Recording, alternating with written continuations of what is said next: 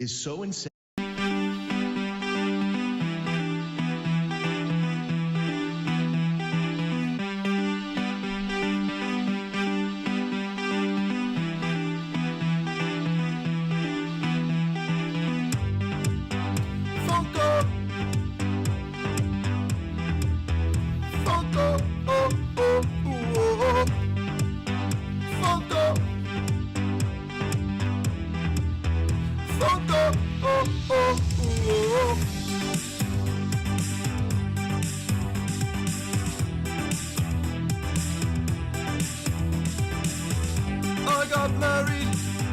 I got married to a Funko Pop. Whoa.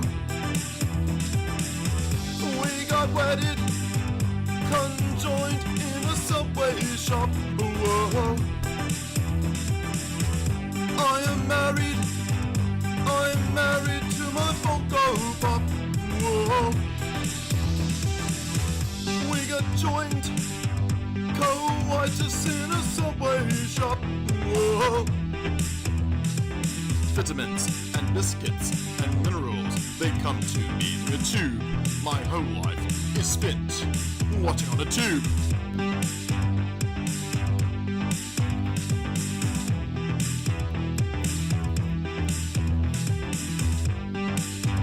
Whoa-oh. Whoa-oh-oh-oh. Whoa. I'm married to a Funko Pop. Whoa. We got wedded, we got joined in a Subway shop. Whoa. Vitamins and minerals, they come to me through a tube. Vitamins and minerals, they come from me through this here tube. Whoa.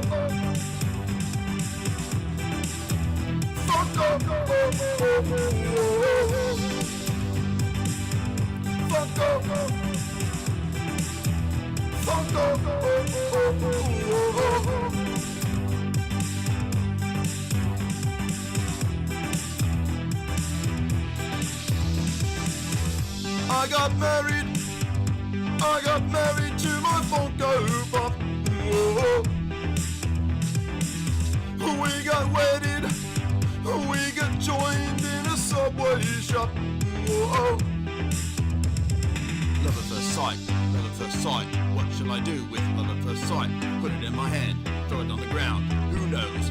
Just what will I do? We got wedded, conjoined in a Subway shop. Whoa.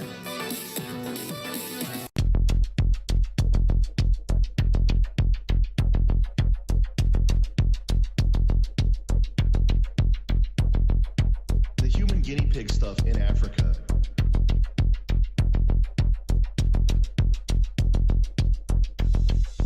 is so insane.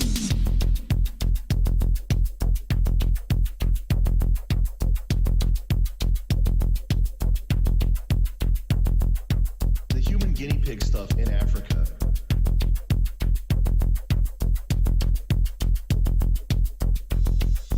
is so insane.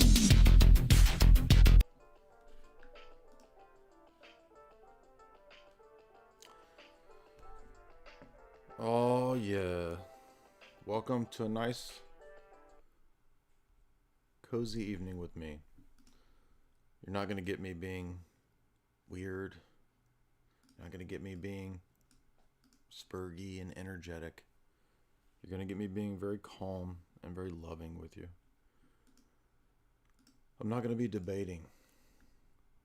I'm going to be calm and I'm going to be soothing. I'm going to soothe you. So instead of debating, we're just going to listen to me say the word soothe. Soothe.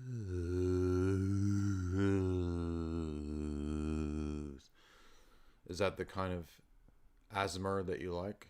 Do you all like the ASMR? Welcome everyone to evening debate time. That was all not true.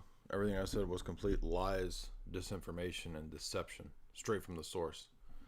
It's an evening debate. Everyone was so used to my afternoon debates that I thought I'd throw a curveball at your face. Now you don't know what to do. Now you're over there shaking in your crib, shaking in your adult diapers because you're a gamer and you don't need to get up to go to the bathroom because you're gaming, pooping yourself like a Matt Dillon monkey evolutionary being, achieving ascendancy, achieving initiation into the mystery of the Maya. Maya being the illusion that you're all encapsulated in, the Matrix, aka. Today we're going to break the Matrix by breaking your mind, by breaking your psyche, by breaking your soul. Because we're going to open it up to debate. There's nothing more contrary to the ethos of our era, of our society, of our times, than this old, forgotten, dusty-ass art of debate, which nobody believes is an art anymore. And that's why, even though I debate all these people, nobody really cares that you would debate. The debate is not seen as anything. Debate's, what is that? People think debate is arguing. No. It's proving your case through abstract mental chess games. That's what I like to think of it as. It's thought chess. I saw videos of people playing chess, and I thought that's what debates are. Debates are mind chess. Mind chess. Now, we're pretty fair, I would say, over here on my channel. We've been opening it up to debate for many years now. Almost 2-3 times every week. And it's a lot of fun. Sometimes I get tired of it. It gets old because it's usually the same old stuff, you know? It's sort of like everybody's just rehashing crap that they just heard for the first time, and they don't even realize that what you just heard has already been addressed like 500 times, and you just didn't know. So, but that's the nature of the game. That's where we're at. This video popped up, and I'm like, what is this? And so this random, I don't know, he looks like a worship leader. He looks like he would be, I don't know, he's the stunt man for Scott Stapp. Can you take me higher to a place where blind men see? But he is a convert. His name is Keith. Not Keith Urban and not Keith Chief. Keith Nestor. No idea who this person is. He's already got merch. He's a next level 3,600 convert. He's part of the Rosary Crew. The Rosary Crew? Talk about cringe, dude. Let's go ahead and give this a thumbs down right here. And he's going to tell us what convinced him Catholicism and how there's all these killer arguments. We're going to make this quick as just kind of our introduction. Of course, it's not restricted to Catholic stuff today.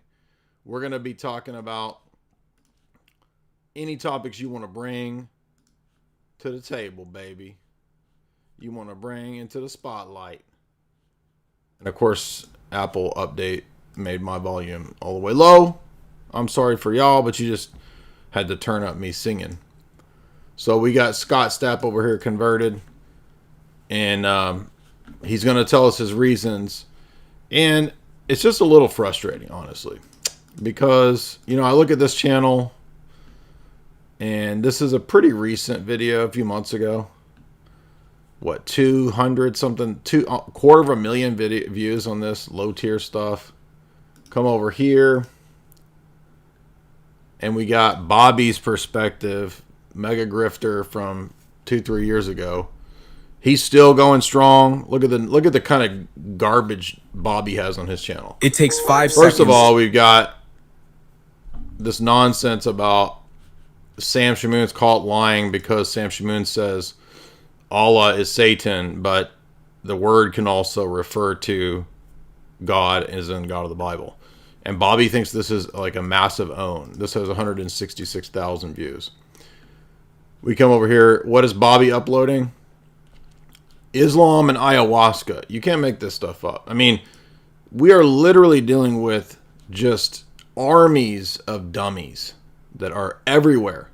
And I don't know what to do here because people are getting so dumb that, let's say for the sake of argument, I refute 50 dummies in a 5-hour live stream. People are so dumb, they can't even see and know the dummies got refuted. People are so dumb, they can't recognize bad arguments or people losing debates. And also, they don't even care. For example, many things have happened over the years that you would have thought would end a person's career. Like you would think that Taylor Marshall saying that Mary appeared to him in a vision and he saw giant breast milkers and that was some object lesson vision. No. His channel grew tremendously. So it's almost like the dumber you are, the stupider your stuff is, the more hard-headed you are, the more you're actually exposed and refuted, the better you are off. I mean, Hawk Tua is now, she's probably going to do better now that she had a giant rug pull coin. Everything is in working opposite in this, we're in upside down world.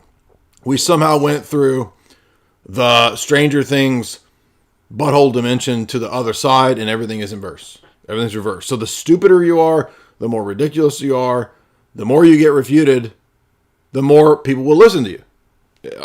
What?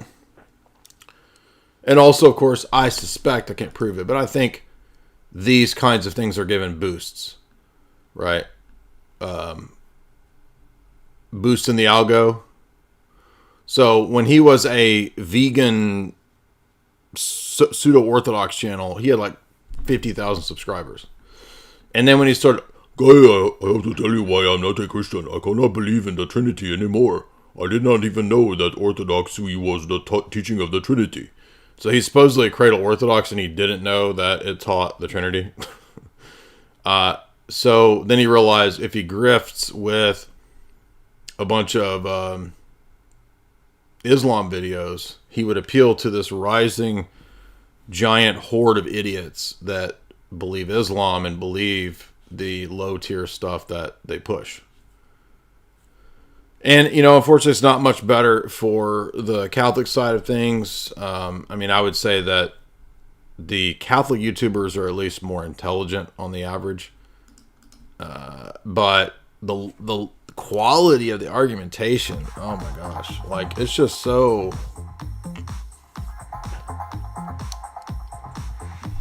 It's so low tier, and I'm just at an impasse. I don't know what to do. How do you combat super dumb arguments that convince hordes of people to believe dumb stuff? Like, what's the solution here? I'm not sure how to... So people are saying, debate me. This is for you, dummy.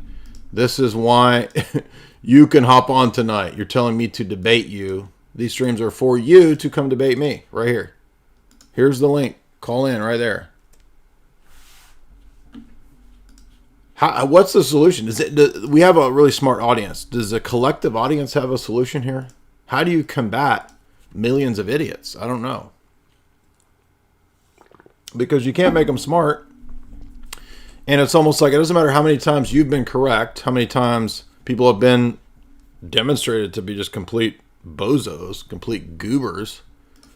Like it just marches on. So like, what is the secret to helping many people understand? Is it simpler videos? Are we too cerebral? I understand prayer, so thank you, all you very pious people. I'm speaking at the level of compacting and packaging information. Is that what it is? Because, I mean, is this guy winning over here with his numbers on his video because he did too many rosaries? Like, is that what you're saying? Like, he prayed a lot more than... I'm joking, but... More people have to speak up. Well, it's good that we're getting more clergy and priests doing this kind of stuff than used to. You know, in 2017, 18, there was hardly any. Now we got a lot more clergy trying to do this stuff, which is good. Hey, Jamie, could you make me an espresso? Thank you.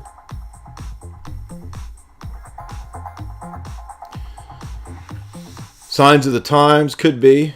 Somebody said just talk from your toilet. Probably would get way more subscribers. Like toilet bowl apologetics, right? I'm serious. Like, it would probably get, like, your channel would blow up doing poop apologetics on the toilet, right? Like 1 minute TikTok videos. Anyway, I don't know. Maybe there's not a solution. Maybe it's like we're just doomed with dummies or something, like dummy doom. Anyway. So again, so people in the chat, we're going to do it. It's a cozy evening debate stream because I was in the mood.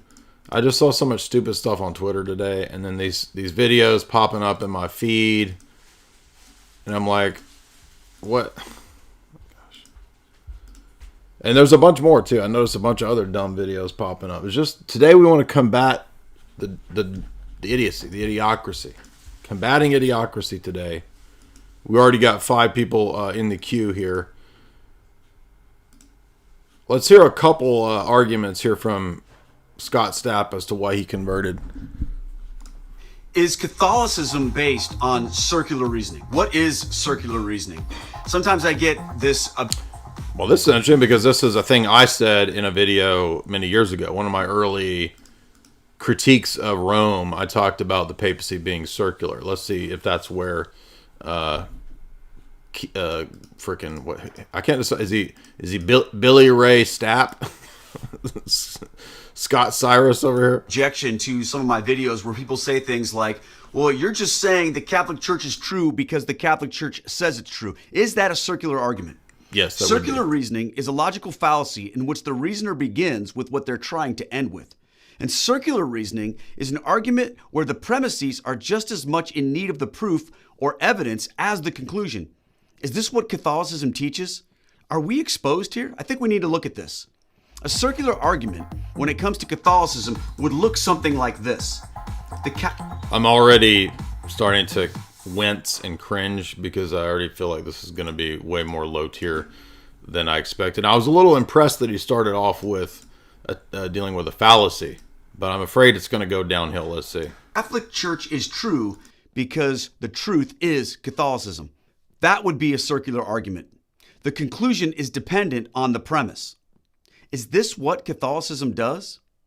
Are the arguments for Catholicism just simply based on Catholicism is true because what it says about itself? I say no way. Catholicism... So is he sitting there with like his drum? Is that a drum set in the background? Or some kind of weird drink dispenser? And who is this person? Like, is he some kind of musician or something? Like, what is this, a rock star who became a Roman Catholic? Who is this dude? A former pastor. Oh my gosh. So here we go. So he had to shift his ministry into papism.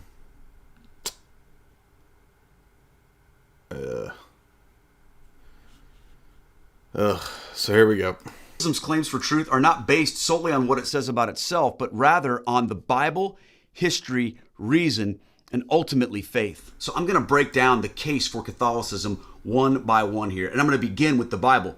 But wait a minute. So there is actually an element of circularity here because, as is often utilized by Roman Catholic apologists, they will say, well, the Bible is actually true and we know what it is because of the papacy. We would not have the Bible without the papacy telling us what the Bible is. That's a classic Roman Catholic argument. So depending upon where he goes with this argument, that actually would be a circular argument if he goes the route of saying that if you're a Protestant, you need the papacy to know the Bible. But wait a minute. The papacy is proven, you're arguing here, and as many Roman Catholics do, from the Bible. So that would actually be a circular, self-referencing argument. Hey, Keith, the Catholic Church is not in the Bible. I hear this all the time. Where are the words Roman Catholic in the Bible?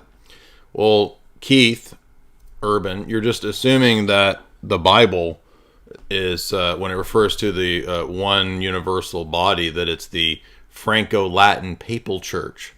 In the first centuries of Christianity, especially up into the ecumenical councils, the locus of Christianity was in the Eastern Byzantine Empire. All the ecumenical councils were in the East and had pretty much nothing to do with Rome itself until Lateran 649, where the Pope first tried to call his own ecumenical council without any reference to an emperor. Roman Catholics do not count Lateran 649 as an ecumenical council, which they ought to do if the Roman Catholic principles of Vatican I were the case in the first 1,000 years, whereby the papacy determines the true and false councils. So already from the outset, Keith has no idea actually about the progress of the early Catholic Church into the later medieval East-West split in 1054 between the Eastern Church, the Byzantine Empire, the four patriarchs, and the Franco-Latin papal soon-to-be church. Is that objection alone enough to blow up my argument? For some, maybe, but I suspect... By the way, that is not my opinion. That is today's top Catholic scholars, like Dvornik or Congar, who write about that.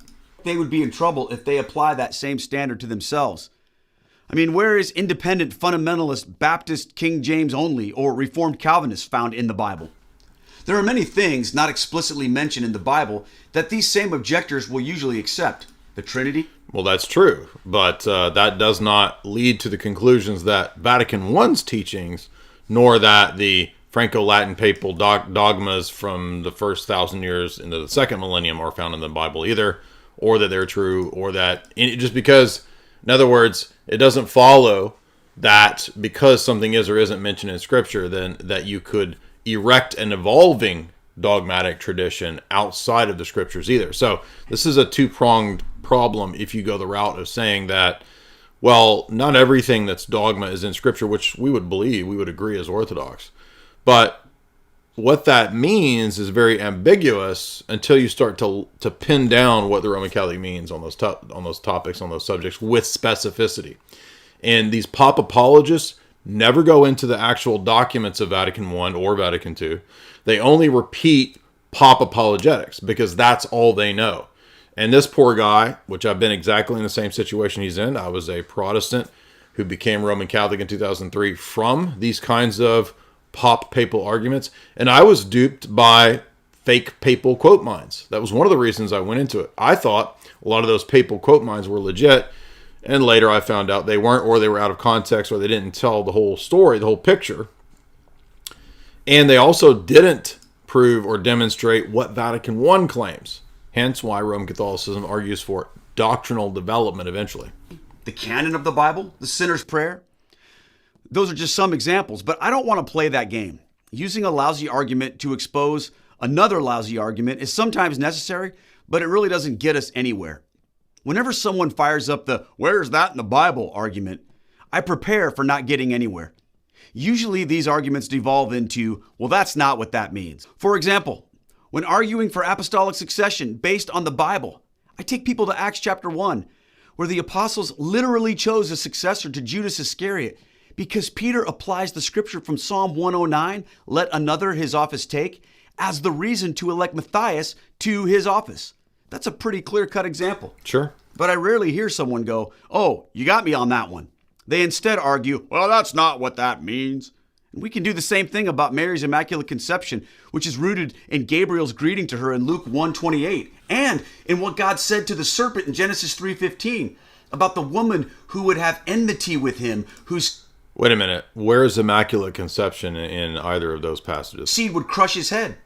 Yeah, but that doesn't... Where do you get that that's Immaculate Conception? So he's not even aware of the divergence between East and West on this issue, nor is he aware, apparently, that you do not find Immaculate Conception in the first several centuries of Christianity. It's a very late idea. And in fact, even the Eastern Catholic churches still retain the feast of her dormition, meaning her going to sleep, meaning she died, meaning that she's a daughter of Adam who experienced the effects of sin like everyone else.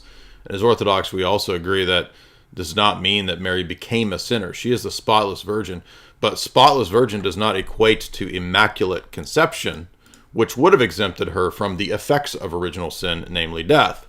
But even they celebrate her going to sleep, her death. So she's not exempted from original sin. And the Immaculate Conception doctrine is also bound up with the Augustinian doctrine of inherited guilt. That's the early origins of the idea. I'm not saying that Augustine taught necessarily Immaculate Conception. I don't think he did. This is a clear reference to Mary, who, if she were born into sin, would have at one point in time been an enemy of God rather than Satan. No, this is still based on the assumption that being born in sin in some way is bound up with inherited guilt. Only the Orthodox Church maintains the ancient patristic teaching. And you'll notice that no church fathers prior to Augustine taught that infants had guilt. Why is Augustine the first church father to speak of, in an explicit way, infants having the guilt of Adam? If you read the City of God and other writings that we've covered extensively on my channel over the years, you'll notice that Augustine makes it very clear that he believes that all men were in Adam as in an archetype, and he calls them the mass damnata, the damned mass. That's the basis for why he thought everyone was guilty for Adam's sin, even an infant, even a zygote. But no other church fathers ever taught this. Were they all Pelagian? No. But they understood, as Ezekiel says, you're not guilty for the sins of your fathers until you commit an actual sin. The Roman Catholic Church eventually even qualified and rejected the notion of inherited guilt. Yet, the argumentation that they use to prove Immaculate Conception, ironically, still goes back to these confusions of inherited guilt and actual sin. You do not have guilt until you sin actually. You're not sin actually until you are able to sin with will and reasoning. That does not mean that infants are, quote, guiltless, or that they don't have the effects of Adam's sin. They have the effects, but not the guilt. That's why so many church fathers, as you read through, if you really get into the church fathers, you'll notice that many of them quite often have no qualms about calling infants innocent children, innocent babies, innocent infants.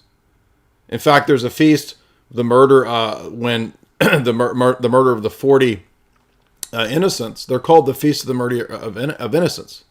Why are they called the Feast of Innocents? 40 or whatever many it was murdered infants, if they have actual guilt. Well, they don't.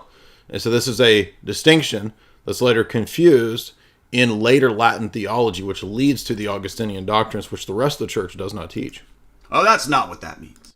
We can also look to Matthew 16:18, where Jesus renames Simon to Peter, which literally means rock, and then says, upon this rock I will build my church, and the gates of hell will not stand against it. That's not what that means. We can do this all day. When you ask deep questions about Catholic beliefs, you will discover the scriptural roots of everything. The issue is, are those interpretations accurate? So I want to ask this question differently, because we must avoid using circular reasoning. So here we go. Now we're going to get an argument for how do we know the right interpretation of these passages? I'm going to bet he actually does engage in circular reasoning, but you'll notice that he quoted Matthew 16:18, which everybody would agree, okay, yes, Jesus is speaking to Peter because Peter confessed the deity of Christ there, you're the Son of God. And Jesus says, you will have the keys, you will have the ability to bind and to loose. But how often do Roman Catholics ever quote or bring in 2 chapters later where Jesus says the exact same thing to the other apostles? I mean, to the entire college, he says, whatever you guys bind on earth, it'll be bound in heaven. Whatever you loose on earth, it'll be loosed in heaven. Again, I say to you, to the college of the apostles, that's the audience here, not every evangelical praying in his basement. To you, college of apostles, when you guys agree, my Father will agree. Where 2 or 3 of you are, there I am with you in your midst. Now, this does not specify something that is unique to Peter 2 chapters later. The first statement is to Peter, and Peter, I think, is given an award, a kind of a honor. And the Orthodox Church agrees that Peter got that honor. He's the mouthpiece, the coryphaeus of the apostles. However, at the same time, he says the same thing to the apostles later on, which is to bind and to loose, which is the office of the keys, is not restricted to Peter alone. It's said to be the entire college of the apostles, and hence why the Orthodox Church has always said that it's a collegial, synodal form of church government. Why would Jesus say that any of you, if the two or three of you agree, God will agree with you?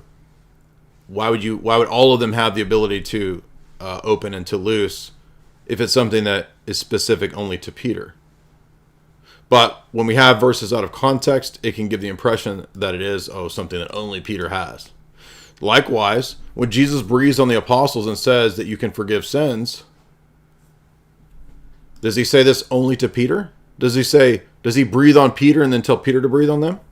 When the Holy Spirit comes at Pentecost, does it come on Peter and then Peter hand the Holy Spirit off to everyone else at Pentecost?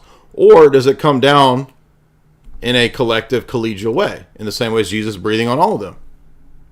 So where is there any of the Vatican I ideas? So notice that, and this happens because this duped me when I was a young 21, 2, 3-year-old reading a lot of these verses, reading a lot of these apologetics. Where is the Vatican I claim in any of this? And it's not there. Vatican I is very precise, very specific, that Peter is being given universal dominion over the entire church in a unilateral way to do essentially whatever he feels is necessary to govern the church. There is no collegial situation. It's an autocracy according to Vatican I. And Peter and his successors have that power, that authority for all time until the end of the world. And that it was always this way, and it was always this case in the church. That's the Vatican I dogma. But that is not anywhere in the New Testament, nor is it anywhere in the first 800 years of Christianity. You do have a first among equals place for the Patriarch of the West, of Rome, but none of that equates to Vatican I. And in fact, the Vatican nowadays has admitted most of these Orthodox criticisms, even to the extent of saying that the Pope did not exercise universal jurisdiction in the first 1,000 years. Rome has admitted this. Where did Rome admit that? I didn't admit that. In the Chieti document at the very end. Chieti document right here. Chapter 19, section 19. Rome did not exercise canonical authority over the churches of the East. Yet that's exactly what Vatican I claims. Rome always did and had. So Keith is new, obviously, to a lot of these arguments. He probably converted in the last few years, but is not aware of the more broader context for a lot of these passages and how much is being read into these passages. Another point that's brought up in the Edward Denny Papalism book is that it's entirely possible to read Matthew 16 as Peter, even though that's actually the minority interpretation of most of the church fathers. The majority interpret it as the faith or the confession. There are about 15 or 16, I think, if I recall what Denny says, church fathers that interpret it as Peter himself because of the naming and the new naming being the rock and so forth. But none of that necessarily translates into Peter being the super bishop above all the other bishops. In other words, when you have some church fathers who do think it's Peter, such as St. Cyprian, Cyprian says every bishop is a Peter. So this is a promise not just to Peter as a specific singular bishop, but that every bishop has Peter functioning in him in this way. So there's a lot of assumptions in this very low-level pop apologetic that is not being dealt with or is not taken into account. And it's precisely this kind of stuff that dupes 250,000 people. How can we do that? We will take the questions out of the realm of personal interpretation and instead ask it this way. Does the Catholic Church accurately teach the Christian faith? This leads to the question, what is the Christian faith and how can we know what it teaches? Who gets to define what Christianity is? The Catholic Church claims that it is the fullness of the Christian faith,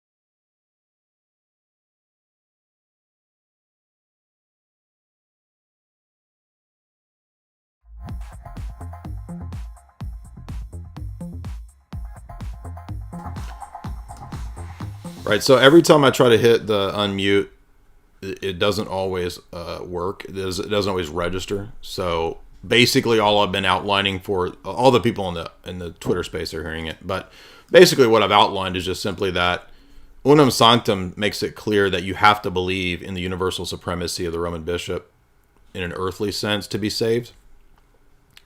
And it makes this very clear within a few centuries after Dictatus Papae in 1090. And so this is something that's no longer required, right? And I made a video on this. You can go watch the video I made the other day called This One Dogma Really Refutes Catholicism. So if I no longer have to believe in the temporal supremacy of the Roman bishop to be saved, then clearly Roman Catholic dogma does change and it does contradict. And this is a very explicit, obvious, easy contradiction. There are many more. For example, Cantate Domino says that you can't be a martyr outside of the Roman communion. Well, the Roman Catholic Church today recognizes countless, quote, martyrs outside of Rome, in other religions perhaps. Who knows? I mean, there's at least Anglican martyrs, Coptic martyrs. I mean, the Roman Catholic Church now accepts Orthodox saints that used to be for centuries considered excommunicated heretics. So these are all just clear examples of 100% dogmatic contradiction. And that's why so many Roman Catholics, you notice, they do not deal with this argument. When I had an hour plus debate with that Chris Plants guy, it took him an hour to even understand what the argument was. He thought I was saying that the Pope doesn't have authority over the body. I'm like, no. It's authority in the sense of like temporal power, like a king.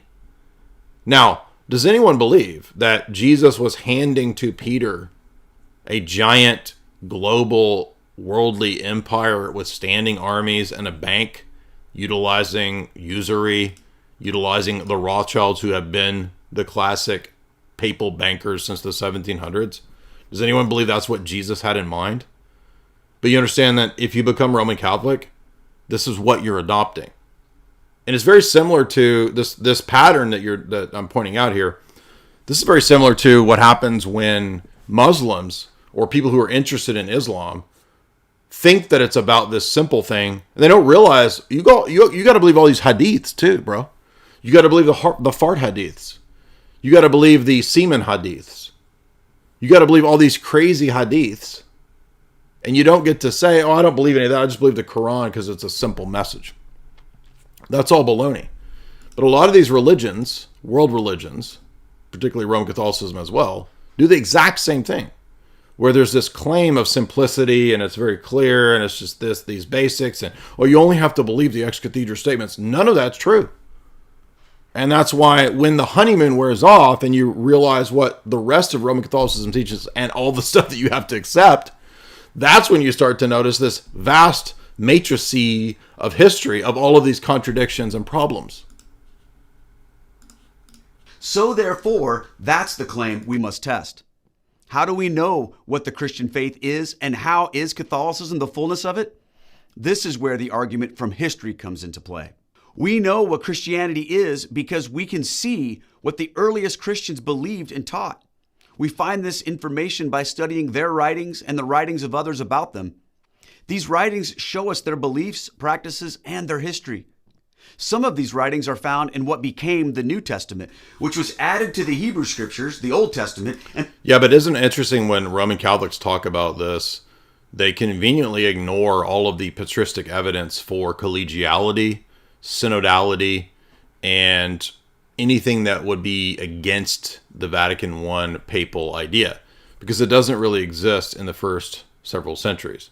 Now, one example that we might think could be an indicator of that would be perhaps when Pope Victor in about 180 thinks, I'm going to excommunicate everyone in the East over the dating of Easter.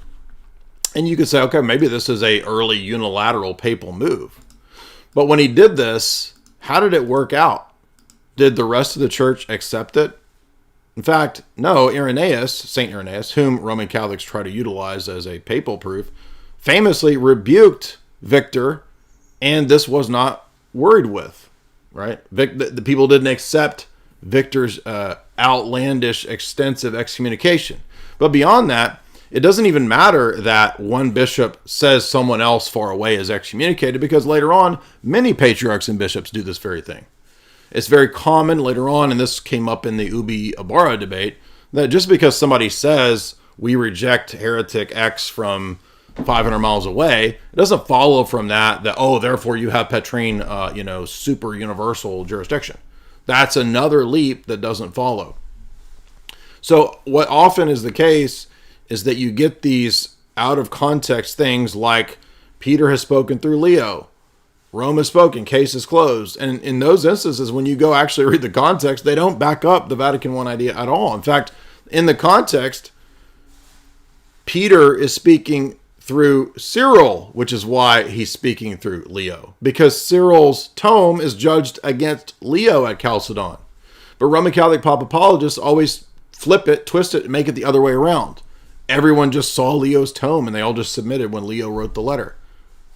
Well, then why do they judge it and spend days investigating to see if it was consistent with Cyril? You don't judge the first see if the Roman Catholic position is true. You accept it. That's what Vatican I says. You accept with docility. So again, over and over and over, it's always out of context proof texting without the broader sense and ethos of what's going on. Wait a minute. Isn't that what Protestants do? Wow. What? Yes. The Roman Catholics do the exact same thing as Protestants. Protestants with Scripture. Roman Catholics with the Church Fathers. And in many Roman Catholics' mind, it doesn't matter what the context was or what the Church Fathers were teaching. It's actually okay to pull it out of context and make it mean some super papal thing. Yet they turn around and tell every Protestant that it's ridiculous and wrong for them to do this with the Scriptures. But Roman Catholics are Protestants when it comes to the Church Fathers and with the papal teachings. And what do I mean by that? Well, when Francis says that all paths lead to God, as he said a few months ago, every Roman Catholic says, I don't have to accept it. I don't have to accept it. So there's this total picking and choosing of what documents they accept as faithful from the Pope himself, when the Pope is supposed to be the epistemic principle to give us the certitude and the knowledge of which one's true, which faith is true, which interpretation is true. Became the Christian Bible. The books of the Bible are believed to be more than the writings of humans, though. They are considered to be the inspired, infallible Word of God, thus carrying the highest level of authority, along with two other sources of authority: sacred tradition, which means the way the apostles and their followers have understood Christianity, and the magisterium of the church.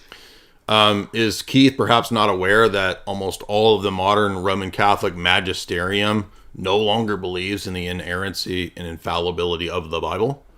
I mean, they believe that it is a word of God, so to speak, but pretty much every Roman Catholic seminarian, theologian, you name it, has been infected with modern higher critical liberal scholarship. And I know that because I was in the Roman Catholic ethos and world for many, many years. And I mean, I found some tradcats who believed in the older documents like Lamentabili and, Pacendi of Pius X, which condemn modernism in the scripture studies, textual departments. But that's all been discarded. Rome doesn't care about that, and Rome does not uphold those teachings at all. Which means the teaching authority, the Pope, and the councils. Think of this as how the church interprets and applies God's word. All three sources of authority reveal to the world what the Christian faith is.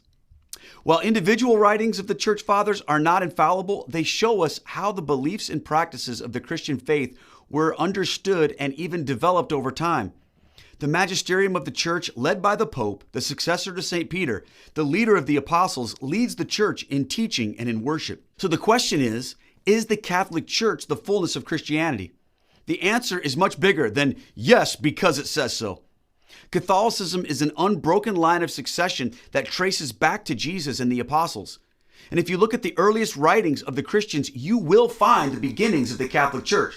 Now, but there are many groups that claim to have apostolic succession, from the Orthodox to the Coptics to even some Anglicans and Lutherans. And I'm not saying that they actually possess it, but they all claim to have it. So even this argument is not that good, because just because these groups claim to have apostolic succession, that doesn't mean that it's the one true Catholic Church or that it possesses it necessarily, because that's something that all those groups possess. So just apostolic succession by his own testament, by his own line of argument, isn't really good enough to prove anything about Rome being the true church. People get worked up about that.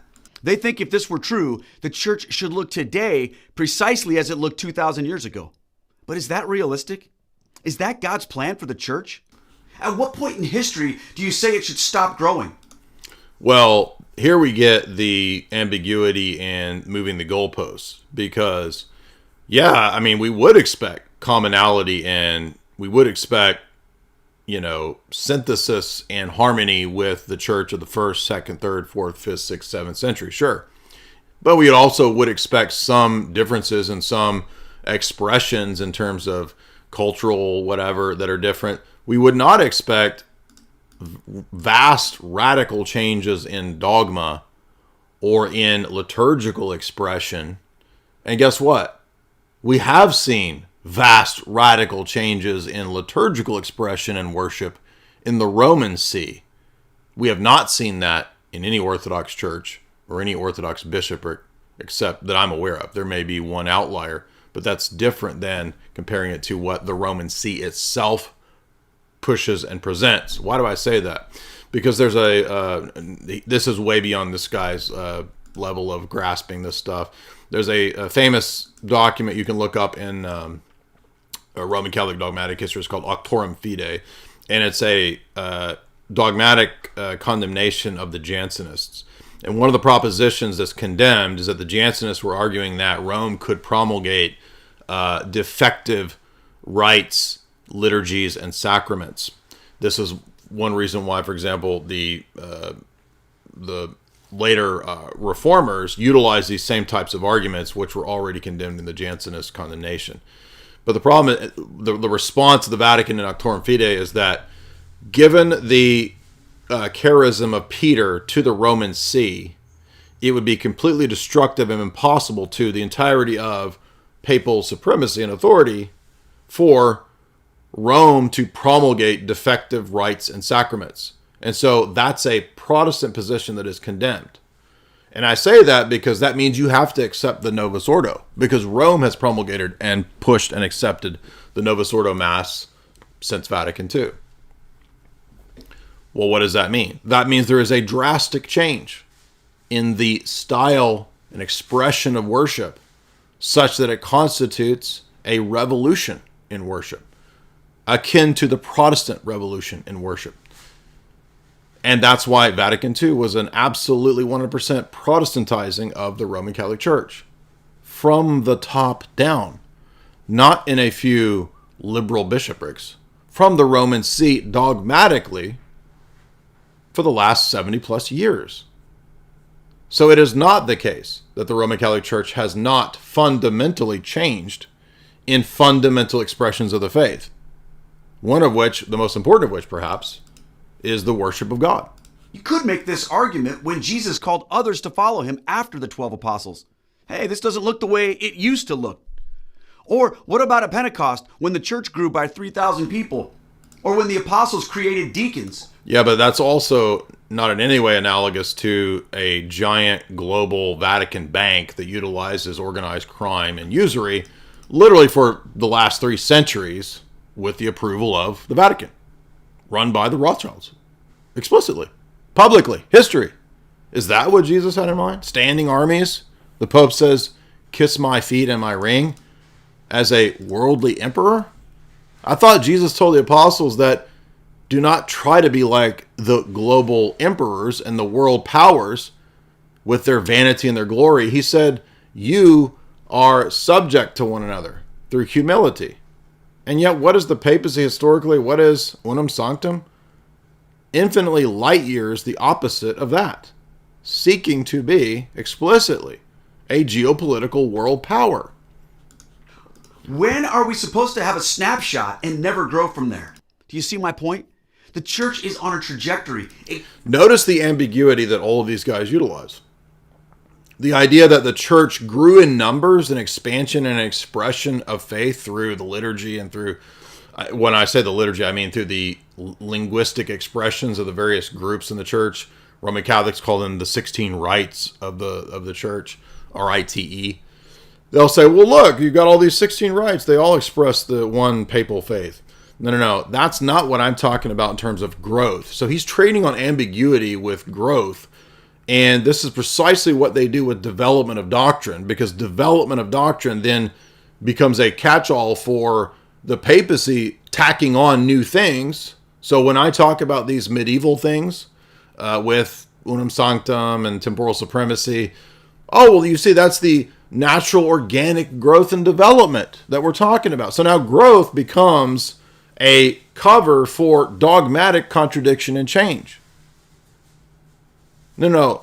Having standing armies, which the canons of Chalcedon say no cleric can be a part of civil service, is a contradiction.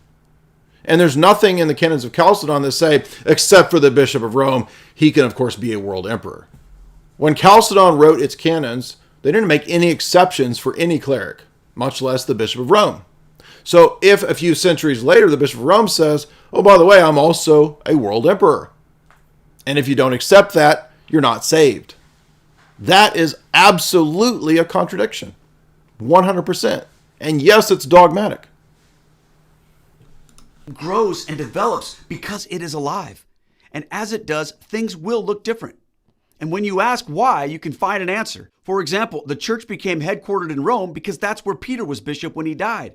However, I love this argument. So where they die is what confers the special superpowers. Now, keep in mind, Peter ordained the line of bishops in Alexandria and Antioch. Those are all Petrine sees, all the way up into the days of Pope St. Gregory the Great, who writes letters saying there are 3 Petrine sees, Rome, Alexandria, and Antioch. So what happened is that Rome then had to come up with a reason why Rome was so special, which actually in the Church Fathers, this is mentioned many times. For example, Irenaeus says Rome is special because it's doubly apostolic. He explicitly says Peter and Paul. In every Orthodox icon, you'll notice that of the church, you see Peter and Paul holding the church. So they're equal. So it makes sense why Rome would be called special in that sense, being doubly apostolic. Hence, Paul writes the famous letter to the Roman Church, to the Romans. But Paul warns the Romans in chapter 11 that if they are haughty and arrogant, they can be grafted out of the covenant. Now, why would Paul write that to a church that could never fail and could never be grafted out of the covenant?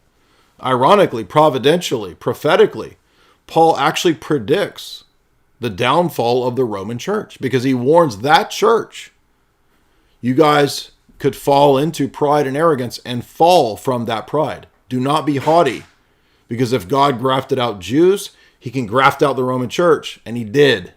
And that's the key point here. This is why the Roman church manifests all the blasphemies and the ridiculousness that they've manifested for so many decades. And Roman Catholics and tradcats are liars when they lie to themselves that that's not true. And I don't have to accept it. And it's not the case. And I don't have to accept Benedict praying towards Mecca. And I don't have to accept John Paul II praying in the synagogues, even though that's condemned in the ancient canons. No, you do have to condemn those things. You do have to accept those things if you're Catholic. And this is what creates the double mind and the insanity and the craziness in the way that they act. Constantine did not start the Catholic Church in the 4th century. You can't just accept these myths created by anti-Catholics as fact. You need to look at history. Unfortunately, we have writings from before the time of Constantine that show us what was going on in the early church. Over the centuries, the church has continued to grow and develop in its practices and theological understanding. That's why we need an authoritative magisterium to protect and defend the deposit of faith given by Jesus to his apostles. As the church grows in its mission and new issues are raised, the church clarifies its beliefs and settles disputes. That's what we see in history, and this is important. As we look at Catholicism today... Yeah, but we see it through ecumenical councils. We don't see it through just writing to the Bishop of Rome to solve the disputes and make it clear. Which, by the way, wouldn't that have been the way to do it if the Vatican I view was true? And, you know, this has been brought up many, many times to the Roman Catholic Pop apologists, and they do address this, but do you know how they address this objection? Do you remember what Ibarra said? Well, the Pope couldn't answer all those letters. He'd be walking around in a sea of papers in the Vatican. That was his argument.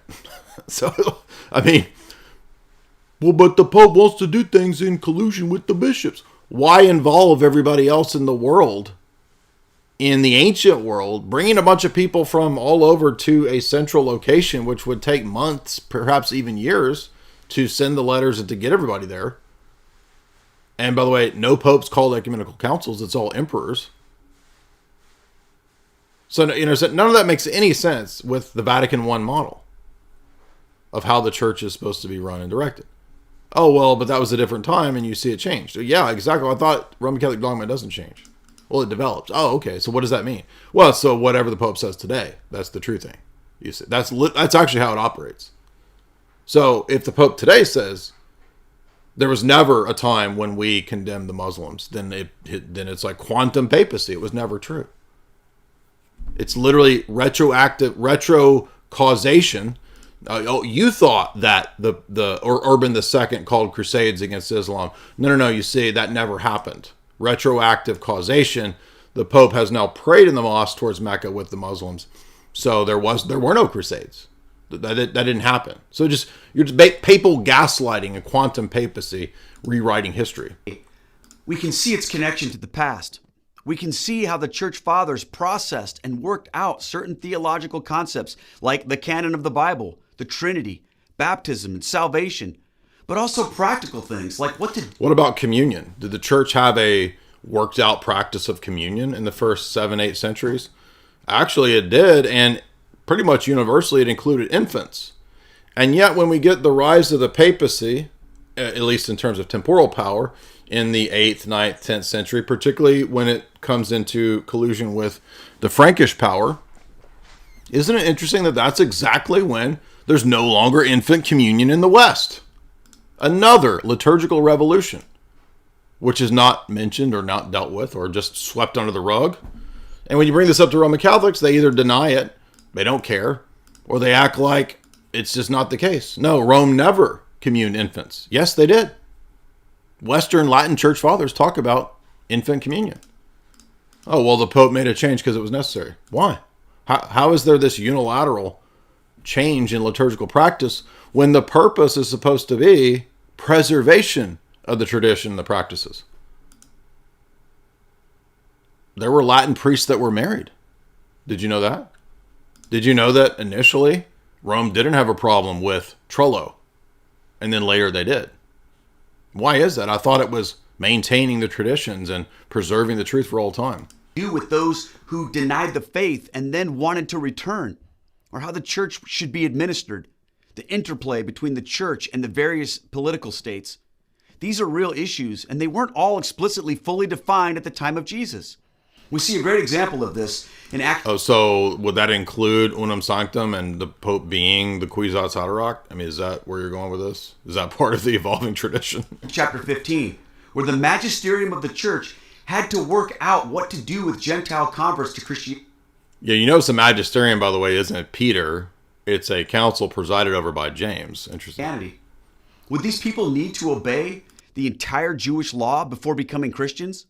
There was a discussion and prayer, and ultimately, based on experience and the leading of the Holy Spirit, a decision was made to settle this new... How was that decision made? Was it made unilaterally by asking Peter what the answer is?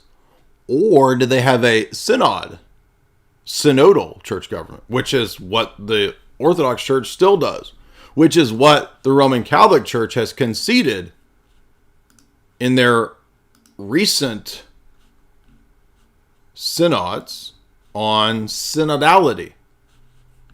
So in 2016, they started this dialogue about synodality and primacy. And this was the first admission in this series of admissions where Rome was not what Vatican I says. And then they came out with another document in 2023 called the Alexandria document. And what's it on? Synodality. And what councils are they having in Rome right now? I don't know if it's still ongoing or if it's ended, but Tim Gordon has been yelling about it for the last year. The synods on synodality. So, if this is the case, why is Rome having to make all these concessions in their own synods to synodality?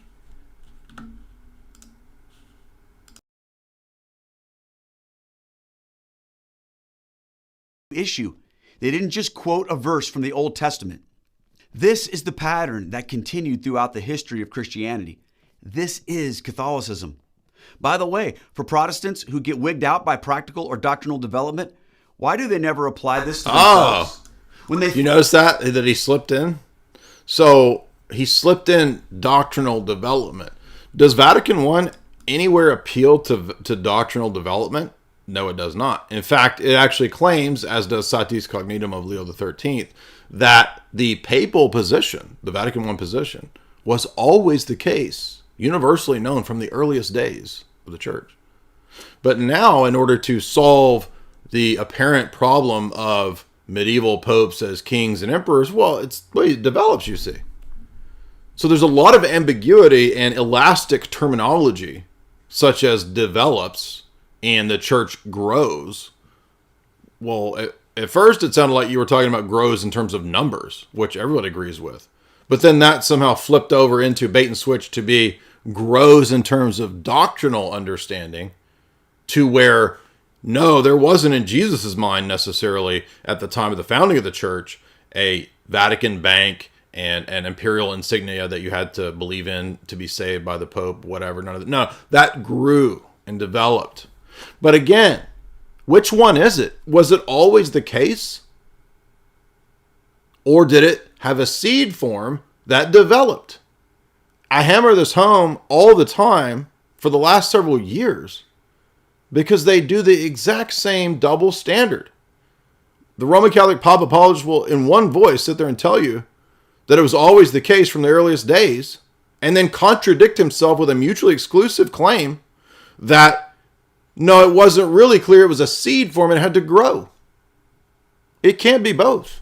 And Vatican I and Satis Cognitum said that it was not a seed form that grew. That's Cardinal Newman's theory to explain the problems. Cardinal Newman's theory does not line up with what Vatican I and Southeast Cognitum actually claim. But Roman Catholic apologists, with a double standard movable goalpost, constantly utilize both principles in their apologetic, and nobody calls them out or points this out when it's a mutually exclusive claim. It literally cannot be both. Imagine if I said the Orthodox Church was not clear in the first few centuries, but it was always the Orthodox Church that was clearly there. The Orthodox Church was a seed that grew to what it is, but it was also clearly universally there from the very beginning, at all times, in all places, recognized by everyone. That makes no sense.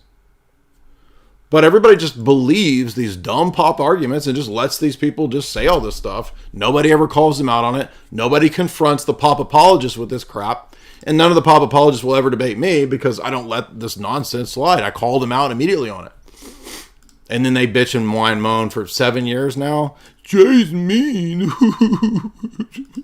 Give me a break. Plus that the Catholic Church has structure and developments. Do they not see that in themselves?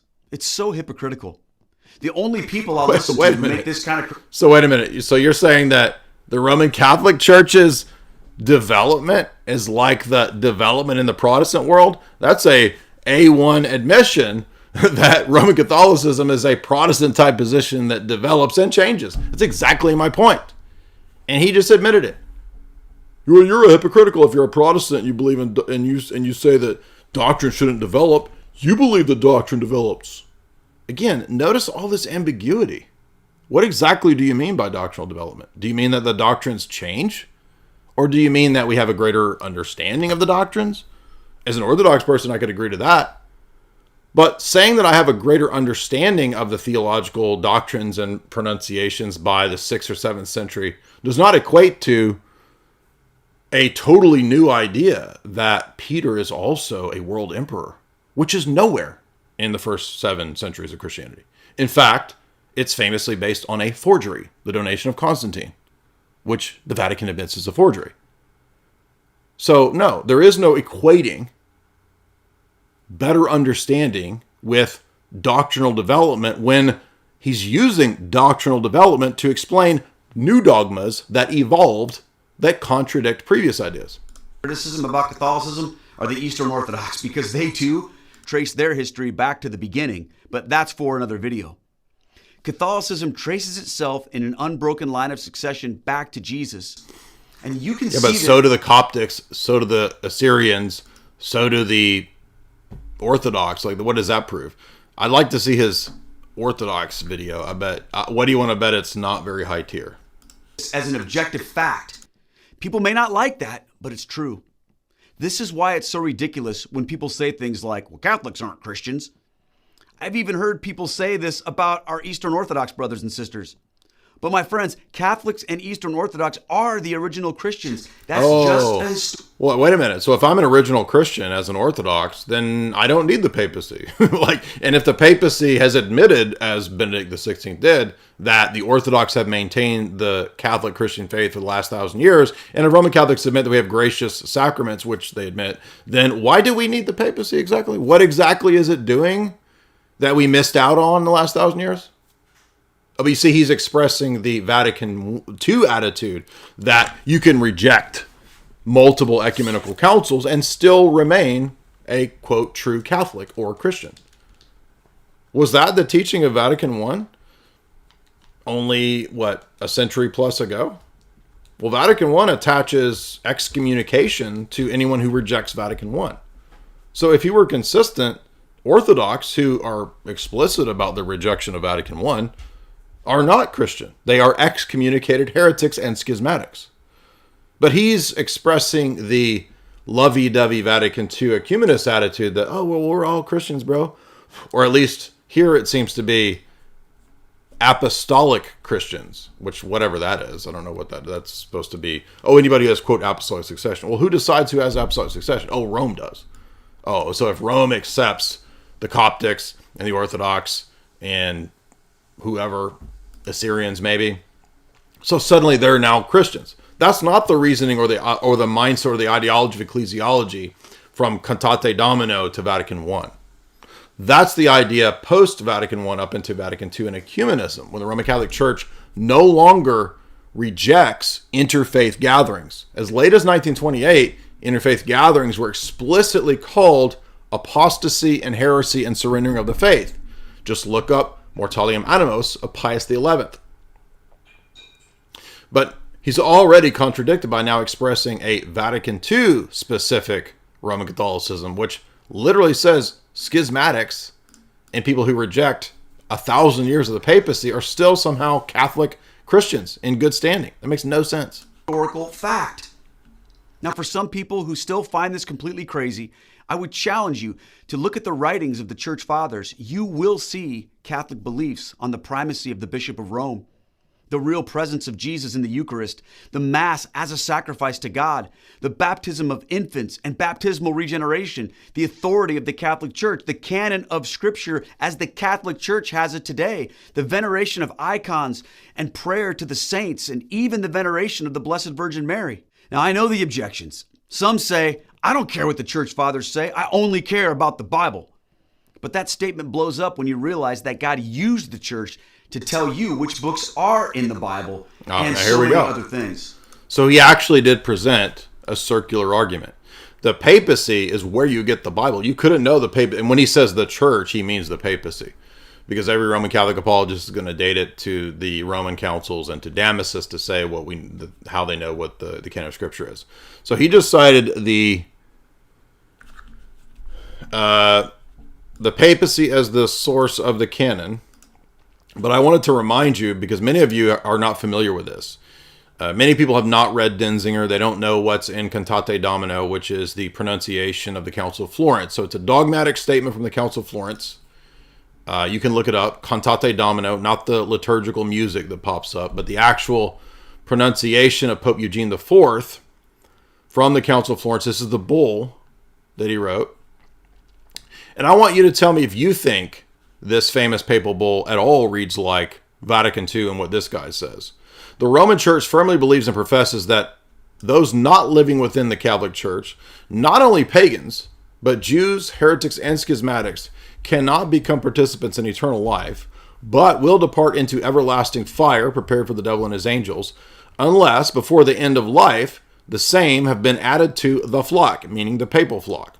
And the said unity of the ecclesiastical body is so strong that only those remaining in it, that to those remaining in it are the sacraments of benefit to salvation, and do fasting, almsgiving, and other functions of piety and exercises of Christian service to produce the eternal reward, and that no one who, whatever almsgiving he's practiced, even if he shed blood for the name of Christ, even if he's a martyr, a Christian martyr outside of Rome, is not saved unless he remains in the bosom and unity of the Roman Catholic Church. So notice, Cantate Domino does not accept martyrs and saints outside of communion with the Bishop of Rome. And this is not some obscure document. This is 100% one of the most famous documents in the history of the Catholic Church, Pope Eugene IV's Cantate Domino. So go look it up. You'll find it very easily if you search it, Cantate Domino, Pope Eugene. And it tells you that it doesn't even matter if you're a martyr in some other communion. You're not saved. Another contradiction, because Vatican II says the very opposite.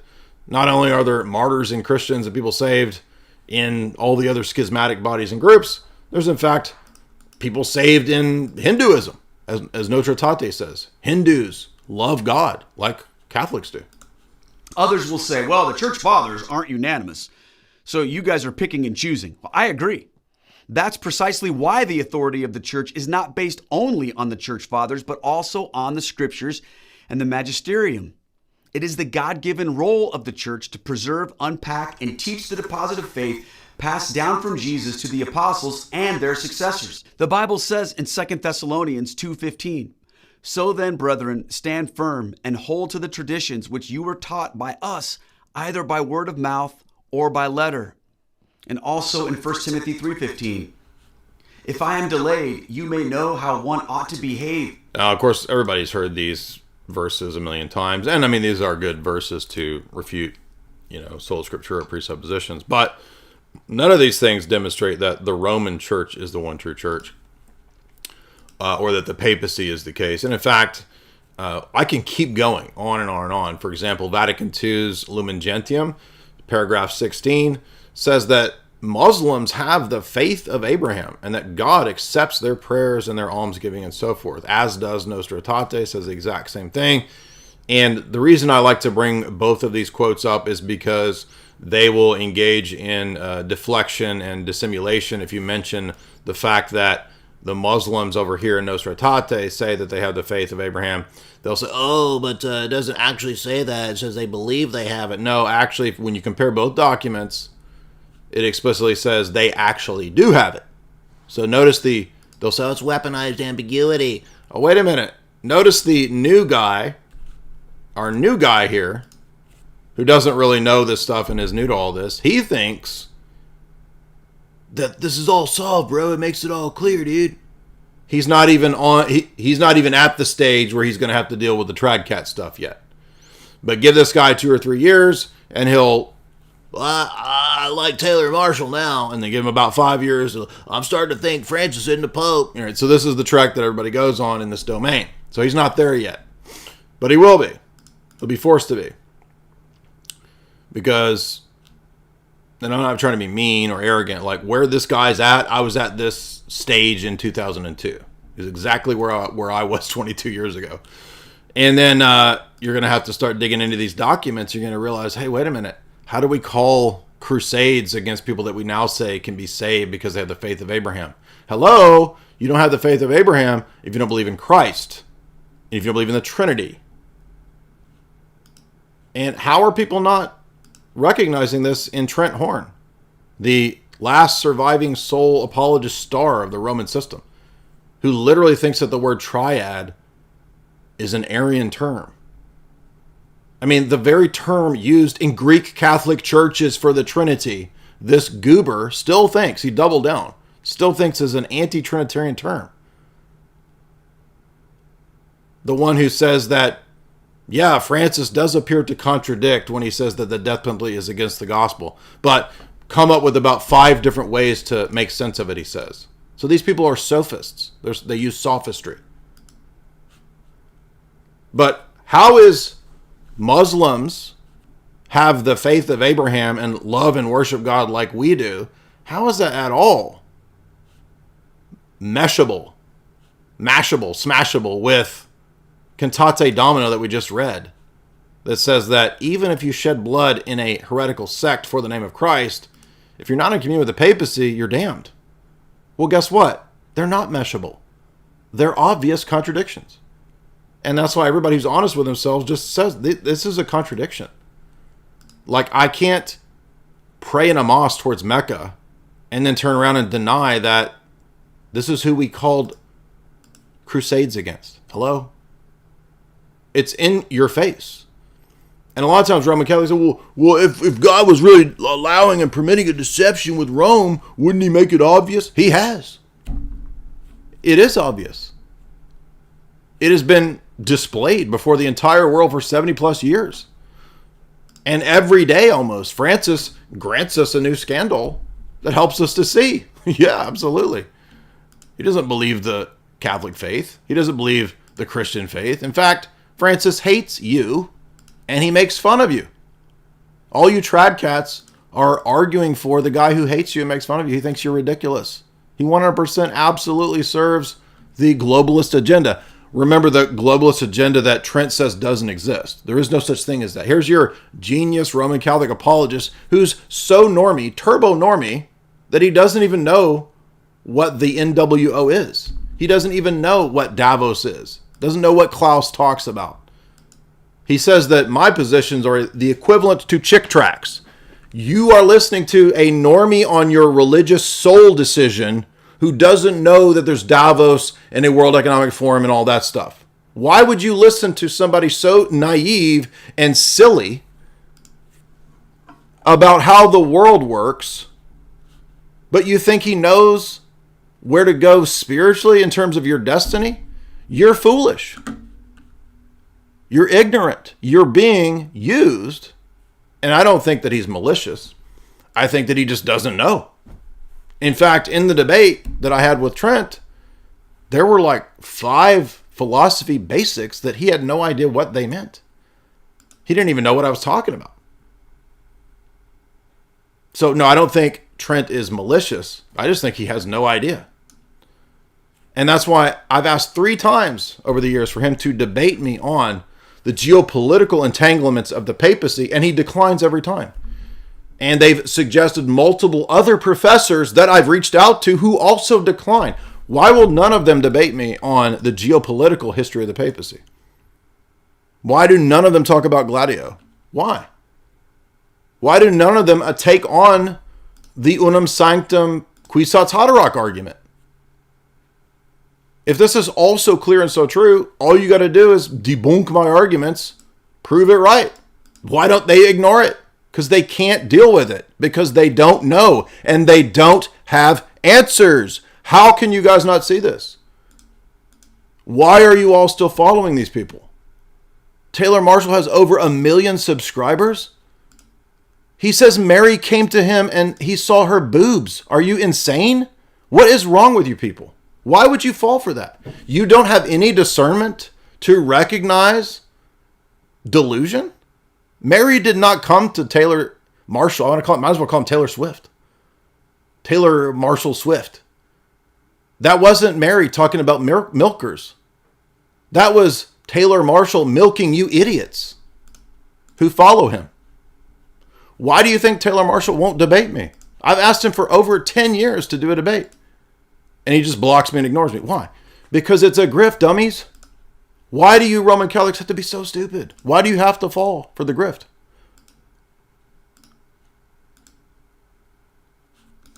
In the household of God, which is the church of the living God, the pillar and bulwark of the truth. And of course, Jesus himself, when founding his church, says to Peter in Matthew 16:18, "And I tell you, you are Peter, and on this rock I will build my church, and the powers of death shall not prevail against it. I will give you the keys of the kingdom of heaven, and whatever you bind on earth shall be bound in heaven, and whatever you loose on earth shall be loosed in heaven." Christ came to save the world from sin and created a church to accomplish his mission. And to that church, he has given authority, protection, and power to do that which he has predestined it to do.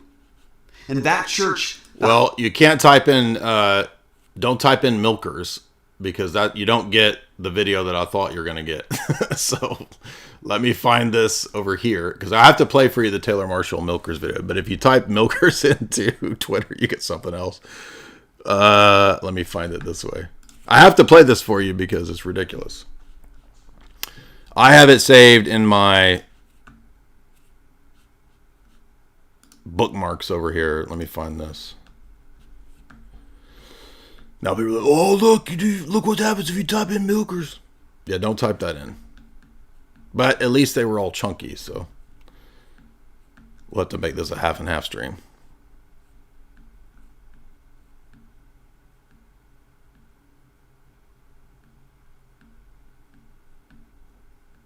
You can search your bookmarks now, can't you? Yeah, I have like 1 million bookmarks. So let's search Taylor.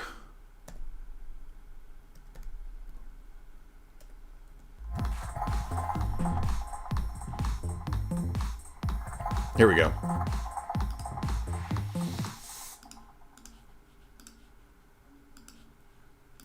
Just a bit of a reminder for you.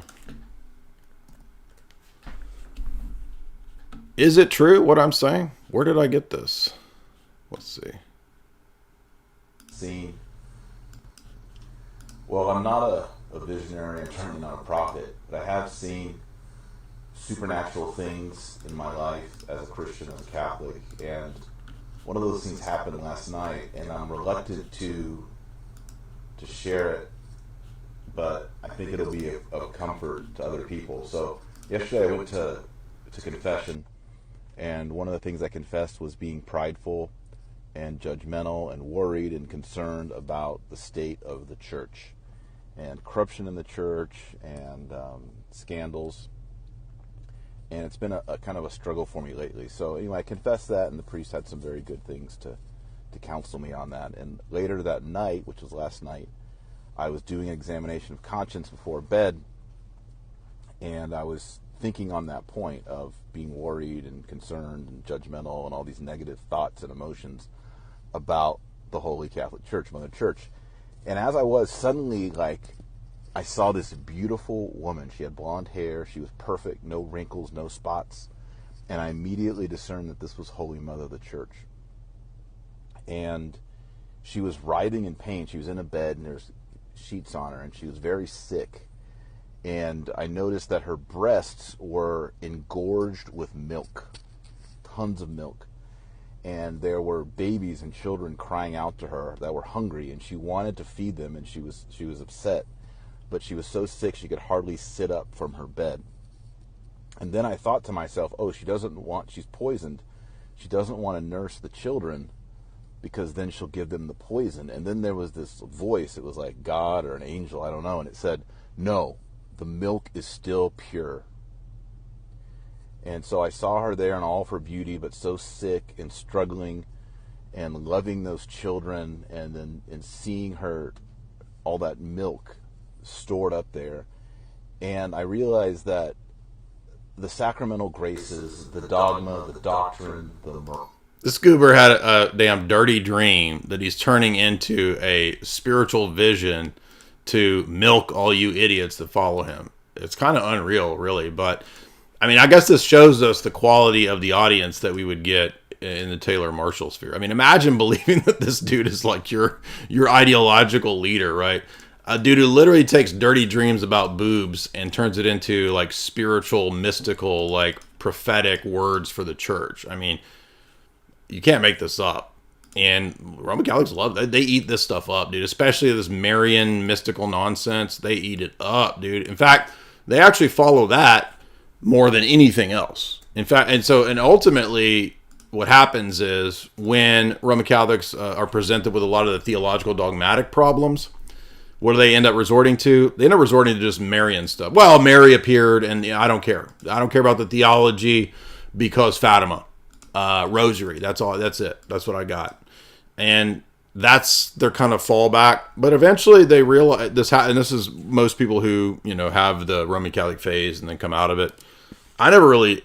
I guess I did kind of retreat into the Marian stuff. Maybe at one point when I was really struggling with a lot of these theological issues. But eventually you just kind of realize, just praying the rosary over and over and over is not actually solving my intellectual problems, because I'm noticing big, huge contradictions, and just suppressing it and acting like it's not there doesn't make it go away. It keeps popping up.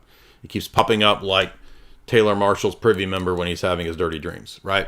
So keep in mind, I didn't make this up. It's a classic. Here it is. Be sure and follow me right there. And we'll open it up in a second. We're almost done with this guy's video. Just a few more minutes.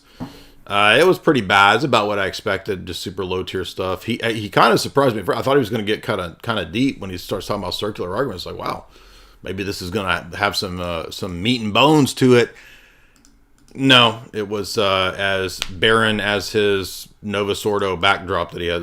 His backdrop looks like every Novus Ordo church behind their Masonic altar, right? Household of God, according to Ephesians 2:20, is the one that stands today, built on the foundation of the apostles, with Jesus Christ as the cornerstone, and as Matthew 16 says, with Peter as the rock. That church is the Catholic Church. Now let's talk about reason. Is Catholicism reasonable? I know this is the most subjective aspect, but sometimes we just have to ask ourselves, does this make any sense? When I think about Christianity, there are two main narratives that explain its nature and origin. Jesus came to the world, lived and died, rose again, ascended into heaven, and promised to return. Both narratives agree on this, but the question is how his mission and message were meant to be spread worldwide. One narrative says that God's word in the Bible is the only infallible source of authentic Christianity, and that the way we discover the faith is by reading and understanding the Bible. There can be other sources of information, but the Bible alone gives us what we need to know about Christianity and how to live it. This is the narrative in which I was raised. I know this narrative well. The problem with this narrative is that it doesn't answer some fundamental questions. By what authority do we know that the Bible is God's word, and even what it is? How do we account for the vast difference? Now we're back to epistemic circles that he has not figured out. So remember, this video was intended to dispel the circular argumentation that supposedly Roman Catholics engage in. But now, in order to know that the Bible is the Word of God, it requires another authority, namely the papacy. But remember, he said at the beginning, the papacy is not a circle that's, the Roman Catholic says, is not a circle based on the Bible, but it is. This is an interpretation of the Bible by those who hold to this narrative. Who gets to make the call when it comes to differences of opinion? But this is the common conflation, once again, between existential individual certitude and normative authority. Every Roman Catholic pop apologist falls for this category error. It's a category error. It's not a fallacy. It's more of a category error. Because at the end of the day, everybody's in the same boat when it comes to knowing or finding certitude on the interpretation of this or that passage or whatever in church theology or whatever. We're all individually going to have to rely on, in some way, our own reasoning and reading of those documents. That is not bypassed by positing the Pope. All that does is move that problem, the individual epistemic certitude problem, back a step. Because now an individual Catholic has to sift through all the papal documents and all the councils and the encyclicals and on, and the Bible to interpret them properly. So you haven't solved the epistemic dilemma. You've moved the problem back a step and said that the papacy solves it. But it begs the question, well, that assumes I'm interpreting the papal claims, statements, and documents and dogmas correctly. So you don't solve an epistemic problem with interpreting the texts by adding another external textual thing, a bunch of papal documents, you see. It just adds to the problem.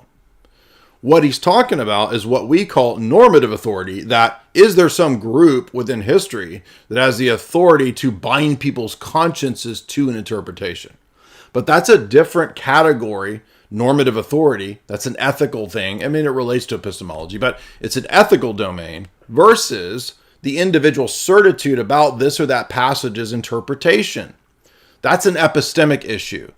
So every Roman Catholic pop apologist is only hurting their own case, ultimately, even though they don't see it right away, by making this conflation between a category error, two different categories. Does that make sense? Does it make sense that Jesus would expect his followers to know his mission and teaching through a book alone, especially one he never commanded anyone to write, that wouldn't exist in its final form for hundreds of years? Now, what about the people who... But that same question can be asked, does Jesus expect his followers to sift through tens of thousands of pages of papal documents to know the faith? You just argue that the papacy and its documents are the thing that is the key to know the faith. But you didn't do anything except make the problem even bigger by tacking on tens of thousands of pages of more documents that you have to learn. who lived before it was written and compiled? How did they know what Christianity was?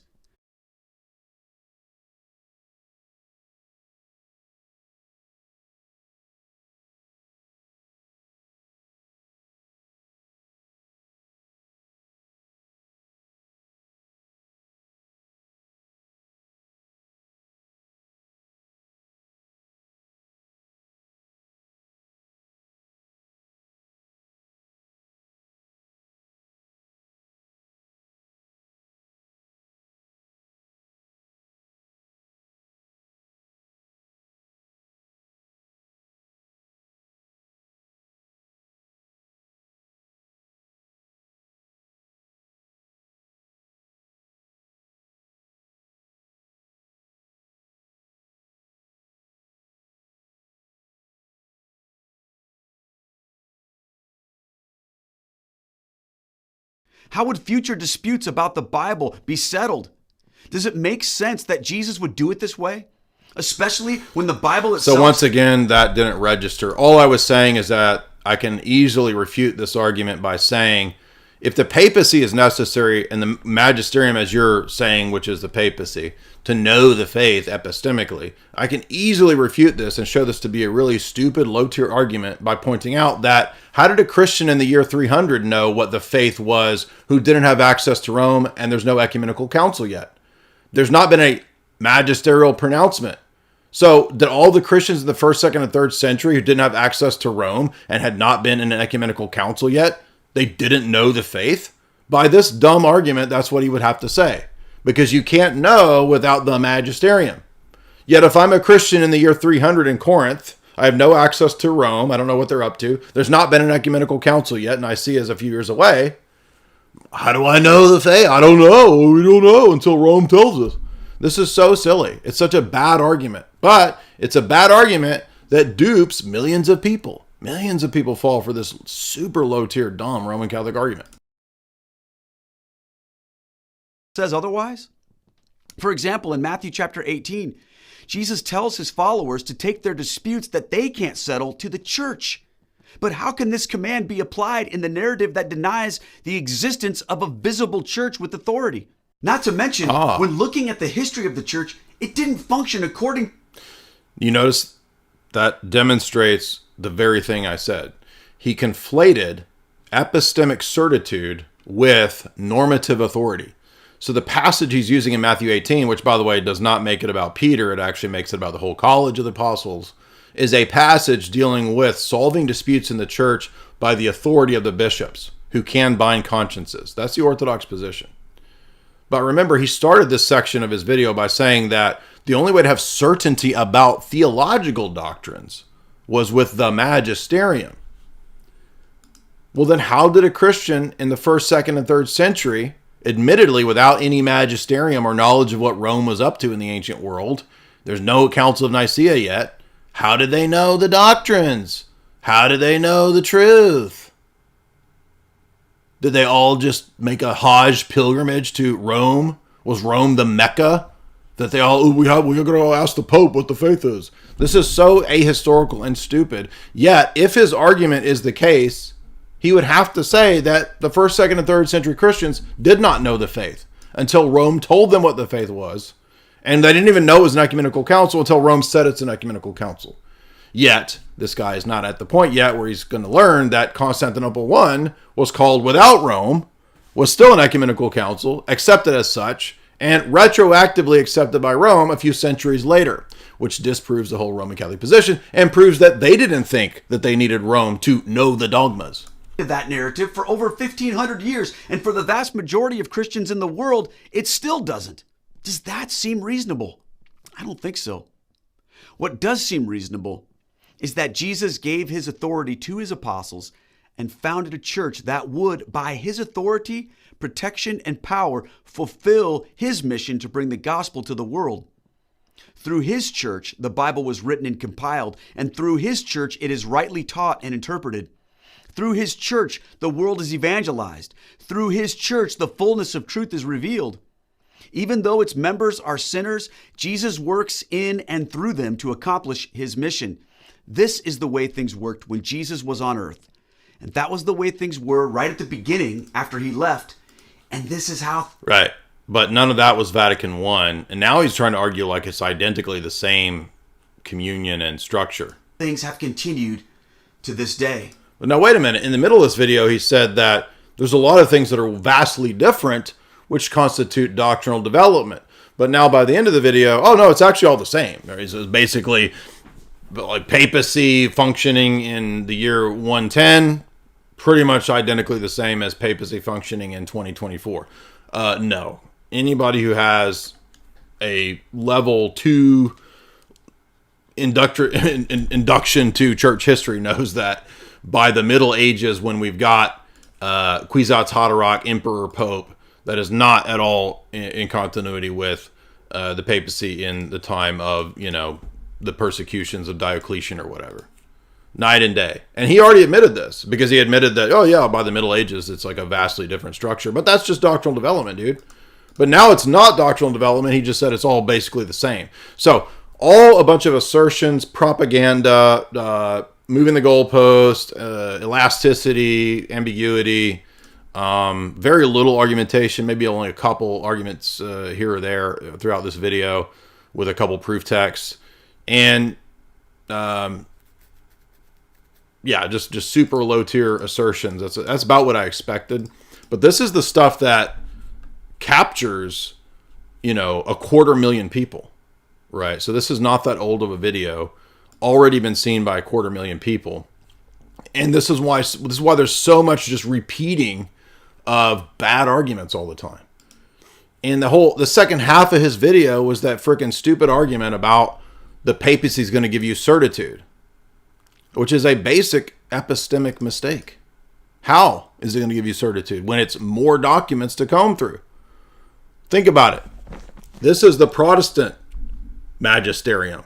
So you only have to comb through however many pages this is, 2,000 pages. So I got to comb through 2,000 pages of this to make sense of the faith if I'm a Protestant. But if I'm a Roman Catholic, you see, the papacy solves these things. So now I got to read however many thousands of pages of papal documents to know the faith. So it just tacks on more papers to read. How does that put me in a better epistemic position to know the faith?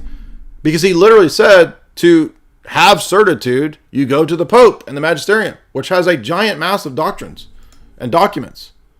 And it is not true, right? This is the parallel to Islam, right? When you get into Islam, all the idiots on the internet falling for Islam. It's simple. You just got to believe a few things about God's one. And then they realize, no, you got to believe like giant sections, pages, thousands of pages of hadiths. That's also what you got to believe. It's not just the Quran. It's all this other junk. And it's full of stupid stuff. Guess what? No different in Rome. It's not just a handful of ex cathedra doctrines that you have to believe. Totally not true. 100% pop, basic bitch Catholic myth that you only have to believe a few ex cathedra doctrines. I don't even know where they come up with this. Like, who in the Roman Catholic world is telling them you only have to believe the ex cathedra statements? That is just not even close to anything true in any Catholic theology.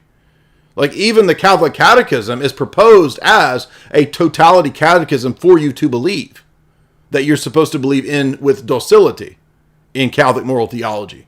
It's just a total myth, akin to the myth of the idiot new converts to Islam who think, I only have to believe a few things. No, totally not true.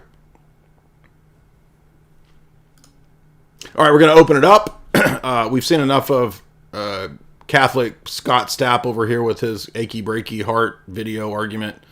Don't tell my heart, my achy breaky Protestant heart. I just don't think you'd understand. By the way, he literally looks like a cross between Billy Ray and Scott Stapp. We're going to open it up. I want to hear your best arguments. It is not restricted to Catholicism. That video just popped up and it triggered me. I'm triggered like Trigglypuff. Remember her? It triggered me. I started shaking. I couldn't handle it. I had to reply. And by the way, after my fourth espresso, I'm lit, boy. I'm hyped up. We started off straight up evening NPR radio. I was cool, calm, and collected, buddy. But now I've gone insane. I'm like off the hook. I'm sweating. It's hot in here. I'm ready to get down and dirty, baby, with debate. Not what you pers are thinking. We're going to open it up, open forum. I apologize for subjecting you to that nonsense from Taylor Marshall. But we always have to revisit this because, I mean, 1 million people plus follow this goofball. And he's literally like a 4-foot goofball. I'm just kind of amazed. Like, people can't... These people don't have discernment. Vane, what's up? It's not restricted to Catholicism, by the way. If you want to come with your atheist arguments, you want to come with your Protestant, Calvinist, Muslim, Hebrew roots, Judaism, whatever else, Mormons, Black Hebrew Israelites, it's all on the table. Bring it. Bring it. Come smash me. Refute me. I'm so eager. I'm so ready to be defeated. Please put me in my place. Vane, unmute. Unmute. D, what's up, man? So, hey. when arguing tag, right? If saying denying God makes knowledge claims impossible, right? So an atheist asked me, well, then what is it about a different theistic belief, such as Calvinism, for example, that would make knowledge impossible? Like, would that be related at all to like problems with their Trinity theology? Yeah, so like if you did want to apply Calvinism, tag to Calvinism, it's a little more challenging because you have to know a lot more about Orthodox metaphysics and Trinitarian structures of the world. But it's not impossible. But I would just say something like, if the Calvinist model of absolute divine simplicity is true, then Calvinists are subjected to modal collapse, which makes God unknowable. So right there's no God that you could know in that system if you're consistent with their version of absolute divine simplicity, which they do hold. Calvin is very explicit about that. It's identical to Augustine's view. That would undo the possibility of knowledge. All right, thanks. And was it? I don't know if I got this quote correct, Bob. I think Father Deacon Ananias said in a podcast or a video I will listen with y'all before. He said that orthodoxy is in a privileged position in terms of being able to justify knowledge claims. Is that the correct way to say that? Right, and the reason he's saying, quote, privileged position is because in our argument, in our view, we have a God's eye perspective. So in other words, we're not subject to the problems of secular epistemology where, if in their perspectives, or an atheist epistemology, they're always going to be restricted to the individual finite empiricist perspective. So they don't have any access to anything outside of their mind, ultimately, right? Because they're not theists, there's no transcendent realm, etc. So they're restricted to their own individual sense data experience, right? And that immediately boxes them into a lot of problems for explaining anything at all in terms of knowledge claims, metaphysics, external world, identity over time, etc., etc. So that's what he means, is that we're in a privileged position because our position is not grounded or starting with individual sense data. The position comes from divine revelation. So we have a God's eye perspective, and if you want the specifics, that would mean that Orthodox metaphysics, for example, would not be subjected to the bootstrapping problem. But pretty much every atheist would have to have some kind of way to try to tackle the bootstrapping dilemma. That's awesome, man. Merry Christmas. I appreciate it. Hey, Merry Christmas to you. Thank you so much. I don't want to wait in vain for your love. There's a little bit of Bob Marley and Annie Lennox for you there, Vane. California Prepper, what's up?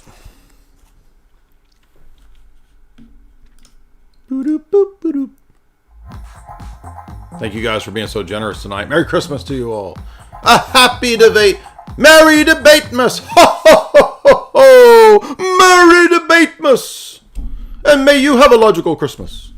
Go ahead. Unmute. Hey, I had a question relating to like circular reasoning. So one of my family members said something along the lines of like the Orthodox and Catholic Church, they just introduced like the Book of Matthew into the canon just because it said something along the lines of like gates of hell will not prevail against the church. So they put that in there so that they could self-certify themselves. How would I respond to that type of argument?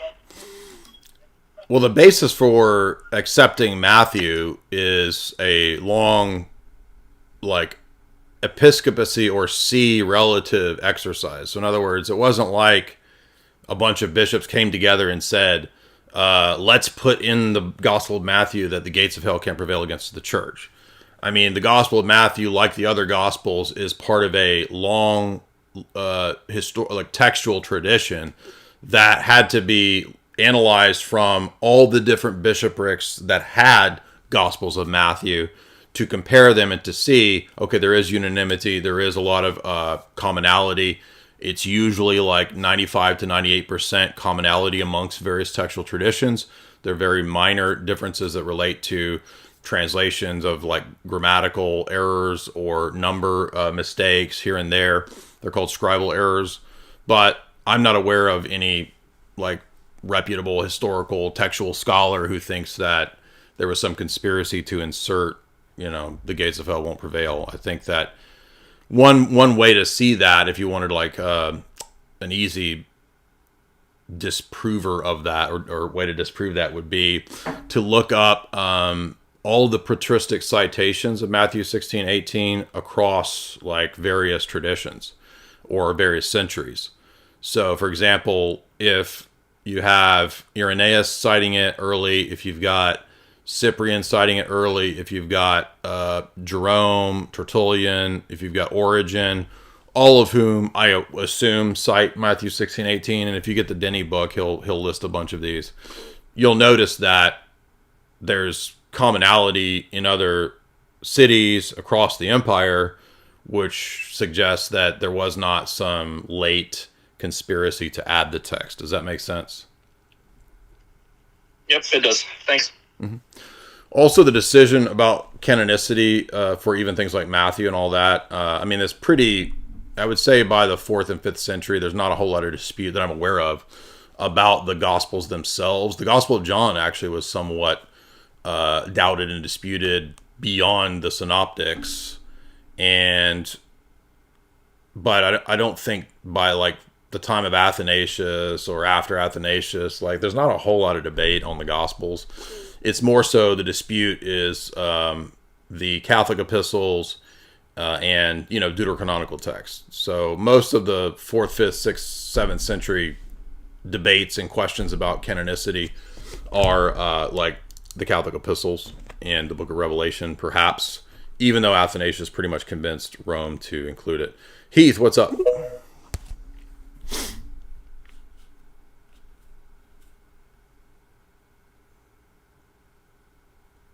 Heath Barr, what's up?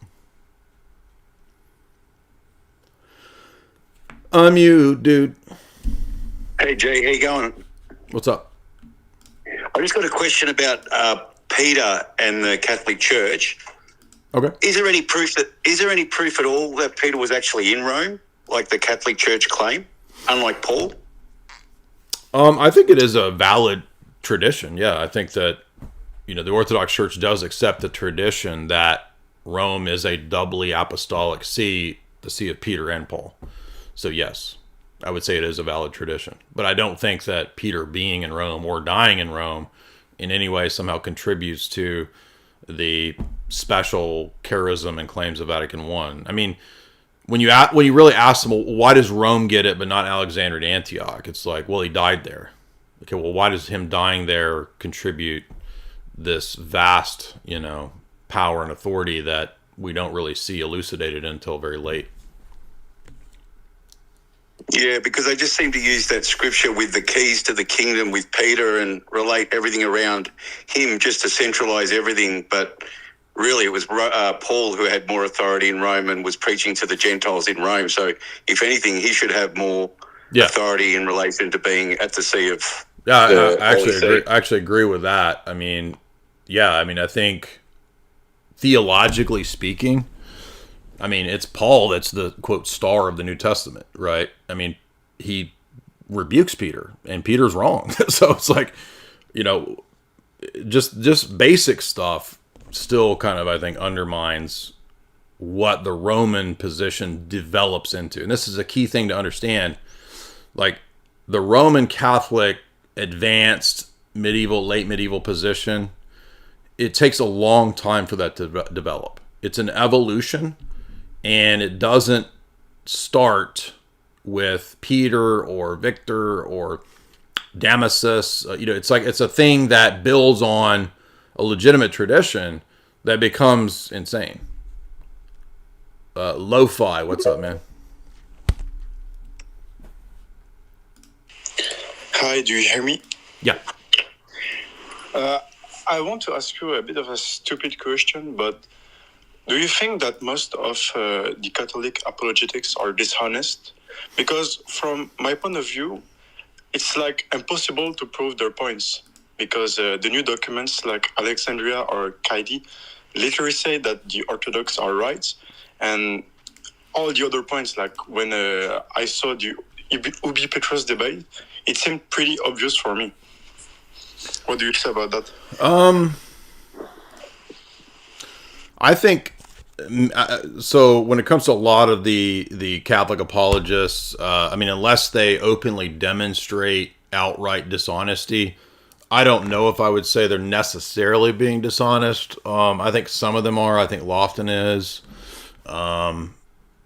But I think typically rather than, I mean, maybe there are some cases. I don't watch a whole lot of their content because you got to understand that like today's Roman Catholic online pop apologists, they're really not any different than the pop apologists from 20 years ago that I was first introduced to Rome through. So like the Peter Kreeft and the Scott Hans and the Stephen Ray and the Jerry Matetics, Jimmy Aiken. I'm trying to think of all the apologists of 20 years ago that everybody knew in 2003, 4. Like that whole class of guys, like they were saying the exact same stuff that today's pop apologists say. I mean, the Roman sphere of apologetics doesn't get any more sophisticated than all the same stuff you hear them saying today. And I mean, Ibarra might be a quote mine collector beyond what the previous guys have done, because I guess his book is like 800 pages of quote mines. And, 800 pages of quote mines, how good did that, how did he fare when Ubi just asked him, well, what about Vigilius? Well, I ain't got a sufficient answer to that yet, so I'm not going to say. So, what did it do? And again, like, they literally don't say anything different than they said 20 years ago. So, are they being dishonest? Probably to a degree. Because I think after many years, the more you're exposed to things and challenges and issues, at a certain point, yeah, it does take dishonesty. But, I guess that's for them to, in their own consciences, to sort out. Because, like, you might could get away with this in the public sphere with duping people, but like inside in the inner like conscience and in their inner heart, their nous, they know they're not being honest with themselves. They know that they're coming up with stuff to make it work. I mean, just think of when Trent said. Think of when Trent admitted that it does look like Francis saying that the death penalty is against the gospel is a change in Catholic morals and theology. Yeah, because it is. And what did he say to answer it? But there's about 3 or 4 different ways that you could come up with to explain it. Come up with. So, are we just system building and it's a big unfalsifiable thing? So, yeah. I mean, I'm going to say that I know that Lofton operates in a dishonest, snaky way. I've never seen Trent be openly dishonest, although, I mean, to double down on the fact that triad is not the triad is a term that means anti-Trinitarianism. I mean, it's just false, and it really shows that Trent has no idea what the Eastern tradition is on the Trinity. Not interested in any of that. I mean, look, why be involved in any of that when you can do a pop Roman Catholic video that gets 250,000 views? So why deal with the actual challenges from somebody like myself or Ubi when, like, there's a giant market? You can become a Taylor Marshall and get 1 million followers and talk about your wet dreams or somehow special revelations from Mary. I mean, there's 1 million idiots that are ready to fall for that. Do those 1 million idiots want to talk about the Alexandria document? No. So maybe you're right. Maybe it actually is a lot of dishonesty. Dez, what's up?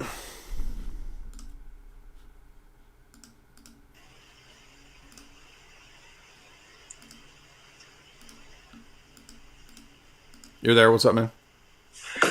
Hey, can you hear me? Yep.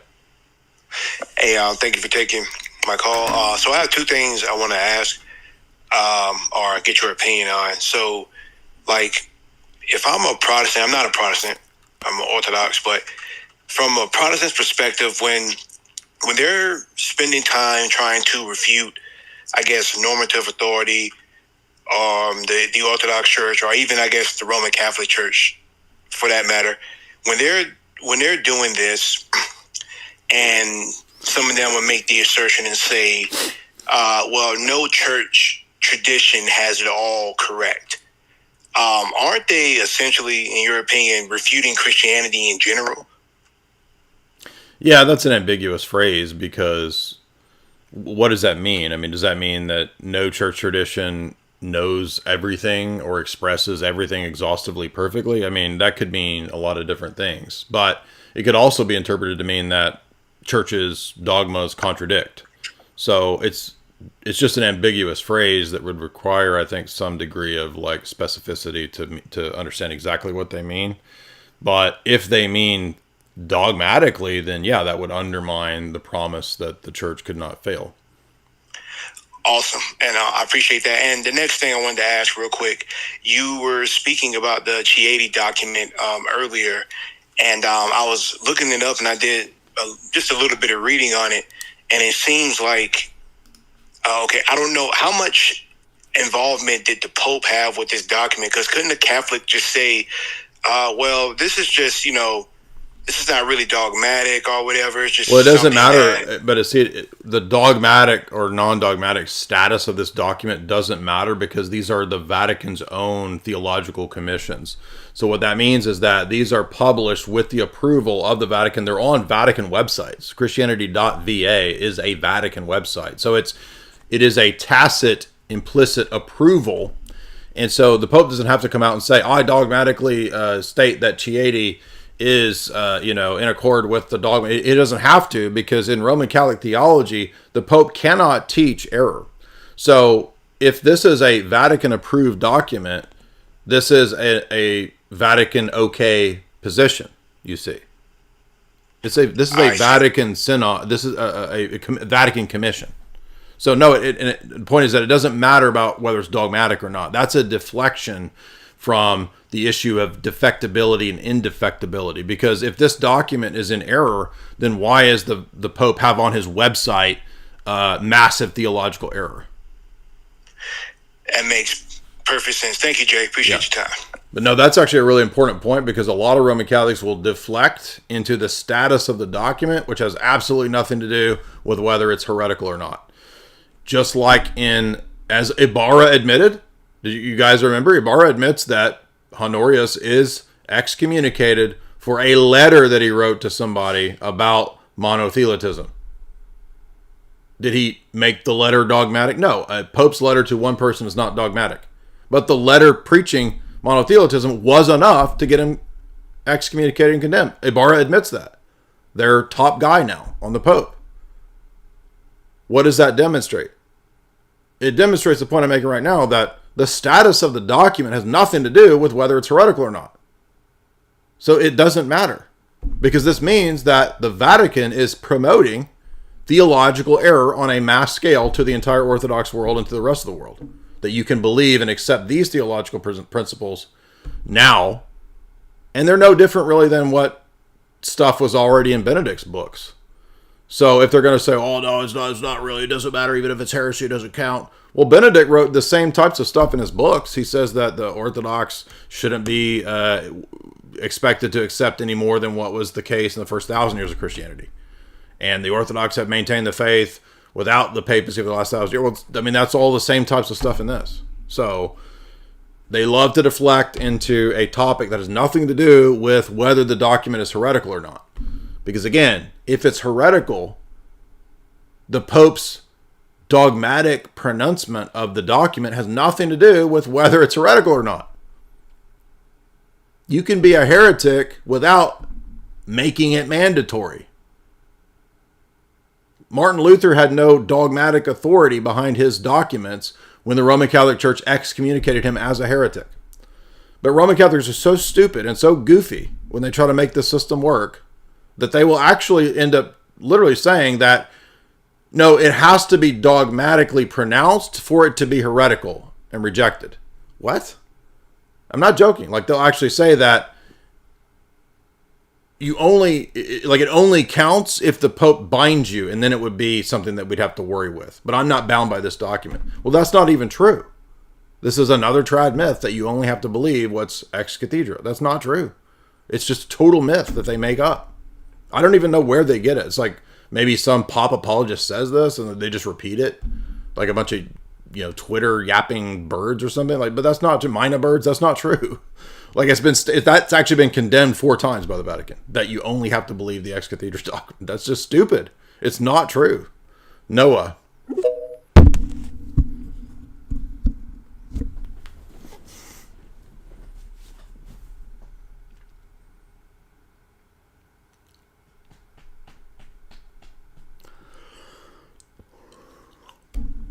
Sincere Hypocrite, $5. One of the copes that I see from Roman Catholics is that we've had many bad popes. And nothing to do with whether or not popes are teaching heresy and error. So they're always deflecting into morally bad popes. That has nothing to do with whether popes are teaching theological error.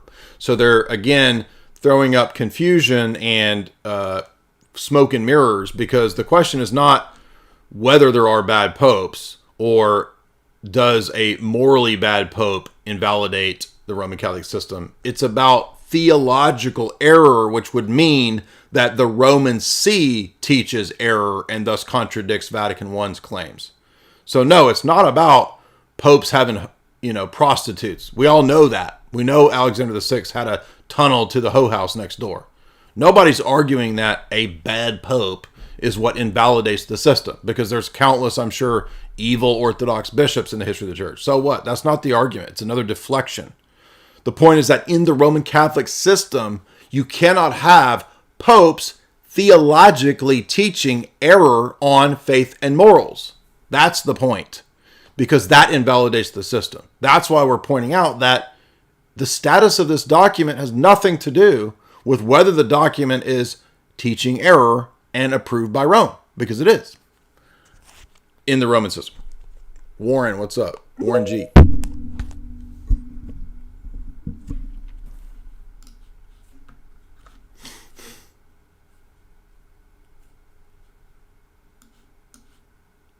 Unmute.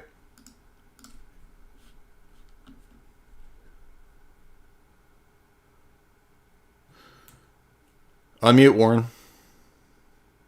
Okay, I just want to ask you about why government should exist.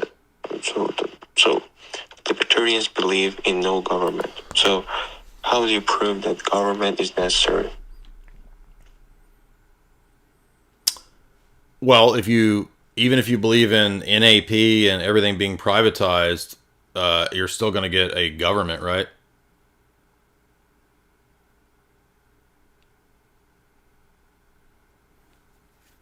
So how we define a government?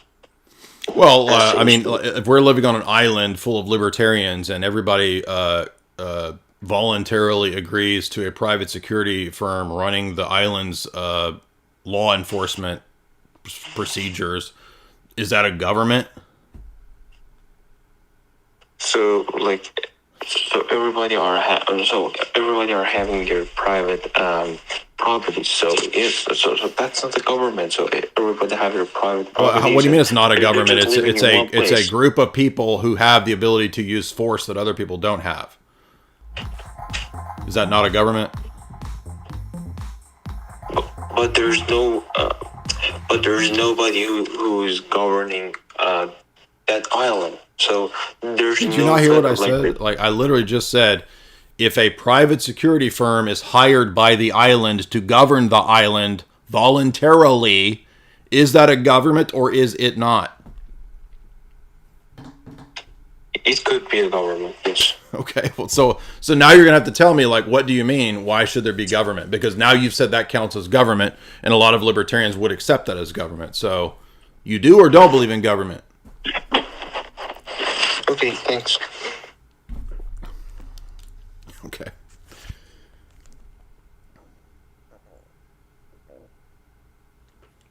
I thought we were gonna go further places there, but I guess not. So again, you'll notice like a lot of times debates hinge on ambiguity and terminology. Not always, but and a lot of atheists overuse this. Like theists have ambiguity in terminology, but sometimes it's true because, well, what do you mean by a bad pope? What do you mean by government? So, right, I feel like Jordan Peterson depends on what you mean. But I mean, sometimes that's true. Well, what do you mean? Because if a baby is born on an island where all the libertarians consented to a private security firm being being the enforcers on Libertarian Island, Fantasy Island, the plane, right?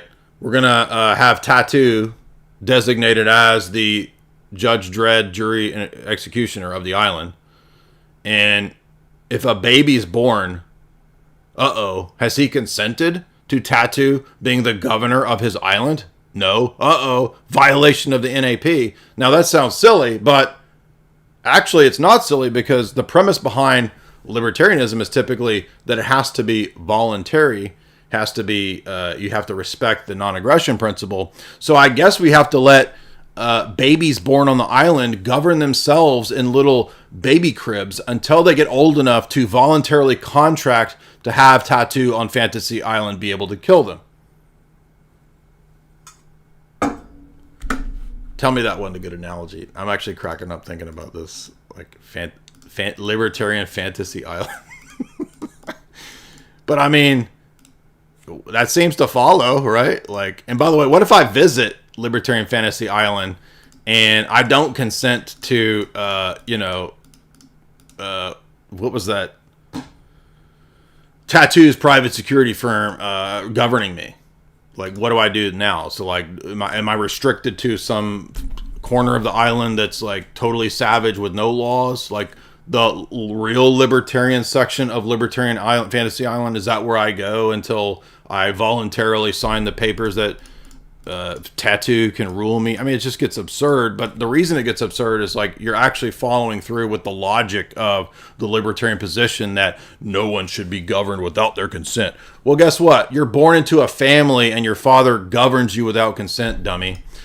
And then literally you'll get these, like, Milton Friedman libertarian types who are like, no, actually you don't. Babies are their own individuals, and, like, or babies are parasites on the mother, and the mother can abortion the baby because babies are. I mean, this is how stupid the libertarian shit gets, because libertarians don't live in reality. They live in a fantasy world just like the communists do. That's why none of these classical liberal idiots will actually debate me, by the way. Mark, what's up? The QR code is for Bitcoin. I am a huge Bitcoin supporter. I believe in Bitcoin. But I don't believe in Bitcoin because libertarians and Austrian economists invented it. I can disagree with the philosophy, even though I think Bitcoin is the monetary answer and solution. That doesn't mean that every aspect of a libertarian, classical liberal worldview is true. What's up, man? No, he dropped off. So I guess he said he didn't want any of this. What's up, Escape? We're going to Fantasy Island, y'all. What's up? Where's all the libertarians at to defend the private security contractor Tattoo Inc., Tattoo Justice? The plane. The gun. Right? We all on Libertarian Fantasy Island. Where y'all at? I think that's what I just wanted to come up and say. I feel like the monopoly on violence isn't the governance. The governance is the collective people agreeing to the rules. It feels like that what the situation you just laid forward, you tried to assign governance to the security force, but it'd be the people that agree to the rules, wouldn't it? How are the people who agree to the rules the governing force when they're not the ones with the use of force?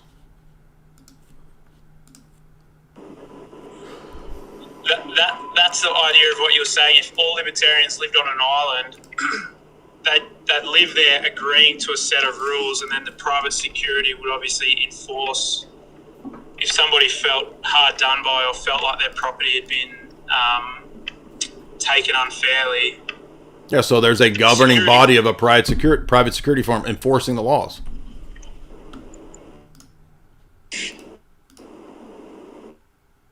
Or no? The laws themselves being constructed, that's the governance, isn't it? It's not about the enforcement of the laws. That can See, this is why you guys are like, I'm not trying to be mean to you, but you guys live in a fantasy world. Laws don't enforce themselves. It's the power structure that enforces the laws, the actual humans. There's no abstract laws enforcing themselves to punish people who are stealing your potatoes from your farm. Yeah, and that's probably what I'm trying to get to. Just the fact that there's a security force doesn't mean that they are the only people that are able to enforce the rules. The social collective can come together and say that person was wrongly treated, and then they're able to then enforce a monopoly of violence also. Yeah, but it doesn't matter, because the whole point of the analogy was about the fact that where I was going with it was, if visitors or children are born, they're not voluntarily accepting the laws, right? So you can't literally make authority or duty based around voluntary acceptance. It leads to absurdities like Milton Friedman's idea that like babies are parasites on women. Yeah, I think in that sense, obviously a child comes under the, like you said, the leadership of your parents' house. But when they come of an age where they're able to make a decision, they could obviously leave the island if they disagreed with that rule set. But Okay, so authority is not based on consent.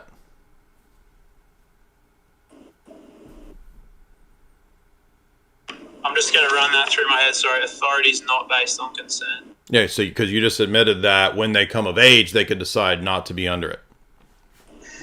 Yeah, but it's I think it's also then justice is included. Like that authority can enact injustice and break those rule sets by the force of its power, but that means that it's unjust. Yeah, but like a father can abuse his authority in the household, and that's unjust. We don't get rid of fathers because there are unjust fathers. That's my point. So likewise, it's actually impossible to have a scenario where there are no governing powers or individuals with authority to enforce laws. And so there's always some level of possibility of abuse of authority. But I'm just saying that libertarianism has been so fraught with fallacious assumptions and metaphysics that they can't justify that. These are basic examples that really disprove the fact that you can't make governance literally hinging on consent. Yeah, I agree with that. I think I do think that that's the role of government. Obviously, is to right injustice. So if there is, but I think that libertarians just lean more towards the fact that we've put the government in a too big of a position and we've given them so much power over us. And well, I agree with that, yeah, but that doesn't require me accepting the classical liberal presuppositions to say that.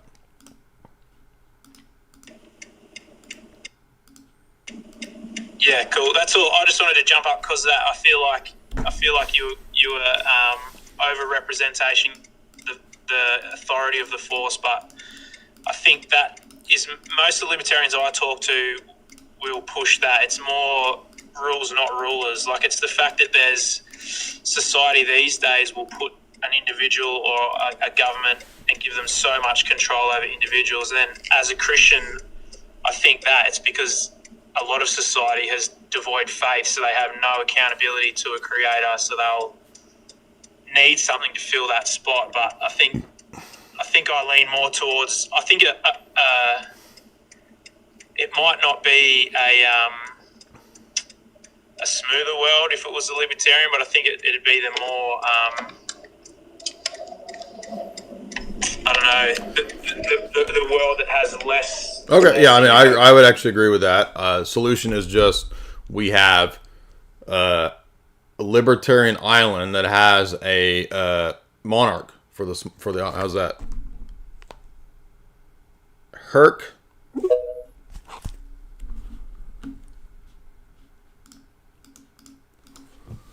How do I call in? Through the Twitter link, bro. If you want to call in, you just call in on the Twitter space right here. What's up? Hey, Jay. I'm a libertarian, but I'm left libertarian. So I actually agree with a lot of what you were just saying to the last two gentlemen. I was going to say to the first gentleman that there's a book called The Machinery of Freedom by David Friedman that explains the private court systems, and it makes it sound somewhat plausible, but highly unlikely given the state of humanity right now. So we're looking at hundreds, if not thousands of years of development before we get to this Star Trek fantasy land where we don't need centralized planning, and local governments can control everything. Yeah, I just saw a video. What is the name of it? There's a community that's being started. It's kind of already up and running in Nicaragua. I forget where it is. So there's some place where there's like a full-on Bitcoin community, and there's not a whole lot of people living there yet. There's like 5 people there or 10. I don't know what it is, but so somebody's trying to create something like this with a community that's libertarian run, that is totally on the basis of Bitcoin, and you have to basically voluntarily assent to everything. Let me find that video. It's an interesting idea. But the thing is like already they are very selective about who comes. So it's not, I mean, obviously like to go there, you gotta have a lot of money. So it's, and I'm not even saying that that's necessarily wrong. I don't think there's anything wrong with being wealthy or moving to an island or anything like that. But it's like, so libertarian and free and all this kind of stuff is in reality restricted to like Bitcoin zillionaires and people that pass this private company's background check or whatever they do. Let me find it.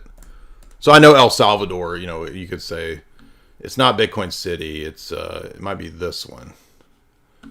I'm not talking about El Salvador. I understand there's potentiality for all of this. So I do think there's a lot of potential for places to become healthy, functioning societies. They will have some elements of libertarian principles. I do agree with that. Where is this thing? I just watched this the other day. Maybe it's called Bitcoin. I would stress that it has to be done in steps, though, gradually. That most people in America are reliant on government programs and would be totally petrified if there were any alterations, let alone cutting them whole scale. Yeah, I think those are fair objections and arguments. I would agree with that. That if there is going to be something like this, it's probably a long time down the road, or it's going to be restricted to like, you know, zillionaires. I can't find what I'm looking for. Maybe it's in, I don't know. It was just some weird video of like, but the point was just that it's going to be very selective, I guess, initially. And I don't even have a problem with that. Like, I don't think there's anything wrong with elitism per se, but like he's saying that if this was really going to spill out into like the rest of the world, yeah, we're talking like centuries for this to affect like all societies. I do think in the near future, the next, say, 50 years, as even Jacques Attali admits in his book, the cities that adopt and the areas that adopt the forward-thinking technologies are the ones that become the mega city economic centers of the future. So the places right now where you have massive Bitcoin mining and acceptance, places maybe in Texas, El Salvador, Bitcoin City, Island, whatever I'm looking for. Like these things I think will probably end up being mega centers in the future. Anyway. What's up, Alex?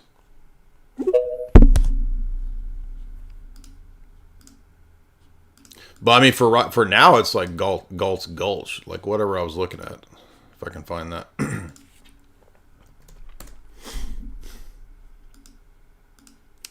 Oh, I know how to find it. I know where it is. What's up, man? You gotta unmute, dude. Yo, what's up, Jay? I want to know, I'm a Catholic, but I want to know, I was talking to this other Orthodox, so I'm curious your view on exorcism. Like, you guys as Orthodox think that us Catholics believe in like a different Jesus than you guys? Not necessarily. I mean, I think that you're naming and intending the same correct Jesus, but how does that relate to exorcism? Because I could say that exorcisms can happen like in Mark 7 outside the church, but that doesn't prove anything either way.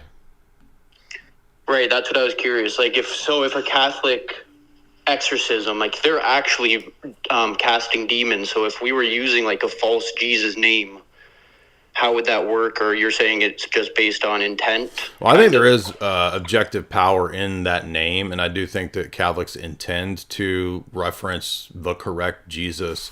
But I think that, and that's why we don't make like judgments of individual Roman Catholics.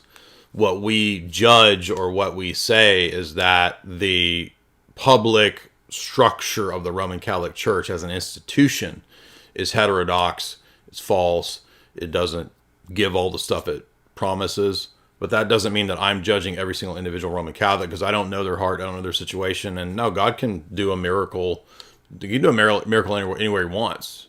But that's the thing about like the miracle stuff is signs and wonders don't prove necessarily which one's the true or the false faith. Because Jannes and Jambres, if you read Jude, they mimic the first two miracles of Moses. So does that prove Egyptian theology? No.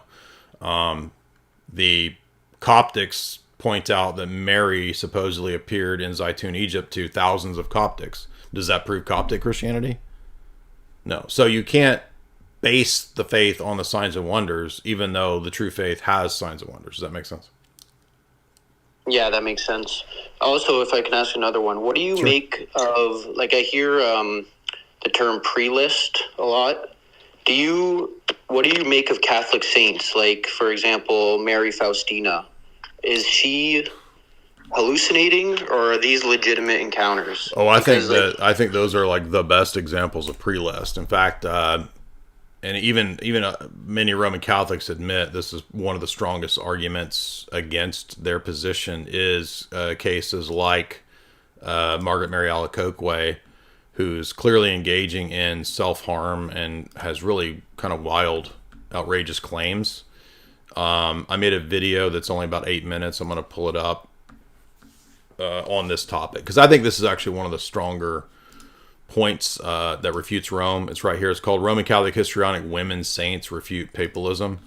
Because if you watch this video, you'll see that like you can't question her sanctity and her claims, because she's said to be a saint. So if she's not a saint, then first of all, that would deny ordinary magisterium, because you're denying who the Pope says and confirms as a saint. Secondly, she's like cutting Jesus' name into her chest. I mean, like self-harm, like literally like what the prophets of Baal are doing, that Elijah's like rebuking. So how is this like saintly when she's doing it?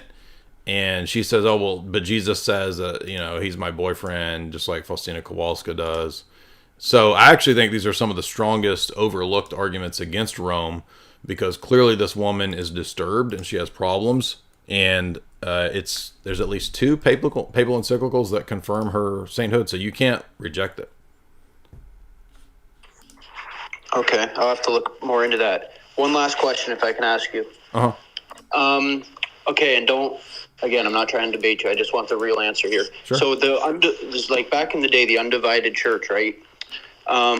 Would we consider, like, because nowadays, if Orthodox is the only true church, and there's about, I think last time I looked, like 350 million members or something, and then the majority of Christians in the world are heretics.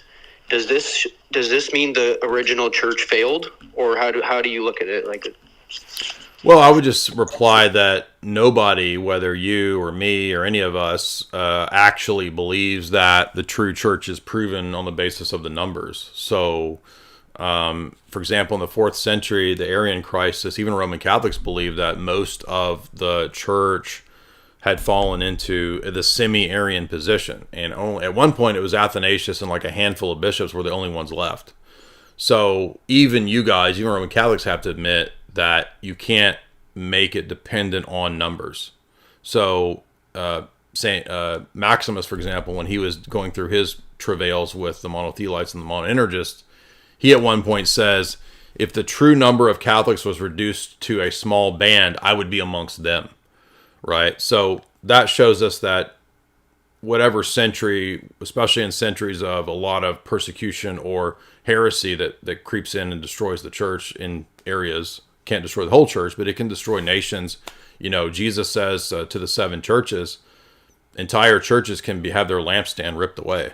So you can have entire nations even that lose the faith, apostatize. In fact, I was just reading about, I didn't know this, there were Byzantine cathedrals in Jordan, or what's now called Jordan, that the Hashemite king had demolished And this actually pissed off some of the British imperial spies who, they weren't Orthodox, but they weren't anti-Christian at least. So they actually got mad when the King of Jordan demolished some of the Byzantine cathedrals. So there was like Orthodox cathedrals and Byzantine cathedrals even in Jordan, in places like, like close to Saudi areas that Christianity had gotten that far.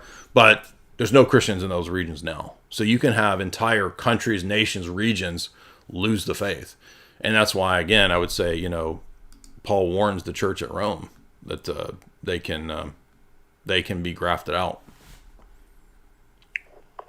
Okay. Yeah, I guess I kind of understand that. Just to me, I don't know. That seems a little wild that I feel like it kind of, in a way, I know what you're saying, like the numbers don't matter, but in a way it did kind of fail. It made more heretics than true, no? Well, it's not the church making heretics. Heretics are people who choose by their own will and decision to become heretics. So the church isn't making heretics. Okay. I guess I see that. But I mean, it's never been a numbers game. I mean, in the Old Testament, it was not a numbers game. Even if it's reduced to a remnant, it's not a numbers game. I mean, again, you guys, as a Roman Catholic, you don't believe it was a numbers game in the 4th century. Okay, yeah, that makes sense. All right, give me something to look into on the spirit proceeding not from the sun. What would you recommend I look into if I want to be honest with myself? You could read the Edward Sashensky book. The History of the Filioque book is a good introduction to that topic. If you want to get deeper into the specifics of the theology, I would say, from the Orthodox view, I would say you got to read Mystagogy by St. Photius, or Apodictic Treatise on the Holy Spirit by St. Gregory Palamas. Those are the places I would start. Okay, thanks, bro. Sure, anytime, yeah. Say hi to Alex Jones for me. All right. Now that's a model Roman Catholic call right there. Why can't all the Roman Catholics be like that guy? That was cool. I'm determined to find this freaking Bitcoin Island video that I watched. I watched the whole video and now I can't find it. It's not even in my history. I didn't remove it from my history. In fact, I think I saved it because I thought this is kind of cool. Actually, I might want to move to Bitcoin Island one day if things get really crazy. I'm going to move to Bitcoin Island. Let me see. I'm still looking for it. Watch later. I'll probably put it under watch later. Let's see.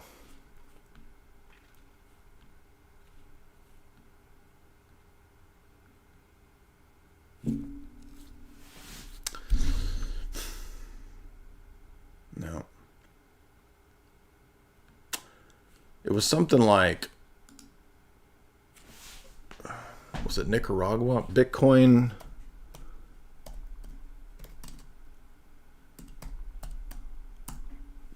City, Nicaragua, something. It wasn't El Salvador. I know all about El Salvador. This video just popped up and I thought it was crazy. So I bet this is it. Here it is. I found it. Okay. Let me pull it up for you guys here.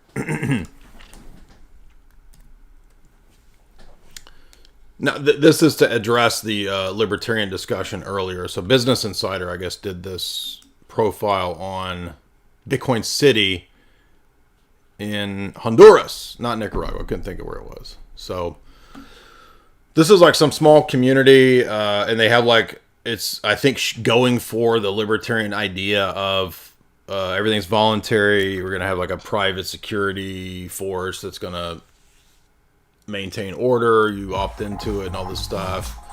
And I mean, a lot of it sounds pretty cool. The only thing is, like, it sounds like, it also sounds kind of not as libertarian as you think it is initially, because it's almost like a super corporate HOA type of setup where you gotta sign on to all this crap, and like you're basically governed by some kind of corporate board. And I'm like, is this libertarian? I guess it is. It's like, well, you have to opt into it. Well, but if you don't, so what happens if I don't? So if I don't opt into it, do I not get the security force coming to my house to protect? I mean, I don't know how this is going to work, but I mean, I guess we're moving in the right direction, I guess. Let's see what this says here about city life here in Bitcoin City. But the normal public services you'd expect in a city aren't exactly there. For safety, the city relies on a security guard service. So it's just this one dude sitting here in the sitting in this wooden crate. Like, here's your security force. It's just this guy. I mean, maybe he's really good. I don't know. I'm just saying. There's one private Montessori and elementary school that charges $550 a month for tuition. Around 120 businesses had registered here as of January 2023. In Honduras, it will take you somewhere around 6 months or more to get the proper licenses to operate your business. In here, you can get your business to an operational stage in less than 2 weeks. The new companies include a gene therapy startup, a dive shop, and a Bitcoin education center, run by Dusan Matuska, who moved from Slovakia. So here is where we pay. So, like, obviously this is not really operating yet, but maybe this is, I don't know, maybe this is the way of the future. I don't know. So they have a legal system, but it's like judges through Skype. I mean, it just sounds funny. I watched this. I was like, this is Fantasy Island, but like, there's nobody there yet. So maybe you want to be first to Fantasy Island. Like Tattoo's not even there yet. So you could even beat Tattoo to Fantasy Island. Perhaps if you got Bitcoin. Did you say Bitcoin? I've been telling you. You didn't listen to me. You thought crazy internet goofball didn't know what he's talking about. But I knew what I was talking about. The most controversial part about this city-state is the judicial system. Prospera has set up its own online court to settle disputes. It's popular with many legal experts. Prospera? So, I mean, I guess the wealth tier is intended to keep bad actors out, but there's a lot of rich people that are bad actors. So I don't know. I just don't know. I mean, there probably already is some Galt's Gulch somewhere. Maybe they're trying to make El Salvador into Galt's Gulch. I don't know. I don't know what the answer is. But one thing that could happen is that if El Salvador or Bitcoin City or whatever, if these things are really actually successful and they work really well, which I think some of them probably will, they might be examples for other countries to say, hey, we want to do like that. Like, they're actually building communities that actually work. They're not, socialist hellholes. Democratic blue city nightmares. Let's set one of these up or something, and then it becomes like a light to the nations, right? Something like that, maybe. But I don't know. Gabriel, what's up?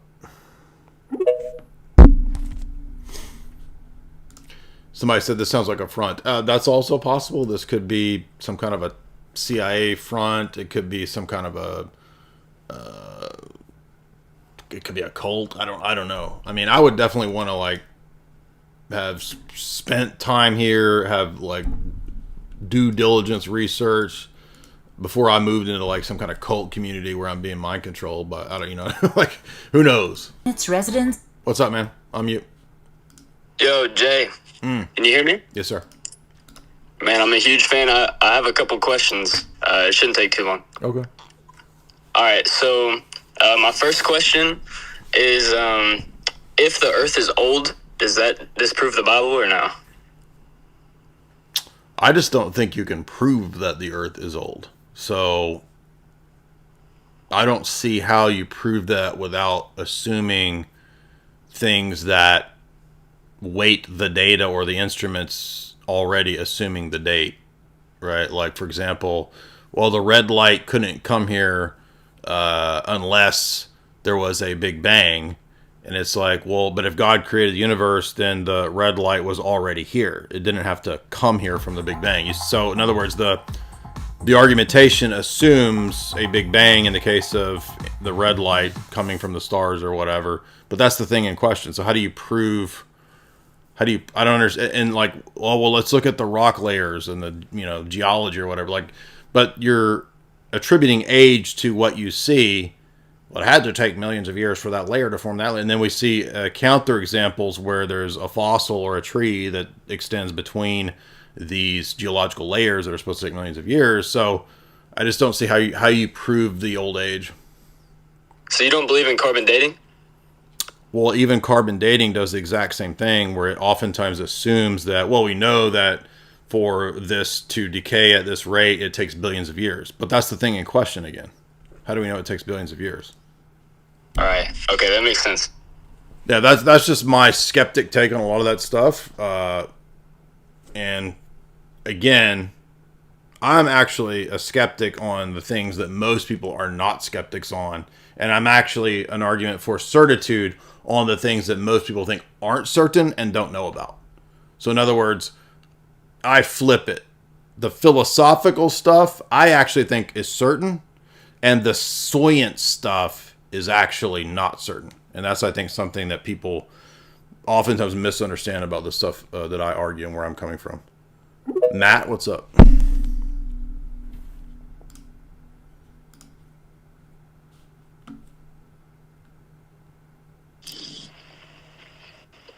Yo. Hey. Hey. Just a quick question. I had the unfortunate mispleasure of watching the Alex O'Connor and Cliff Kenichi or whatever his name is debate. I've been hearing about this. I haven't watched it yet. Is it something I should watch? Not unless you want to stick two pencils in your eyes. Is it bad? It's horrible. I mean, I gave up evidentialist apologetics a long time ago, and I think I sort of was leaning towards precept, but then when I listened to your arguments on TAG and FDA, I couldn't really come up with anything to kind of refute it.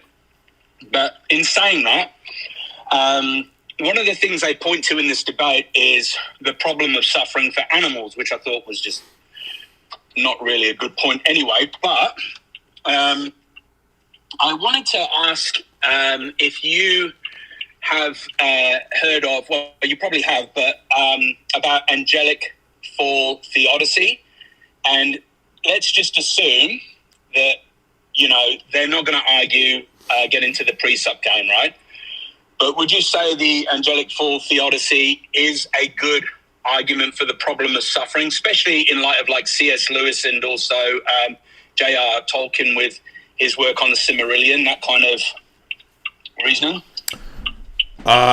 Maybe I'm not familiar with that specific thesis. Can you lay it out for me? What is this idea?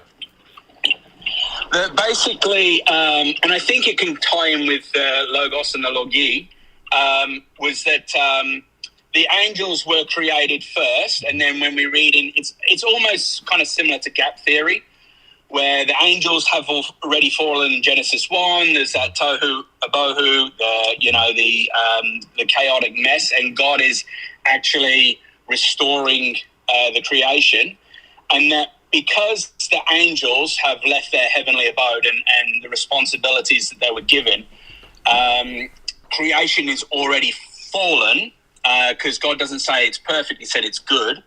And so kind of Genesis talks about the kind of, I suppose, the garden as being that, I suppose, that rescue mission of the creation, which was purposed always in Christ, but, Adam's the first one.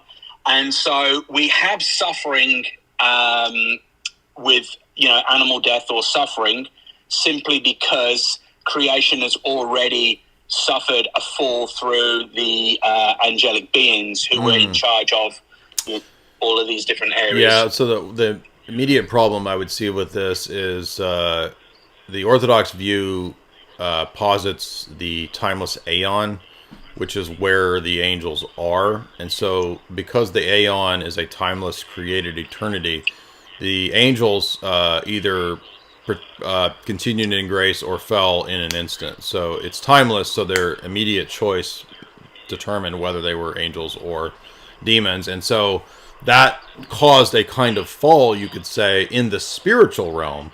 But as Orthodox, we couldn't say that angel fall affected the created realm, because that doesn't happen until Adam consents. And that's why Adam is basically the high priest and steward of all the created order. So that's why when Adam falls, according to Romans 8, that fall then affects all the created order, whether it's entropy on the moon or whether it's hamsters dying. All of that's a result of Adam's fall. But the angelic fall only affects the spiritual realm for us. Okay, good. All right, thank you, sir. No, it's a great question. And have a very Merry Christmas. You too, man. Yeah, that's a great question. I've never had I can't remember the last time we had a deep angel type of question. But if you want a good passage on the Aeon, if you get Vladimir Lossky's book, Dogmatic Theology, there's a really good 4-page explanation of the Orthodox view of the timeless Aeon. And the reason that matters in theology is, John Damascus mentions the Aeon too, but the reason it matters in theology is that it actually distinguishes us from Platonism. Not many people know this, but so for Platonism, you have time and eternity. And really that's it. There's just those two. And eternity is really equated ultimately with the forms or the one. And there's nothing in between.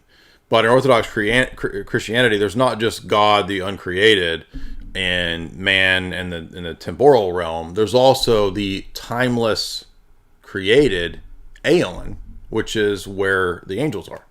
So there's this other realm, and hence God creates the worlds or the realms and so forth. So in part, when you read Maximus and other people talk about it, it's another angle by which we are distinguished from the Platonic view. There is no created timeless Aeon in Platonism. Papa Daddy, what's up?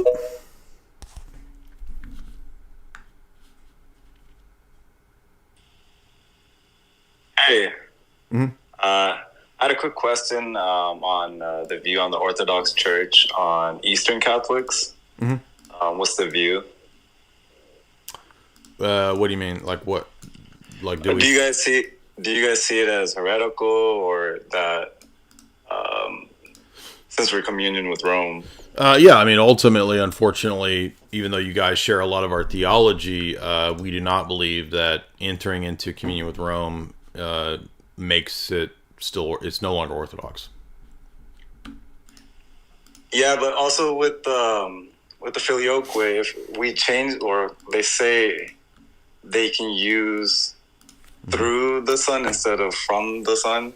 But that would just be to admit that you're part of a church that has two creeds. I mean, there's only one creed. There's not two creeds. So even if there's a theological explanation for two different creeds, merely having two different creeds, I think, is a pretty good argument that that's not the true church. The church has one creed. It's always had one creed. And beyond that, it's like Rome used to say that if you believe the theology of Palamas, you're excommunicated. Oh, but now it's cool since John Paul II, revered Palamas or whatever. And by the way, Eastern Catholics, you can use the same Festal Manion, and you can, revere Sergio Saradonej and all these, people that are supposed to be schismatics. I mean, I just read Cantate Domino, which says if you die out of communion with Rome, you're damned. Oh, but not anymore, because the Pope says that Russian Orthodox saints are cool now. Like, it just doesn't make sense. Also, do you know if, I'm just studying into Eastern Catholics right now, but do you know if Eastern Catholics can say the Filioque Creed too? Is it allowed or not? I mean, I don't see why you couldn't, because technically you're supposed to accept everything that Rome teaches. All right. But Eastern Catholics are basically in a double think position, because many of them say, well, we don't accept all this papal stuff. Like the Melkite Catechism says we believe in 7 ecumenical councils. There's no Roman Catholic position that allows you to only believe 7 ecumenical councils. That's just crazy. It's ridiculous. It's not true. Which shows that it's not actually about the theology, it's about geopolitical stuff.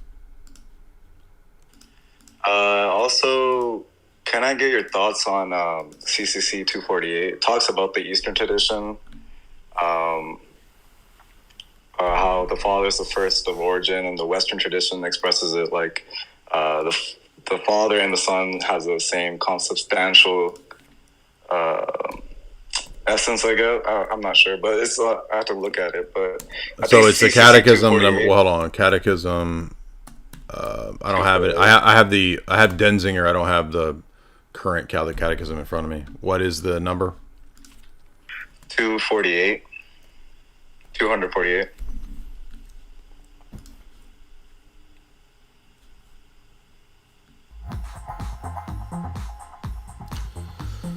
At the outset, the Eastern tradition expresses the Father's character as the first origin of the Spirit. By confessing the Spirit as he proceeds from the Father, it affirms that he comes from the Father through the Son. The Western tradition expresses the first consubstantial communion between the Father and Son by saying that the Spirit proceeds from the Father and the Son. It says this legitimately and with good reason, for the eternal order of the divine persons, their consubstantial communion implies that the Father, as the principle without principle, is the first origin of the Spirit, but also as the Father of the Son, he is with the Son, a single principle from which the Holy Spirit proceeds. That's the line that Orthodox would have a problem with it, because that's from Florence, and that's granting a special type of unity that's shared between the Father and the Son that the Spirit lacks. And if you read the Cappadocians, they all are pretty unanimous that there's no property that two persons have that one lacks. Because in the Trinity, you either say something that's a hypostatic property proper to one person, or it's a natural property that all three have. So for example, love. Love is a common attribute or property that all three persons in the Trinity share. Being cause, that's the hypostatic property that picks out the Father. And it's non-communicable and not shareable. So the Cappadocians say, and this is the teaching of Constantinople I, everything that the Father has, the Son has, except being the cause. That's directly in contrast to what the Council of Florence and Roman Catholic theology says. All right, thank you. That was basically it. Appreciate it, man. Also, you might want to read from the Vatican, I think it's from the 90s. It's called a Vatican Clarification on the Filioque. Because even though it's a Vatican document, basically it just admits that these views are still in tension over that very point. Whether or not the hypostatic property of the Father could be something shared by another person. So even the Vatican's ecumenist-minded documents admit these two views are still in tension. So even if the Vatican concedes points about proceeding through or eternal manifestation, and that many Eastern Church Fathers teach manifestation, the views are still in tension on that point from Florence. All right, let's see. Let me read a few. We're still going. I need to read a few super chats because we got quite a few here. I didn't read the rest of Sincere Hypocrite. Excuse me. He said, "Wouldn't Dictatus Papae and Vatican I make it impossible for a pope to be judged by a layman?" Yeah, absolutely, and not just those. There's many other statements. C. Delegas of Pius. We just pulled this up the other day. C. Delegas.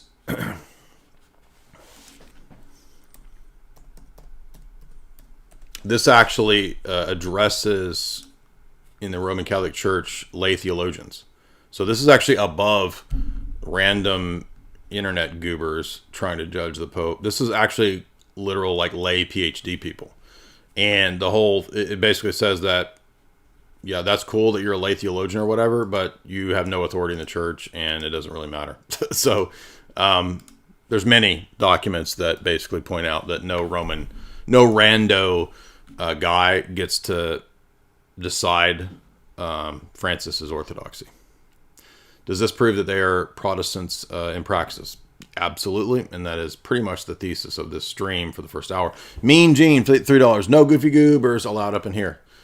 Well, actually tonight everybody's been super cool. We haven't had any goofy goobers. It's all been pretty much high tier. Maybe I should go back to doing evening streams because the reason I started doing the afternoon streams was that I noticed that the YouTube traffic is super high from like 2 to 5 p.m. That's like for whatever reason, that's like the most traffic on YouTube.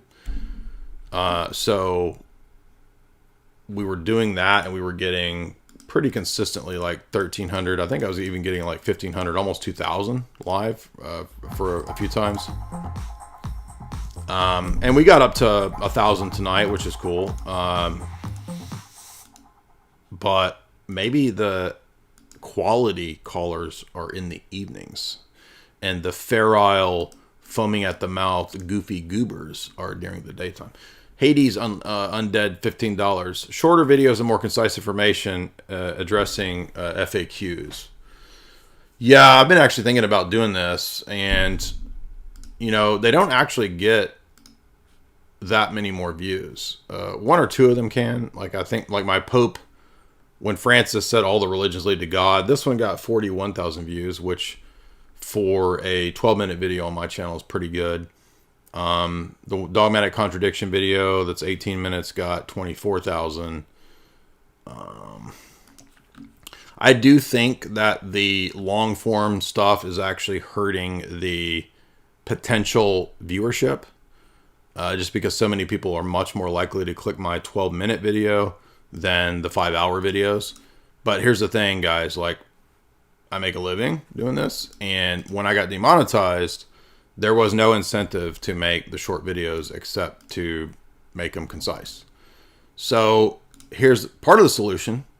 And I don't care if you guys monetize your clips channels. We've got now about probably 4 or 5 dudes out there that have been making clips channels using my stuff, and they monetized it. I mean, it's not going to be like a lot of money, but I don't care if you guys do that, and you can monetize it. Go for it. So, and we've got, obviously, Kyle does it with Dire Clips. I don't care if Kyle does that. He can do it. We got a new guy who's been doing it. He's doing really good clips. Where's that one at?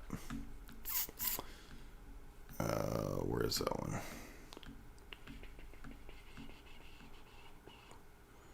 It's a Orthodox guy. Where is it at?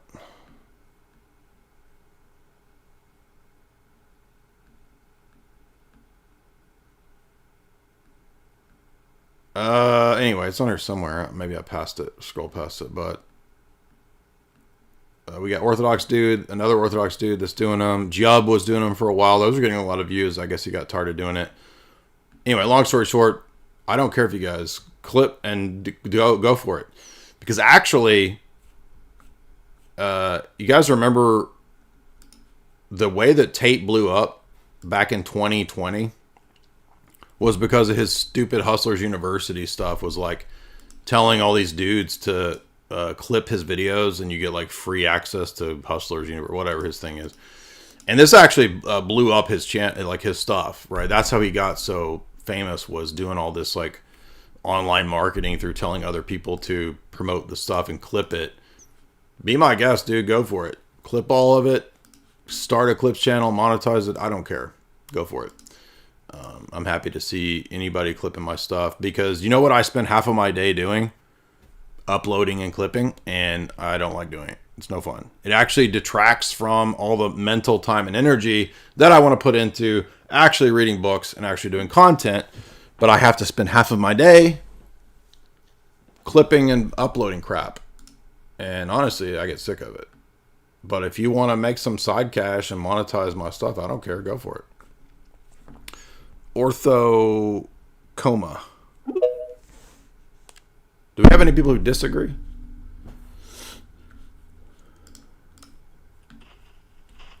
Hey man, thanks for taking my call. Big fan. Hey.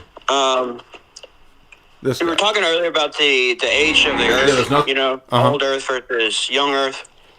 And it just made me get to thinking, what about like the size of the cosmos and the size of the universe, and the fact that we as a human species, as an Orthodox believer, right, as an Orthodox Christian, and following Father Seraphim Rose and demons and everything, how does that play into our belief of, if the size of the universe is what scientists say they are, say it is, right? Of course, you have to believe that in the first place. But if you humored that for a second, how would that have an effect if there were others out there? Would there be other humans that would have the same concept of salvation? Are you talking about like this argument that the universe is so big that there's got to be alien life out there? Yeah, and that's just something I've been thinking about as an inquirer, soon to be catechumen.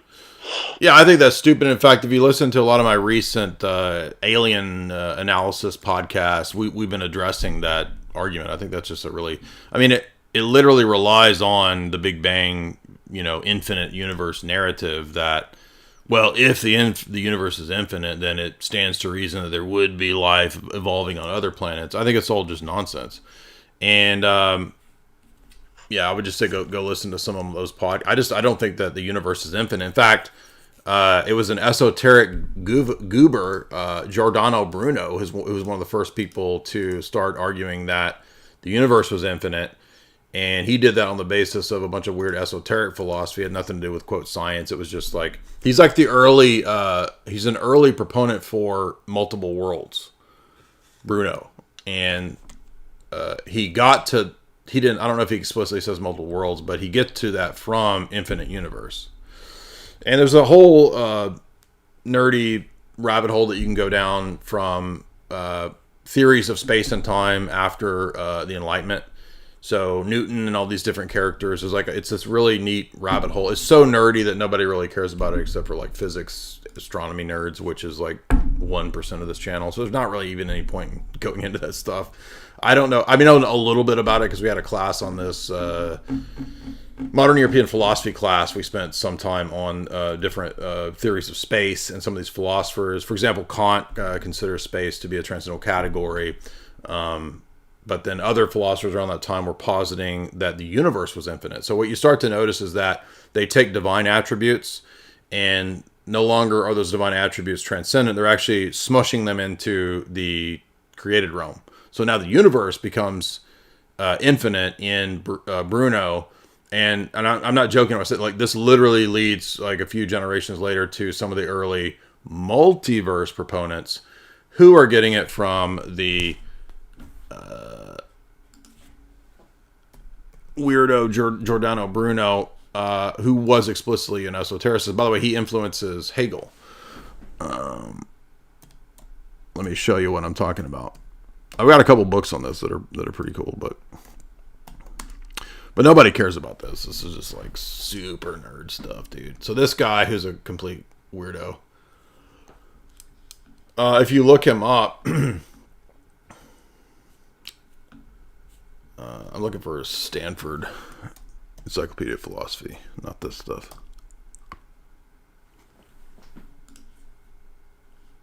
Yeah, here we go. So, yeah. So you'll notice right away, a lot of this is pretty esoteric stuff. Right, like this is Platonic. The universal soul, universal matter, universal intellect. This is like Platonic stuff. The hidden God.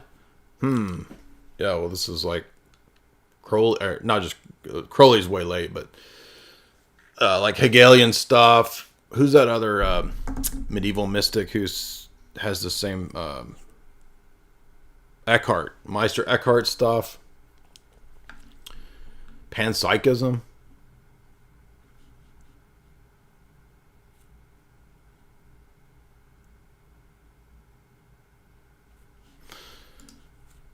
Let's see, Giordano Bruno.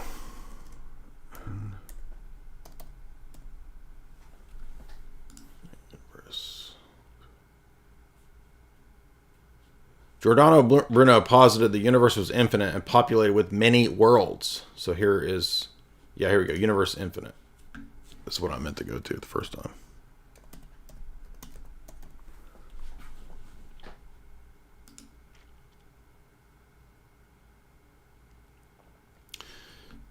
So notice that this is coming from like esoteric. By the Copernicus was also a Neoplatonic Hermetic thinker too.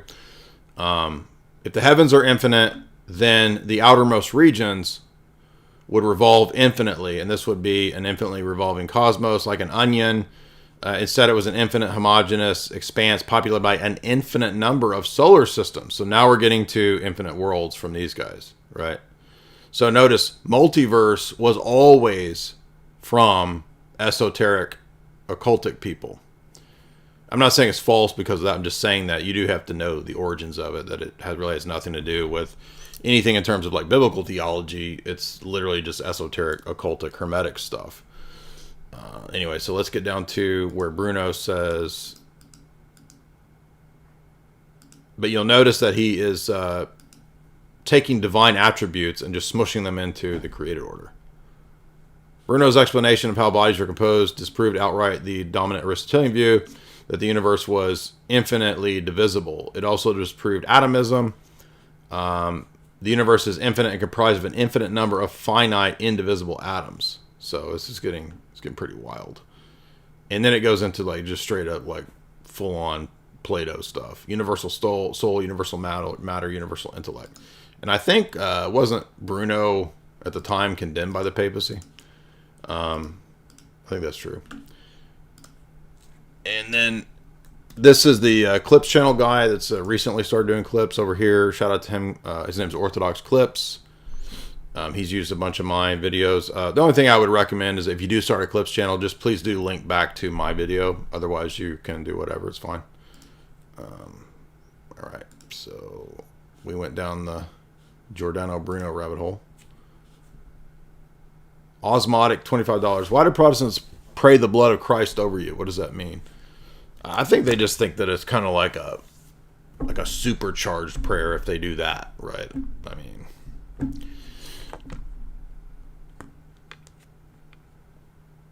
I guess because the Bible does mention in many places the blood of Christ, but I also think that Protestants don't ever think about the blood of Christ actually having reference to the Eucharist, like to the actual wine in this like, you know, when you read chapters in like Romans where Paul talks about, you know, baptized into his death, and Paul mentions, you know, in other places that the blood of Christ, you know, does this and that. In the Protestant mind, that's just this sort of ethereal thing that you call upon, and they don't think about it being embodied in the actual Eucharist. And I think, no, Paul's actually talking about the Lord's Supper when he says the blood of Christ redeems you and all this kind of stuff. Like, they just think of it as divorced from the sacrament. Mikhail, $3. Merry Christmas. I don't tune in much, but I appreciate what you do. Thank you. Off topic. Have you looked into this character, Amon Hillman? His claims are disturbing. I mean, I just kind of think it's so. Sometimes people are really out there in their claims that it's almost not really worth addressing. You know, like Jesus. Other people say, "Oh, Jesus is a vast Jewish conspiracy." Really? I mean, come on. Oh, Jesus was actually gay. I mean, is that really worth?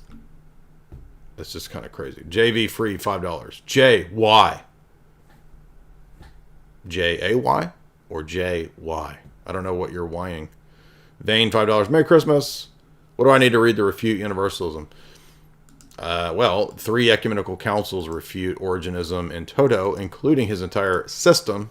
At the 6th ecumenical council, the Confession of St. Sophronius is a 4-page full refutation of the entire system of Origen. Those condemnations are repeated at the 7th ecumenical council and in the Synodicon.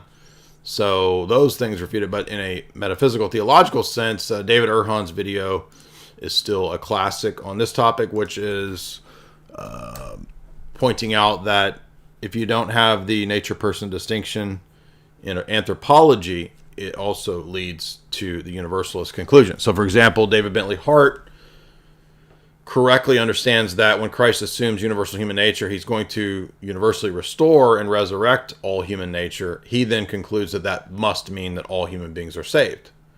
No. It means all human beings are saved in the sense that their nature is restored, but how each individual hypostasis uses that nature is what determines the experience of the eschaton. So look up David Erhan, and it's actually not even a very long video, but it's probably still a good, easy refutation of David Bentley Hart on this point, because usually people are thinking of David Bentley Hart when they come to this conclusion. Here it is right here. Short refutation of universalism. There are many people. And he makes the point that you hear me making here. So I'll link you that video right there.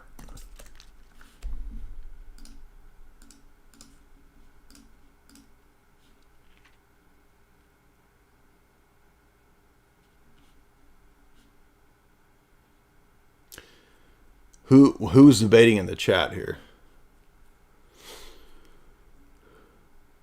Is there a Roman Catholic debating in the chat? You need to come on the stream, dog. Where y'all hiding at?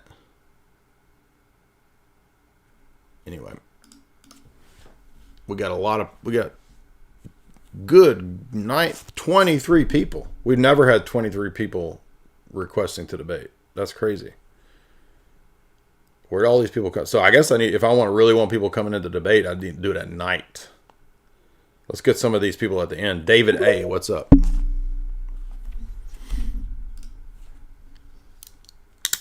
David what's up? You unmuting?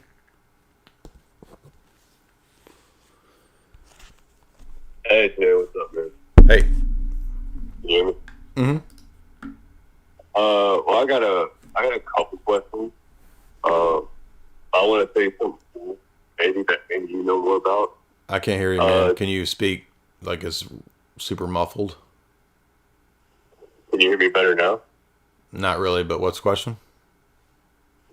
The question is that is there a difference between Roku and Greek Orthodox? Yeah. So they're different jurisdictions. Rokor is Russian Orthodoxy and Greek Orthodox are Greek jurisdiction. So appreciate your question. Colin, what's up, man? Looking for people who disagree today, guys. Mean Gene, unmute. You are muted. $3. You're muted, Boomer. Unmute. Mean Gene, we can't hear you. Unmute. Unmuted dude, $1. Unmute dude. Yes, I did fall prey to my own critiques because this stupid little button that you have to hit to mute when I play a video, I have to mute me, and it does not always register when you unmute it because there's so many programs running that it just doesn't register. What's up? Hey Jay, I had a question about epistemology. I watched a couple of videos you made about it, and I think you were talking about like the peripatetic axiom and how like that is bad and like you can't like really know anything. And I was wondering how the Orthodox position gets around that. Well, the peripatetic axiom is from Aristotle, and it says that there's nothing in the intellect that's not first in the senses. So I believe that a lot of things must be in the senses before they're in the intellect. But the problem with the peripatetic axiom is more fundamental than that. It's just that if you have that paradigm, or if you're going to be an empiricist, the peripatetic axiom itself is not in sense experience, and so it's self-refuting. So it's kind of like an empiricist who says that all knowledge comes from sense data. Well, how do you know that all knowledge comes from sense data? Because that's a universal claim, which is not found in sense data. Does that make sense? Yeah, and you said that, I believe that you said like your knowledge is ultimately grounded in God. Can you? Well, yeah, but I also don't accept the belief that all knowledge, that everything that's in my mind was first in my senses. I don't believe that. There's all kinds of things that are not in sense data that can be in the mind. Abstract concepts, love, numbers, universals. I mean, all of these things are not technically in sense data. Meaning, the meaning in a proposition, that's not in sense data. That's not found in the physical. God is not typically in the physical domain. So obviously God is in the intellect, but he's not in the sense. You see how this goes along with Thomism, right? In Thomism, you know God by the created effects. Well, God is not in my immediate sense data. So how is he in my intellect? Okay, I definitely am just not understanding. I will try to watch more of your videos and stuff. Well, hold on. So what are you not understanding? I don't understand how you get to knowing God exists without using your sense data. Like, I know he doesn't first. No, but I'm not. That's not what I'm doing. So I'm not getting to God without sense data. It's rather that empiricist approaches don't work to prove the thing that they're trying to prove. So I'm happy with saying that everything in sense data points to and testifies to God. But that's not what the empiricist or a peripatetic axiom is trying to say. It's starting from a finite human perspective and then trying to say that anything that I know or that's in my mind has to first be in sense data. And I'm saying we don't even have to go to theology and God's existence to show that that's not true, because just the proposition itself is not in sense data. The peripatetic axiom itself is not in sense data, so it's self-refuting as a starting point for epistemology. So Thomists thought that it was a good idea to use Aristotle as a starting point for religious epistemology. And I'm just pointing out why that doesn't work. So if I'm an Orthodox person, I can use insights from Aristotle or from whoever. I'm not going to adopt an Aristotelian epistemology as the first starting point for my theology. That's the stupid thing. Okay. And I have one last question. Sure. Like with your epistemology, how do you know that what you're experiencing around you is real? Like that the external world is actually real? Well, I'm not an empiricist, so I don't begin my worldview or my belief system from my immediate sense data. If I was an empiricist, I would end up in a David Humean skeptical type of position where I couldn't necessarily know with justified true belief certitude that the external world exists, or that the past exists, or that objects have identity over time. All of those things would be very difficult or impossible for me to know or prove. But as Orthodox Christians, we are not empiricists as a school of thought. So there's not a problem with empirical sense data, but my theology, my worldview does not begin with mere sense data. I begin with divine revelation and the totality of that worldview as my presupposition. That's what grounds my belief that God has made a world where my senses are, generally speaking, reliable. And so I don't have good reason to doubt the external world, and I have good warrant to believe that there is an external world based on God's promises, divine providence, the metaphysical structure of the world, etc., etc. All those things are the reasons I would believe in the external world. And precisely because I'm not a naive empiricist, would I be in some sort of skeptical trap. Okay, thank you. I appreciate that. I think I understand more, and I want to say thank you. I used to be a Protestant for a long time, and your videos on like the transcendental argument and like other church history things made me like, I'm converting right now. I'm in the catechumen process. Oh, cool. That's great. I would say if you're looking for a good readable book, on just that topic specifically, not so much theology, but the W.J. Wood book, Epistemology, Becoming Intellectually Virtuous, this book, it's a really, really good book that's very readable and from a Christian perspective on epistemology. So I would recommend checking out that book. Nikki, what's up, man?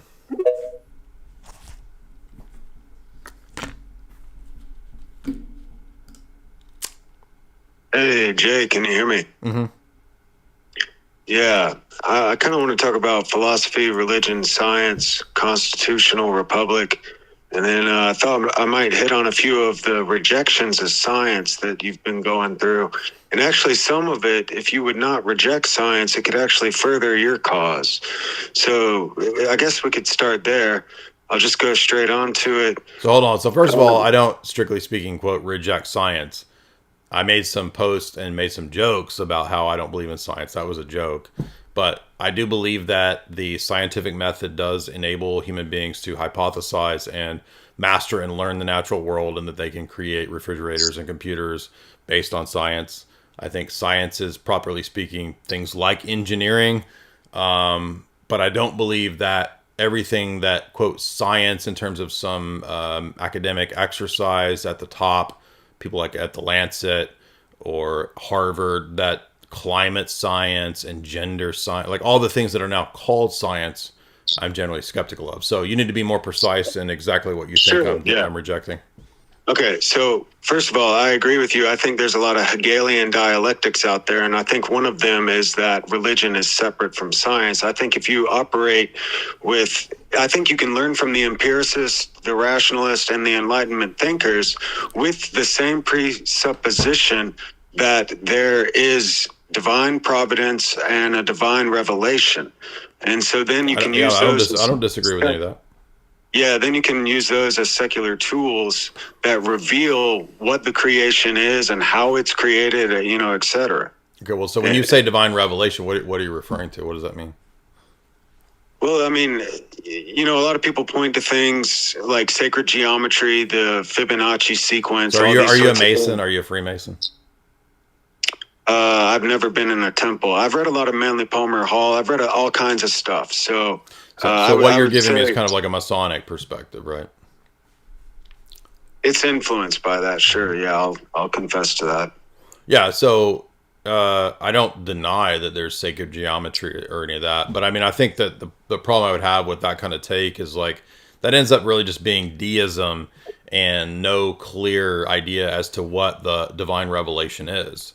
So, you know, if I read Morals and Dogma, you know, Albert Pike says basically all the religions are kind of generic revelation, and really they're teaching you the secret principles of geometry, and ultimately it's Neoplatonism. And so basically there's not really any divine revelation. It's just deism, agnosticism. And if we're at the point of like deism, that's a logical step before atheism. So why what do you even mean by divine revelation? There's no content to that.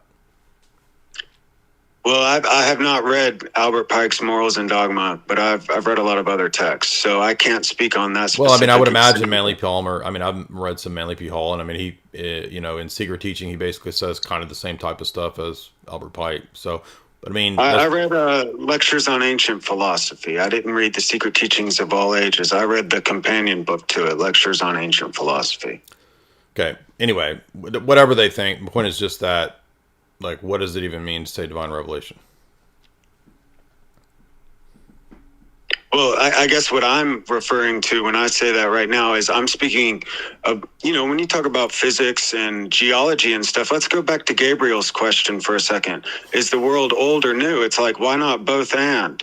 So what I mean by that is, you know, we as humans, we're operating with either a geocentric or a heliocentric worldview, but who's to say God is? You know, we at least know there's a galaxy and a universe, and then who's to say that, you know, if there is a heaven, which, you know, when they talk about a heaven, it's like, who's to say there's not a warden of this universe, Jesus or, you know, God or something, that decides whether or not you can go to heaven. And so what if heaven is the multiverse where you understand the laws of natural law, and you have to apply the principles of natural law, and maybe there's also people, you know, with informed consent. Maybe you know, they can visit each other in heaven. I don't know. I don't really know what Orthodox informed consent. Yeah, I see. Hold on a second. So what I'm talking about is, like, all these different denominations of Christianity are very confusing to me on what their worldview of the afterlife is. I don't even know what it is, and most of them are just making stuff up, and that's what I'm what getting are you talking about? Okay. Like, what I just... Look, I agree. In the multiverse, the demiurge is Tattoo from Fantasy Island, and he determines whether or not you have informed consent to talk to your loved ones. Again, go watch Contact when Jodie Foster goes into the atheist alien space heaven. She talks to her dad, but that was only with the informed consent of Tattoo from Fantasy Island. He's the demiurge. Alex, what's up?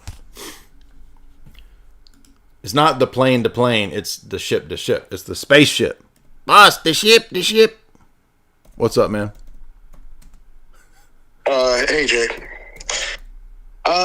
So through watching the stream tonight, I just have a quick question.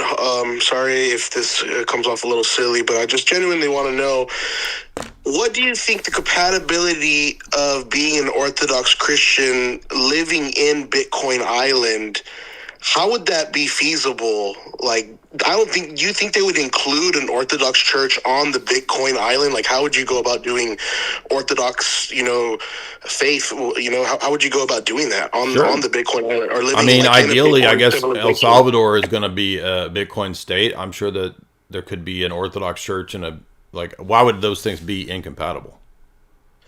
Because the first thing when I think about Bitcoin, just Bitcoin things related and like Bitcoin communities, whatever, I don't think they're like Orthodox first. You know, I really don't think they would care if there's an Orthodox. Well, America's not Orthodox first. Well, no country except for maybe one or two, at least on paper, is Orthodox first. So then, don't you think there's like a path, or there's going to be come a point where you're just going to have to give up on the whole thing of living in a Bitcoin civilization, right? Like, don't you think at some point it's going to become unfeasible? You know, like this idea of well, I don't know what's. I mean, we could all die tomorrow, and there could be end of the world tomorrow. So yeah, I don't know, but I mean, there might be another 2,000, 5,000 years left of the Earth. So since we don't know, like, how is that a defeater for why a libertarian fantasy island, Bitcoin island, wouldn't work? I mean, America. Hold on, America is a worse scenario than, say, Bitcoin Island for hypothetical purposes here. America is far more anti-orthodoxy being first than Bitcoin Island would be, so I don't understand the argument. No, it wasn't really an argument. I was just wondering, you know, like how someone of Orthodox or really any religion from any standpoint, honestly, like how they could live in one of those communities, because I don't think any sort of Bitcoin community would really even care about religion, honestly. I think they would eventually become like, just come to the point where we don't even need religion. You know, we're just a Bitcoin community, and they might just become like some kind of weird Bitcoin cult. You know what I mean? Well, I mean, that could happen. But again, if Bitcoin becomes like, let's say for the sake of argument, it becomes like the future currency or world reserve currency or whatever, like, would that mean that that orthodoxy goes away because there's a new currency? Why? Or would Orthodoxy create their own Bitcoin infused community? You think that could be something that could happen? Like yes, that's possible. This Bitcoin island is only for Orthodox. Well, you know? actually, on the libertarian ethos, yeah, that would be entirely possible. They would have to argue that. They would have to argue that Orthodox could set up their island of, Orthodox fantasy island that runs on Bitcoin. Sure. Sorry, this is another silly thing to say too, but like, do you think Jesus would approve of like, yes, I want my Orthodox community to, you know, have Bitcoin? Like, I know it sounds stupid, but like, you see what I'm trying to say? Like, you think Jesus would be cool with like the whole Bitcoin structure and all that? Well, given that it's the opposite of debt-based slave money, yes. In fact, it's better than gold. I mean, the Bible says to use fair weights and measures, which means that you don't rip people off with monetary transactions and Proverbs. That's the entire purpose of Bitcoin. All right. Well, thank you very much, Jay. Appreciate your time. Yeah, I mean, every, not you, but every objection that people have turns 10 times worse on fiat currency. So I want to, if people really believe this stuff they're saying, then I want to see you guys like totally not using fiat, because it's like 10 times worse with fiat. And by the way, if you read the scriptures, it does not ever say that money itself is evil. It doesn't say gold itself is evil. It says that unjust weights and measures and, enslaving people with usury is what's evil. So that presupposes that we ought to be just in our transactions. And take, for example, the first 1,000 years of Christianity had, as everyone knows, both East and West, prohibition on Christians using usury. That right there shows you that the church told and spoke to the culture that you weren't supposed to engage in those types of money abusive scenarios. So the idea that like Jesus has nothing to do with the political order or this kind of stuff, that's all like weird Protestant Gnostic type stuff. Pepe, what's up? Howdy. That was abrupt. I just sort of joined the conversation. So, sticking on the theme of Bitcoin, what if Trump all of a sudden decided to accept Bitcoin or Doge, and we were able to circumvent the Fed? Because you got to figure England wanted to force the U.S. colonies to use the pound sterling at interest, and we were like, screw that, we're done here. And then the Fed does it. Everyone's like, oh yeah, that sounds good. So like it's kind of goofy. And then like on the actual theme of the thingy, one thing I can never get an answer on is why do people believe the Old Testament? Like just by itself. Well, to answer the first question, the question was if Trump is pro Bitcoin and crypto, could it go around or subvert the Federal Reserve? I mean, I think the Federal Reserve is kind of connected to the old legacy fiat system. It's really the embodiment of that. I think that whole system is eventually dying. So if the dollar is to survive, it's going to have to, in some way, you marry Bitcoin. However they do this with strategic reserve or whatever they do, I don't know. I think that's the only lifeline for the dollar. As for the Old Testament, I mean, one reason that many people believe it is that it had so many prophecies of the time of Christ's birth that were accurate, as well as his life, ministry, and what would happen afterwards. Well, yeah, but that's especially if you look at it through the lens of apologetics, and like that is like the most common thing. I figure it's like, well, I like this one book, so by default I have to like this other book. But it's kind of strange, like the variations and how much people really believe it. So, like, I'll talk to a rabbi, and he'll be like, yeah, you know, it's just important cultural stories. A lot of it is historical fiction. A lot of it's not to be taken literally. And then you got, like, the infallibilists and the literalists, and they're like, no, every single word actually happened. Jonah in the belly. Like, it's just, like, if people were to isolate just the Old Testament without the Jesus part.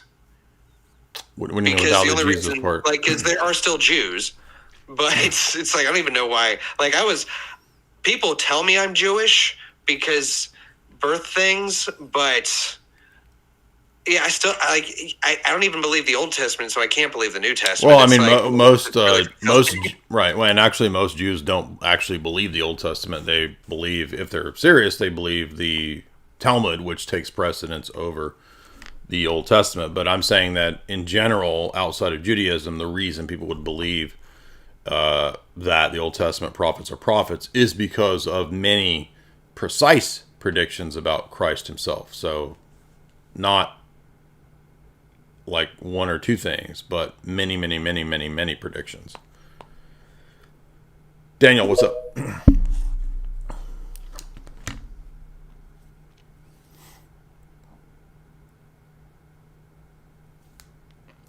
Starting to get a headache, so I'm going to keep going because we still got 21 people requesting to debate. That's crazy.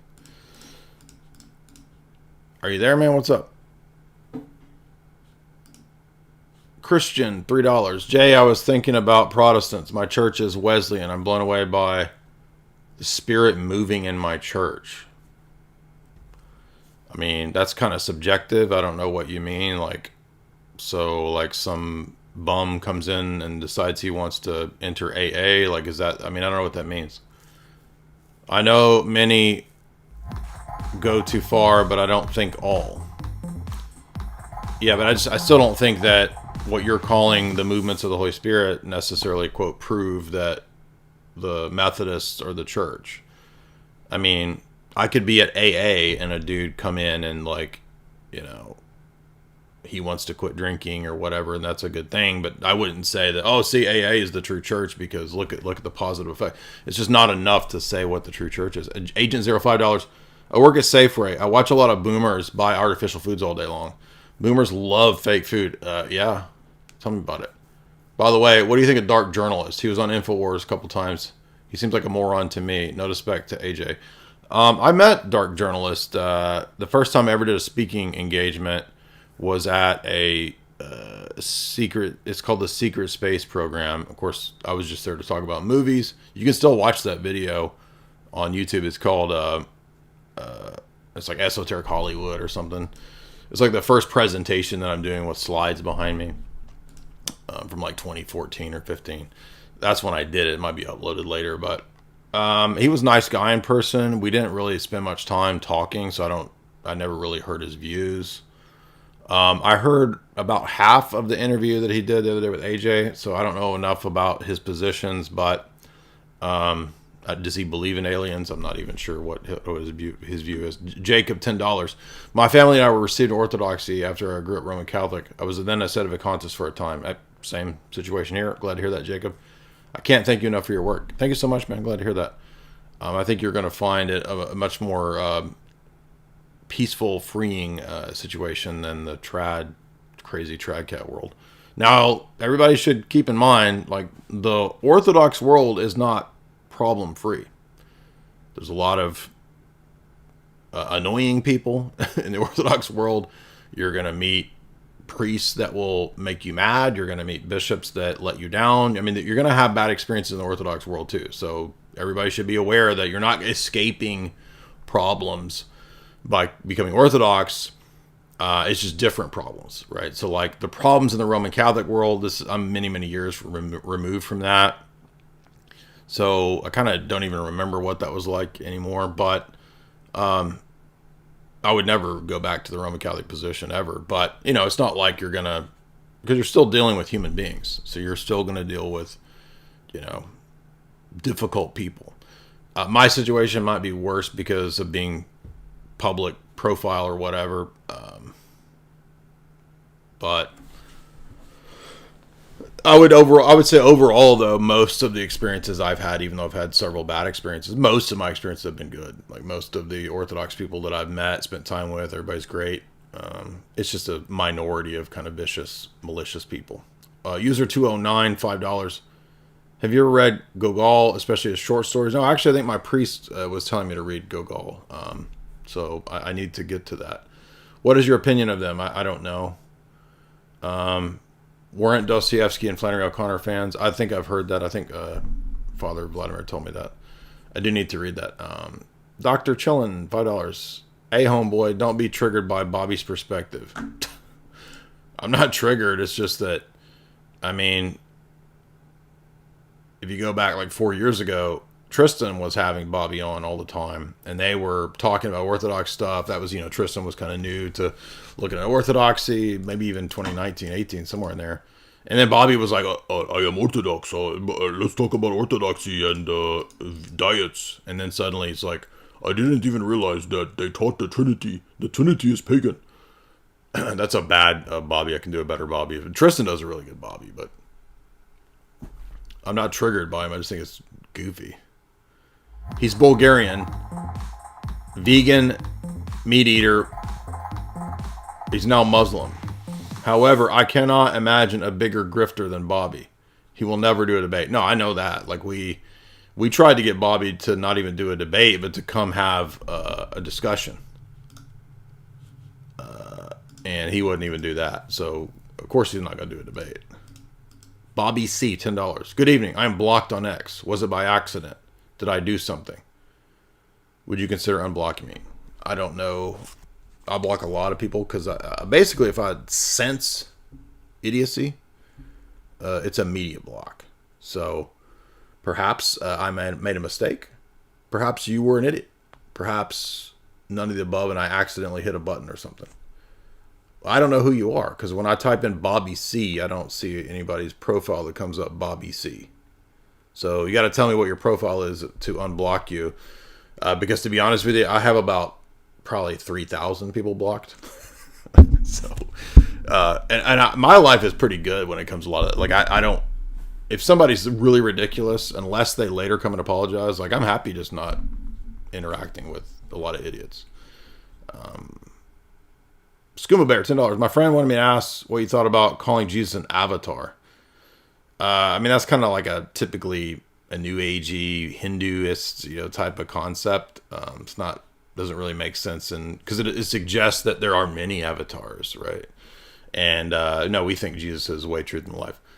Tony Teb, $10. Blessings to the family. Thank you so much. Do you mean Charles Manson's family or mine? Ultra, $3. Hey, this is how I see you. You're sending me YouTube video links that I can't see on Streamlabs. Mr. Goofy, have you watched Secret Level? No, I don't know what that is. Space Marines equals Bayes Demon Slayer's Gay Dyer. Bayes Demon Slayer. Uh-oh. Sounds like a extreme evangelical who is going to put me in my place. Why don't you call in, Ultra? I can't see what your YouTube videos are that you're posting. Brendan Turner, $5. When I try to follow the line of all who accredits theological schools in America, I come to ATS. I can't find any real information on this or its affiliations. This seems strange to be such an opaque organization for holding so much power. This is a good question. In fact, somebody brought this up the other day. Like, because there was a discussion in one of my mod chats about like who decides accreditation. And I mean, on one level, it makes sense that there would be some kind of accrediting thing. But on the other hand, like I've been in academia and grad school and all that, and I've been in schools that were not accredited and accredited. So accreditation, usually, generally speaking, is just a tool of control because they decide that, oh, well, if you're going to be accredited, you're going to teach blah, blah, blah, blah, blah.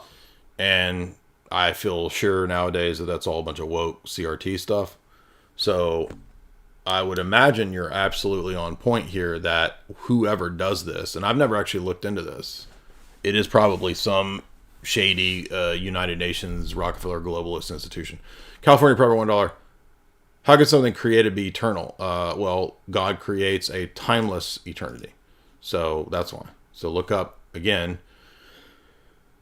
So meaning that it's not subject to the motions of space and time. It's hence a timeless created eternity. Why can't there be a created eternity if God creates us to be creatures who are eternal? So there can be created eternities because we are created eternities. Look at the medieval theologians called this of eternity, AE, the eternity, of eternity. So that shows that there's nothing inherently impossible about a created thing being given eternality. But it's just not discussed a lot in theology because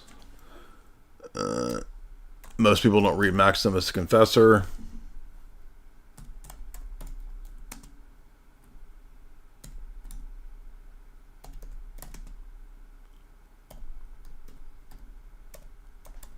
And you need to read Losky's Dogmatic Theology.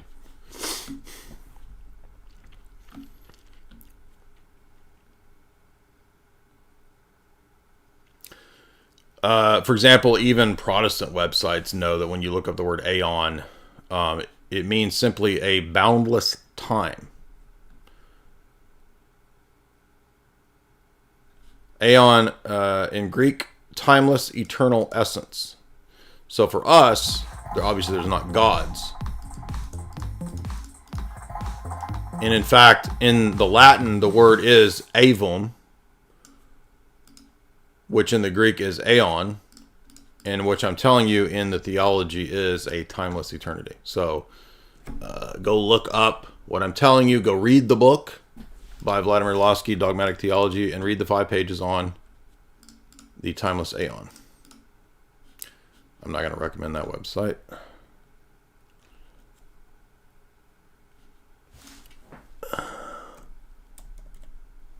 I never heard anybody talk about this, by the way, until I read it in Losky.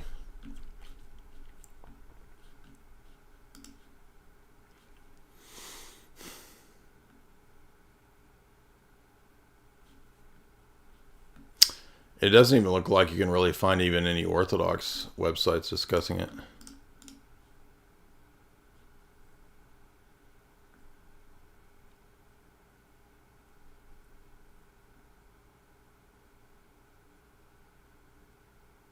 Even in Plato, the word aeon is in... Here's Father John Wyford talking about it, but he's talking about critiquing David Bentley Hart, I think. All right, well, this is talking about universalism. This isn't what I'm... This would probably be a good refutation of universalism. This isn't exactly what I'm looking for.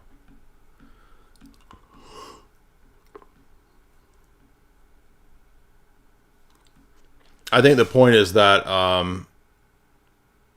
time suggests beginning and end.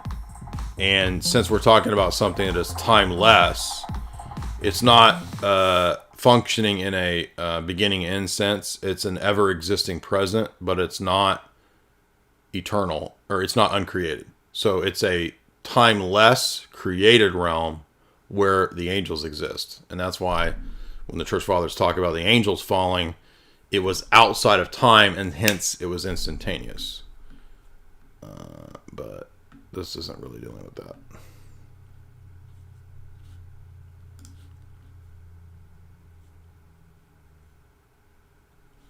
Alula, $5. Add me to your prayers. God knows. I love you, brother, as always. Thank you. Appreciate that, Lula. We'll do that. Silly Goose, $5. Do you have any thoughts on Dan McClellan? I think we did him on we covered him on that stream that Kotel and I did about deconstructing Christianity. So you can go watch that. He will not debate people, but if you have rebuttals, what are they? Yeah, go watch our video together about. We did two. We did one on my channel, Deconstructing Christianity, and then one on his channel, Deconstructing Christianity. I think we deal with McClellan in his video on his channel. Gabriel, $25. What happens to people who never hear of Jesus? Do they go to hell? We don't make that judgment. We're not told the destiny of people. We're just told to tell people to come into the ark. It seems immoral to witness to them and give them a chance to reject it if they would immediately go to heaven. Well, we don't say they immediately go to heaven. God doesn't tell us. And how he judges those people, we don't know.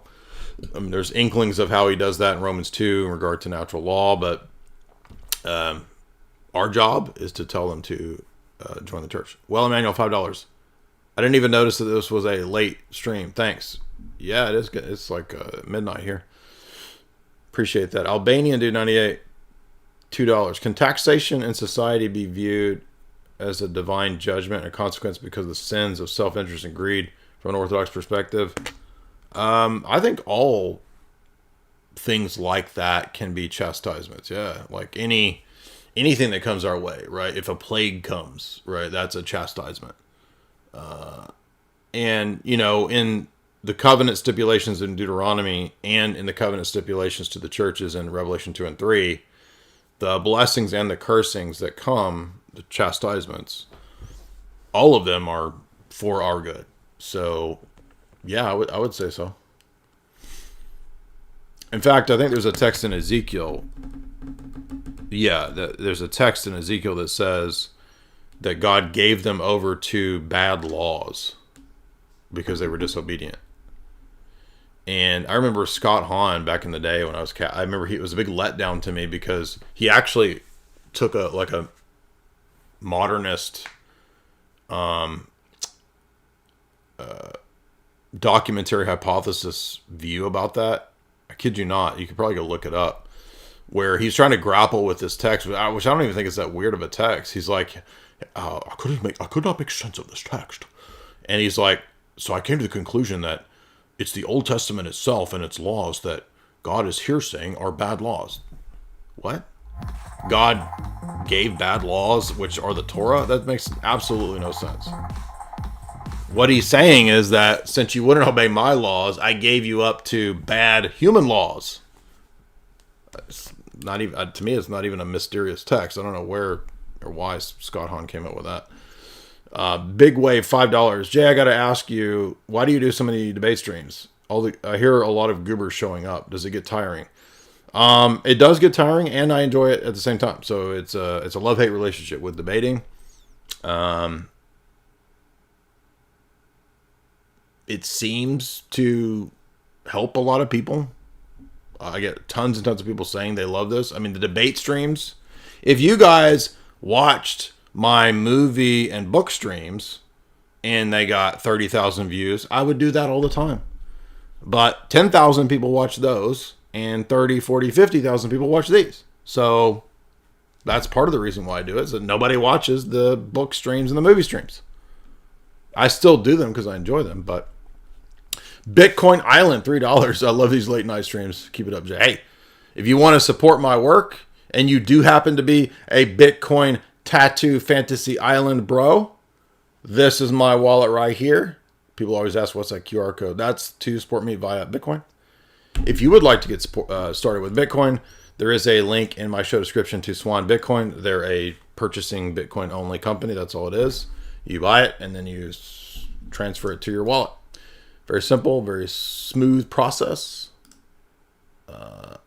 Also, if you want to support my work and your own health in the sense of increasing toxic masculinity, then head on over to chalk.com. They're the best in supplementation, particularly male vitality. I recommend that Chalk stack right there. Use promo code J44Life to get 44% off. You can cancel at any time, and you will absolutely up your toxic masculinity.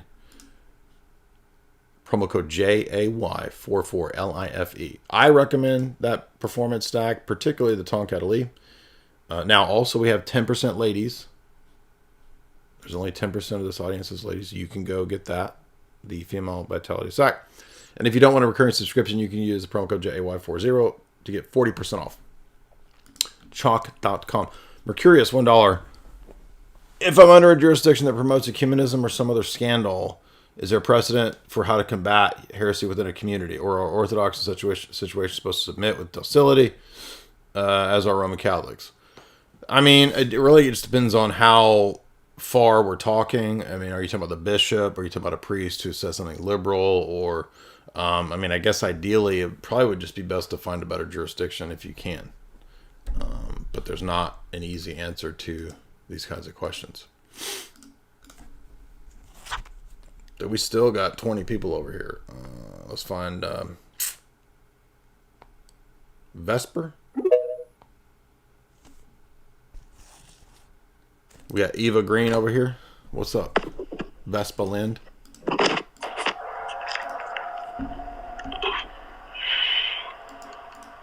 Hello? 1 second. Trying to see if I can hear you. Hello. All right, it's working now. All right, so I disagree with a whole host of stuff you said, but let's go with universalism. What's your issue with that? Well, the New Testament pretty clearly doesn't teach universalism. The church has condemned it at least 3 times in 3 ecumenical councils, so that's enough for me. Are you sure about that? Yeah. Because doesn't Eastern Orthodoxy believe in a sort of purgatory? No. With like the aerial toll houses. Well, that's not purgatory. Purgatory is created fire. God has no created fire. Okay, but you believe in like a purification of the souls.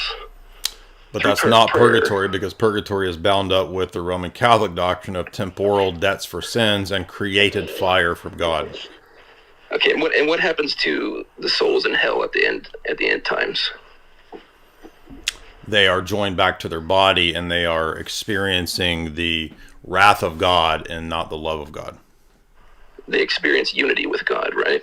No, the wrath of God, because God's love to them is wrath.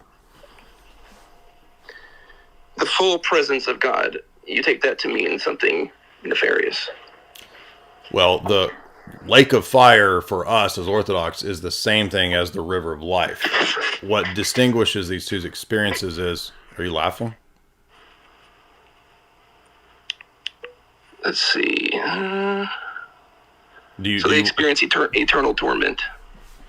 Right, so the Orthodox view is that the river of life is the lake of fire, but your recapitulation of the virtues or lack thereof is what determines your individual experience of the eschaton. So there's no reconciliation for people.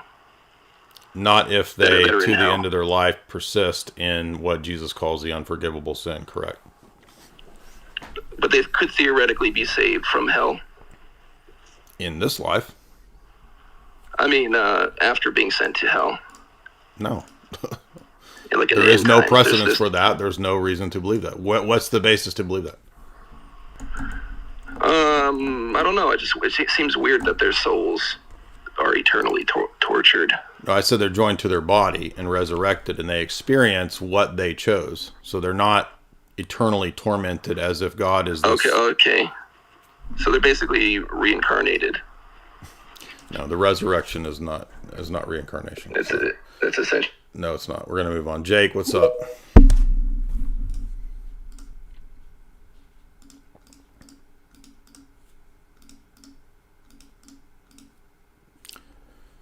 What's up, Jake? And I'm mute.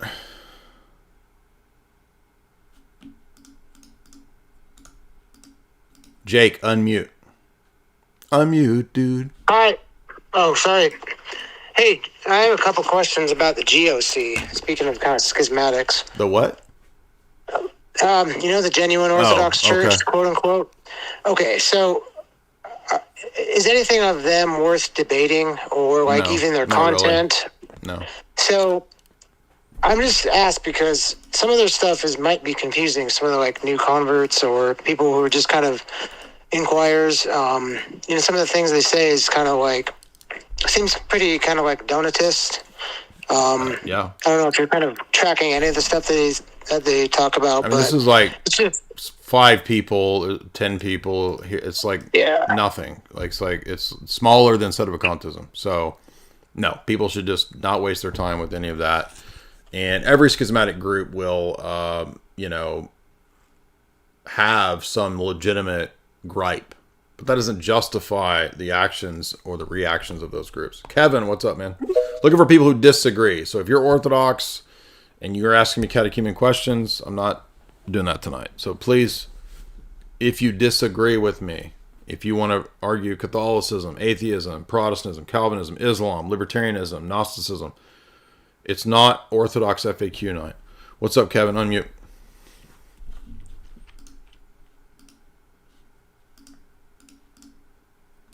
Kevin, unmute. Kevin. It's Kevin from The Office. What's up, Kevin? Unmute. Hey, Jay. Sorry about that. What's up? So I'm a pretty new listener. I've been watching recently a lot of your debates and all that. So I'm wondering if you wanted to talk a little bit about Jehovah's Witnesses. Okay. So really quick summary. I was raised in the Jehovah's Witness household, and in my late teens, I became anti-theist, like an atheist, anti-theist kind of thing. Mm-hmm. I'm recently finding my way back to spirituality overall, and I'm starting to lean towards orthodoxy. Mm-hmm. But my question to you is, and hopefully you can help me out here, is my family is super entrenched in this belief to this date. So I'm wondering maybe if you have some arguments to help maybe dig themselves out of that. Yeah, I would say a couple places to start. One would be right here. This video, Is Jesus God? Is God a Trinity? This is a video I made almost 6 years ago. It's had about 50,000 views on it. I would start with that video because I go through many Old Testament passages that prove that Christ is the second person of the Godhead, and he's called Yahweh. He's called God, not just in the New Testament, but all throughout the Old Testament. Next, I would say, watch the recent video that I did, Trinity in the Old Testament, which is a step beyond this initial video, where I actually go through all of the references to the Trinity in the Torah. So very precise, very specific, that we're literally going to walk through. This ends up being ultimately about 3 hours. And I think I missed one passage in either Numbers. I think in Numbers. So I got almost all of them. I missed one in Numbers, but it's another 3 hours of textual evidence and proofs that the Old Testament literally teaches the Trinity. Now, if the Old Testament teaches the Trinity, that's the end of Jehovah's Witnesses. We don't even need or have to go to the New Testament passages, which we can, because there's plenty of those in the New Testament as well. You could just Google New Testament passages that show the deity of Christ. But I really think the Old Testament passages are the most forceful because it really destroys Islam, Judaism, and Jehovah's Witnesses all at the same time. So check out those videos. Appreciate that, Kevin, and glad to see you moving in the right direction, bro. Jeff, what's up, man? Hello. Hey. Hey, what's up, man? So I am a new listener. Recently, pretty much accepted Jesus into my heart, and this has really helped. But I just wanted to kind of debate with you about the way maybe I've thought about things in the past, and just to kind of see like where I'd go from it. Even though I'm already kind of, on your side on it. Does that make sense? On what topic? Well, so just kind of the concept of good and evil. I didn't really consider the fact that there was a good or evil. It just kind of was. I didn't believe that I even have free will. I'm just a robot of meat, going through life, and survival is the mechanism in which I do everything. Run away from pain and run towards pleasure. That makes sense. Hedonism. In the sense, but I'm not, like a hedonistic person. At the same time, I see, doing things like drinking as dipping into a river that the more I dip my foot in, the more it submerges me and takes me down its path. And then I'm unable to get out of that river. So that's the way I would consider doing things that I didn't think it was bad. It's not like that river is an evil river. It's just that river is drinking porn, doing crazy shit. And sometimes I, get in a river probably more than I should, but I never got lost in it. Does that make sense? Yeah, you're saying like vices didn't run your life. Okay. Exactly. So and then I try to do positive things. And, for the most part, I was pretty happy doing that. So it kind of was like, and I grew up evangelical type of Christian. And I just didn't really see a reason to go to God. I'm not a depressed guy. I didn't fear death. And even coming back to Christianity, it wasn't the hell part that kept me from coming in. It's not like I was like, oh shit, hell. It was just like a logical conclusion. It was very like, you know what, I'm picking a side, I'm picking this side. How do you talk to somebody like me about Christianity? Because I feel like even bringing it up now to my friends, they're like, dude, Jeff's gone crazy. You know what I mean? Yeah, so what is the question? So it's just like, how do I explain good and evil? How do you even like... Because like in my sense, there is no good and evil. In my older sense, how would you say that there is a good and there isn't an evil? I guess like how do you prove that? I mean, I would say those are kind of like good is a kind of a transcendental. It's like a necessary category that like there has to be some good, or else you couldn't make value judgments. You couldn't say that this thing is not good or this is better or worse. So there's got to be some account of the good, rather than just saying there is the good. And I think if you start to, ask kind of basic philosophical questions, okay, well, what does it mean to say something's good? What is the good? How do I know the good? Where is the good, right? Those kinds of questions lead you into the domain of, well, then what isn't good? Is there evil? And that leads to the questions like, well, is there an ultimate good, a highest good, God? And then is there things that are against God? Angels, demons, etc. So, if you're asking for the kinds of questions that I would ask to people who don't believe, those are the sort of philosophical questions I would ask that lead to theology. So a lot of philosophical questions, we don't think of them as theological, but they actually kind of end up in the domain of theology. Daniel? So I would start with those kinds of questions, maybe.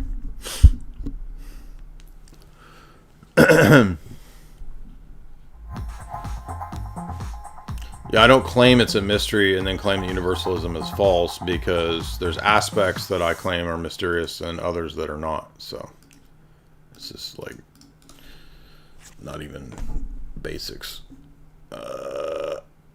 Daniel can't connect. Nathan. So we're looking for people who disagree tonight.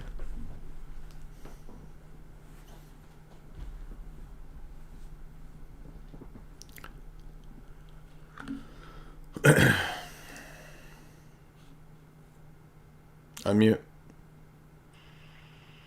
Hey Jay, I was just wondering, so I have a friend at work that he is into the faith healing, and it's based in Gnosticism, and I was wondering what the best argument against that is.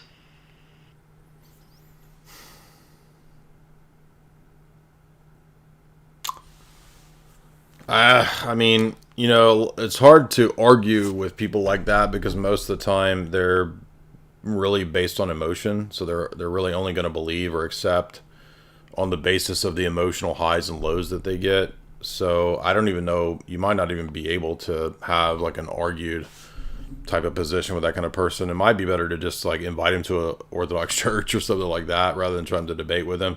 If I was going to debate with somebody like that, I would just try to get him to start questioning whether he's really seeing miracles, whether he's really seeing prophecies and all kinds of whatever he believes is going on at his Pentecostal group. Emmanuel Herrera. We're looking for people who disagree.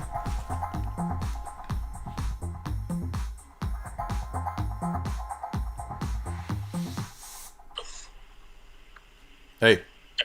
Hello. What's up, man? Hey, so I just kind of wanted to talk about like the LPT, kind of. So basically, the argument that was given to me was if the Father is identical to the essence. Yeah, we've covered this many times. We did whole talks on it. No, but like particularly for the essence and like particulars and universals, like not just like the standard LPT argument. So basically, How would the logical problem of Trinity relate to universals? I don't understand. Well, it isn't more the LPT, more just God being three, like the Trinity being three gods. Well, strictly speaking, it's not three gods. I mean, it's one God, the Father, and then the Son and the Spirit participate in His divine essence. So, I mean, are you just like what's the problem? Like, I've covered the LPT explicitly, extensively, multiple times. Yeah, and I watched your videos on it. Okay. It was just this is like a distinct argument because it was like if I believe the Father's identical to the essence, but then I believe the divine essence is a universal, does that mean the Father's universal? Well, and most of the church fathers don't believe that divine essence is a universal. Some do, some don't. So that might be a problematic terminological use. I wouldn't equate the divine essence with a universal. It's like a universal in the way that something can be one and many, just like particulars and universals can be both and. So in the Trinity, it can be both and. But I don't know that the divine essence is a universal per se. I think maybe Nissa thinks that, if I'm going from memory. But most church fathers don't think that. So then if I say that it's three particulars, he said, well then that means if you count God by particulars, there's a sense in which you have three gods. Yeah, but it's just a different use of the word God than what's being picked out by the essence. So, I mean, Nicene Creed says, God from God, light from light. So there, the word God is just picking out hypostasis. Okay, so yeah, that answered my question. Thank you. Mm-hmm. Have a Merry Christmas. You too, man. I'm just starting to get a little tired. I'm not frustrated with you. It's just my mind is kind of turning to mush at a certain point. Louis V, what's up? We've been going for... Unmute, dude, $1. How do you claim to be a Christian when you've never had visions of huge breasticles and gorged with milk? Well, how do you know I haven't had that dream? I just haven't told you guys about it. Anonymous, $3. I love your work. What do you think is the best... What you think is the best debater quality? And what should you focus on? I think the best thing you can do in debate is to try to be defeated. I'm being serious. What? Yes. I'm being 100% serious. Why would you try to be defeated?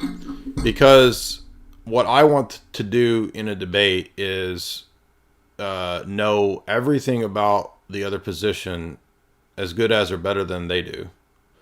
And I want the truth so bad that I actually want them to show me if I'm wrong.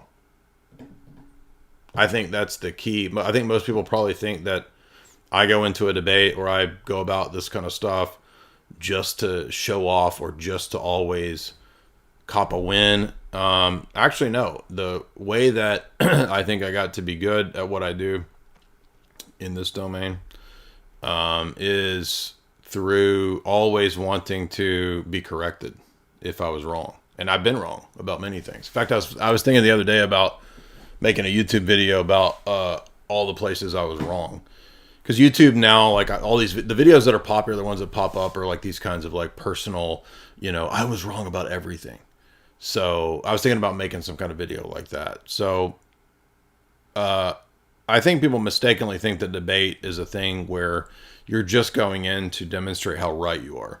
That's actually not what you're doing. What you're doing is you want to go in and you actually want to be corrected if you're wrong. And so how would that make me win debates? Because if I am debating somebody who's a Muslim and I'm listening to their debates, I want to know what their good arguments are and where they're right. If they are right. Maybe they're not, but maybe they are. So this process of always, and not every human being is going to be successful in this. Sometimes you're going to fail at it because you're human, you're limited, you're weak, you don't have all the time in the world. But if you're at least trying to understand the other position, you're going to be much better off than if you're not, and you're just playing games and you're whatever. And some of you might think that, oh, he's ignored my argument. It's because I can already sense within about 20, 30 seconds that you don't have a good argument.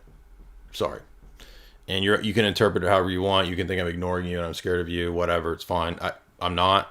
I can tell right away.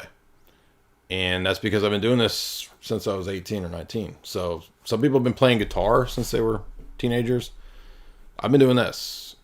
And that's why I do have a reputation of not losing debates, because I go into debates wanting to lose debates, meaning that I want to know the actual position and arguments of the opponent. And I can only think of a couple times in public debates since I've been doing them on YouTube, at least. I mean, I've been doing debates since I was 18, 19, but in terms of public YouTube debates, I can only think of a couple times where, and this happens in debates because you don't always know, for example, what people are going to bring in their opening statement, and you don't always know what they're going to bring across examinations or rebuttals, right? So they might bring something to the table that you've never heard. They might, in their opening statement, throw out something that you don't know about. And I can think of a couple times in public debates where people threw curveballs or threw stuff at me that I wasn't really familiar with. But even that doesn't necessarily mean you lose the whole debate, because debates cover a lot. They can cover, a lot of broad topics, a lot of information, a lot of disputed points. So I think winning and losing debates ultimately ends up being about who has overall the best argument. Unfortunately, a lot of debates nowadays ends up coming down to 30-second clips, which is really lame. There's not really any way to stop that, but people have such short attention spans and everybody's so lazy that I guess that's kind of unavoidable. But I don't know. I just spent like 20 minutes replying to a question about debate. So I think if you wanted to be a good debater, what I would focus on, I always tell people, go listen to the Bonson-Stein debate about 5 or 10 times. Take notes on it. Learn the way that Bonson debates, because he was probably one of the best debaters, at least the last century. He's just a master at it. Doesn't mean I agree with all his positions, but he was a really good debater. Actually, the sad part is that I wish Bonson had done more debates. We would have had a lot of really fascinating, great debates to study if he had done more. Of course, Bonson died somewhat young. But I would say study Greg Bonson's Gordon Stein debate and his other debates, because even the Tabash debate, there's stuff to study there as well. I've done reviews of all those debates on my channel if you go into the archives.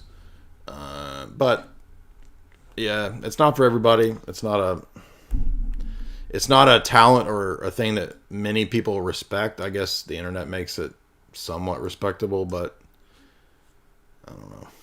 People just think that you're a jerk and that you're just trying to be mean, or that you just want to show out, and that's not really what it is. I mean, it really is about pursuit of truth.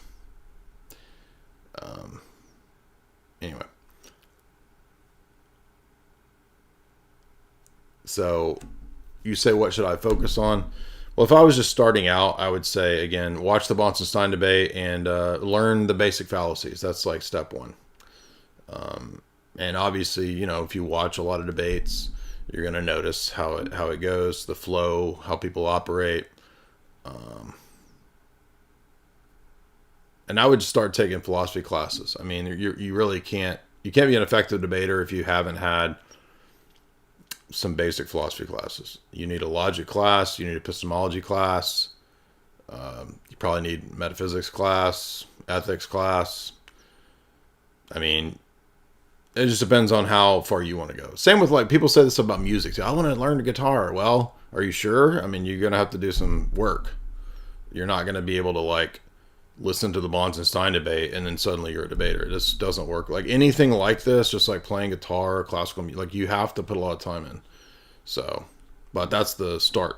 David A, $1. Thank you so much. Clip and Trim, $1. Should we open up a Clip and Trim on Bitcoin Island? You can try, because it's going to be Libertarian Fantasy Island, and I mean that means it's a free market, bro.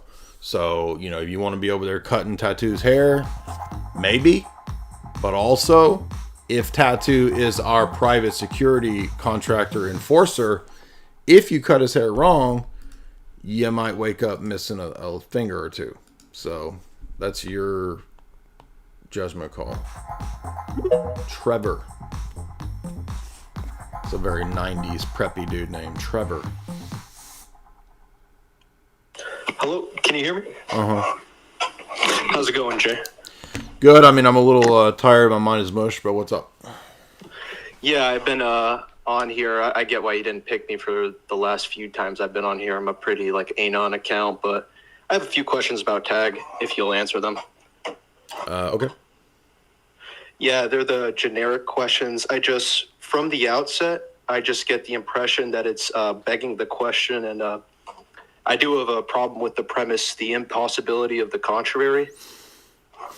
So if I say X is a necessary condition of Y, therefore X, do you think that's not a valid form? I think the form is correct. I just proving the premise, the impossibility of the contrary, is just something I'm just curious about. Well, I mean, that's not the only way that you can state the argument. You can state the argument that only the Christian paradigm gives an account for ethics, metaphysics, and epistemology. I could phrase it like that. So I don't have to have to use the phraseology of by the impossibility of the contrary. Okay, but how do you prove that? Well, because any other paradigm is not going to be able to give an account for knowledge, ethics, metaphysics. Mm-hmm. How do you prove that though? Because there's a limited number of starting points for any possible position in ethics, epistemology, and metaphysics. It's not an infinite variety. Sure, I get that, but how do you demonstrate that the other worldviews can't account for that? Because the other worldviews have to choose some binary in either of those three disciplines. So, for example, either knowledge is objective or it's subjective. Okay. There's not an infinite series of options that you could choose to give an account for that binary. Yeah, that makes sense. And either route you choose is going to determine a bunch of other things in the system or in the worldview. So likewise with metaphysics, like either the universe, is eternal or it has a beginning.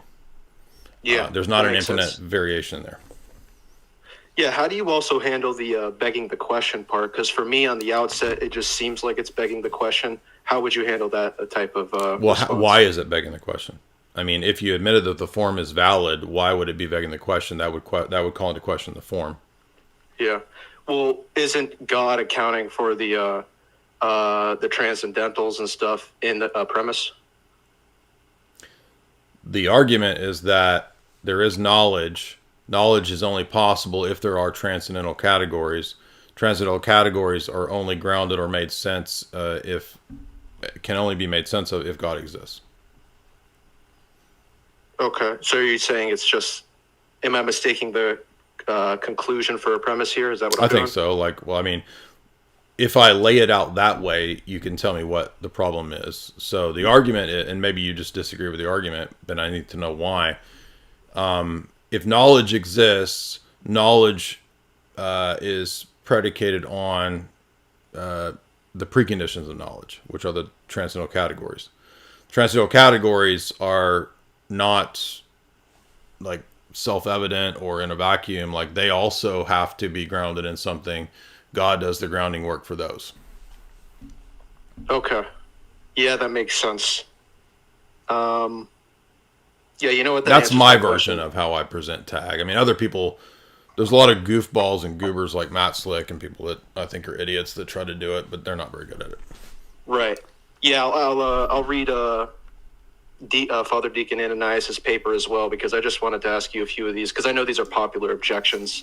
Sure. And I welcome those. And he actually, I think his latest paper addresses the last objection that you had, if you haven't read that one. Okay, I'll check that out. Thank you. Yeah, good questions. We're looking for people who disagree. EDD.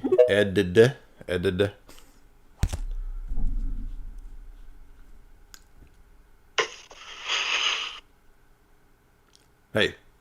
Hey, how you doing? What's up, man? What's on your mind? Good to talk to you again. Thanks for staying up with us tonight. I'm a bit of a night owl, so appreciate the I am too. longevity of the stream.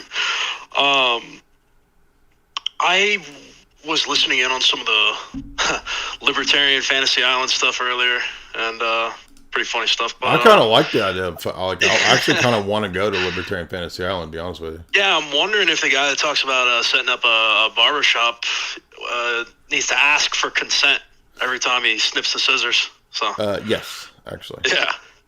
I just wanted to pick your brain on the idea of what do you think is the ideal form of government? Obviously, nothing is perfect, and yap, but I tend to a libertarian monarchy. That's what I think. See, I was phrasing it to a friend of mine as a constitutional monarchy. Would that be, I mean, in line with what you're saying or thinking? Yeah, it's just that like the historical versions of constitutional monarchies are kind of gay. So as long as we could divorce it from like the constitutional monarchy that like was it Locke? I think Locke, one of the Enlightenment guys was like, right, we got to move away from dynastic hereditary monarchy. I don't know about that one. I've never been able to figure out whether I think that, because there's a lot of positives to a dynasty, but there's also setbacks, drawbacks. So I don't know. I really don't know. Right. Now I know the reference is a bit cringe and overweight, but I don't know if you're into the Game of Thrones at all, right? George R.R. Martin being kind of a strange character. I watched the show, but I've never read the books, but I've watched it. There's kind of a line in the show that talks about the crown and the faith are the twin pillars of the world, and I thought, that kind of stuck with me. Like, yeah, that expresses the medieval worldview. Right. Thinking about that, I mean, that's more ideal, right? We talk about, like, I guess grievances with the papacy and deposing emperors and stuff of that nature. But, I mean, wanting something that's more cohesive, right? Like, am I wrong in saying, like, the bishops sat next to the Byzantine emperor? Like a two thrones situation? Well, that's the whole purpose of the double-headed eagle, so yeah. Right. I mean, and this gets into, I guess, a dodgy territory, and I've had quite a few arguments with these guys, but, I mean, I'm leaning into the idea of, at that point, Christian nationalism. And you say that, and people get afraid of that one. It doesn't bother me, or I'm not afraid of it. It's just that a lot of the discourse right now about Christian nationalism, people think that that's a thing that we're going to enact right now. Right. I don't know I just don't think that's very feasible. I think the reason is that we've already been turned into this pagan culture. So I think we would have to re-Christianize the culture, which will take a long time.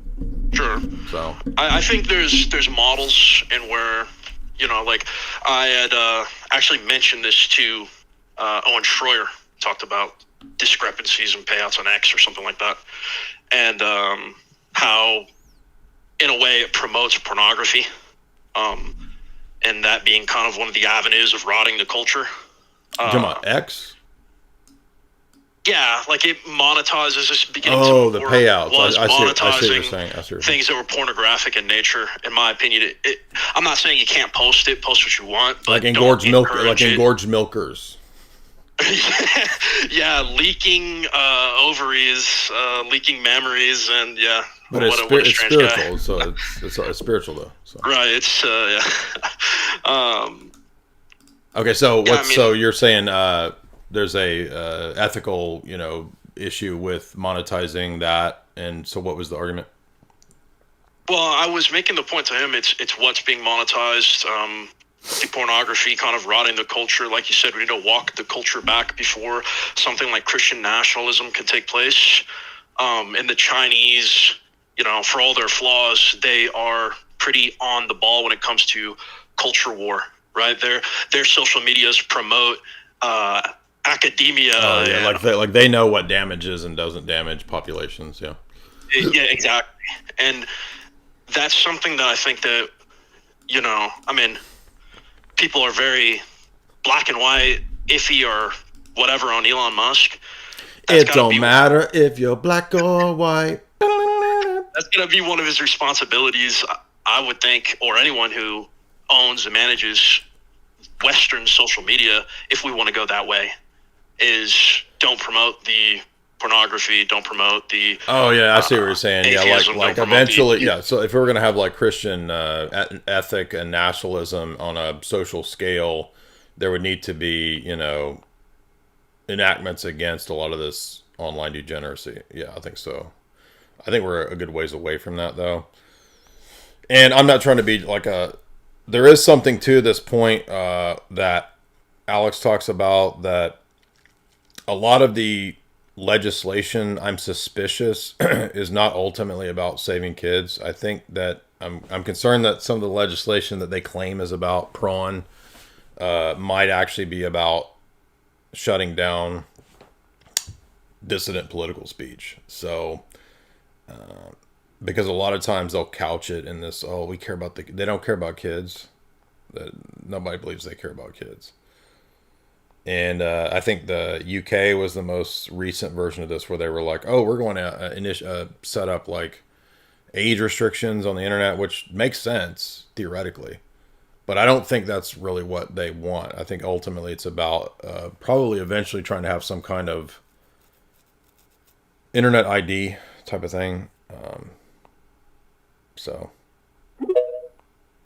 I don't know what this is all like super complex stuff. I don't know what the answer is. Read we need Libertarian Fantasy Island. I don't know. And like like what if everybody has their own island or something? This is so crazy. I don't know. It's like Orson Scott Card's Mormon, like his universe where there's like a Mormon planet and a Catholic planet. like maybe we could have, like, I don't really believe in all the space stuff, but could we have like, instead of nation states, what if we could just divide up the earth to have like, you go have your degenerate society over here, and if all the purple-haired freaks want to go live in a crazy cult, go do it. Go over here. You know what I mean? That would be ideal, but of course that's never going to happen. But Orthodox Bitcoin Island over here, go test that out. Roman Catholic trad world, go over there. Go do your thing over there. Could we do that? I don't know. I mean, that's totally idealistic. It's not realistic, but it sounds fun. What's up, Rachel? Hello. Hey. Hey, I only wanted to say one thing, which Sure. is that I can already tell you that Libertarian Fantasy Island is just going to end up being butt stuff. That is a danger. It does seem like, yeah. I mean, the TV show, I remember watching it as a kid. Wasn't it like where they create your fantasy or something? I don't know. I never watched You never the watched show. it? You've never seen that? No, I should have. I'm an 80s kid, but I just never watched it. I'm an 80s kid, I just know from debating libertarians for years now. It just that ends up it's just being, gonna end up look, I being want to butt put stuff. something in my butt, so leave me Right. alone. Right. Yeah, basically. That's all I have. Fair enough. Great point. That's why we need like Orthodox Bitcoin Fantasy Island. So let's see. They remade this 5 years ago. Did I see this? I can't remember if I watched this. They made a TV show, Fantasy Island. Oh, I did see this. I did see Fantasy Island. It was mid. In the TV show, it was not what you expect. You think it's going to be like... I mean, in the movie, the remake, it just didn't make sense. It wasn't very good. It's funny too, because these like half the people don't even know what I'm talking about. They've never heard of Fantasy. But when you're a kid, when I was a kid, I never liked this show. I just remember it coming on, right? And you've got Ricardo Montalban, who's like the host of this island. I don't even know what his pet midget dude is even like. What's the point of this dude? He just comes out and screams the plane.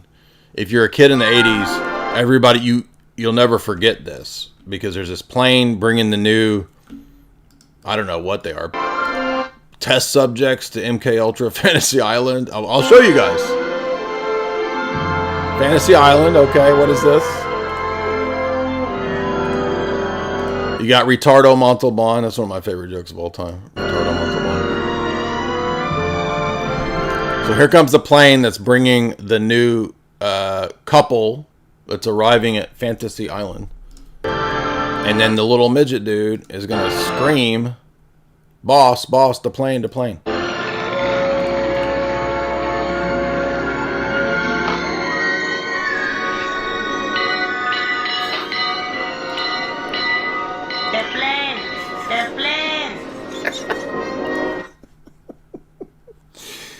There you go. The plane. I think he does it again too when Ricardo Montalban picks him up.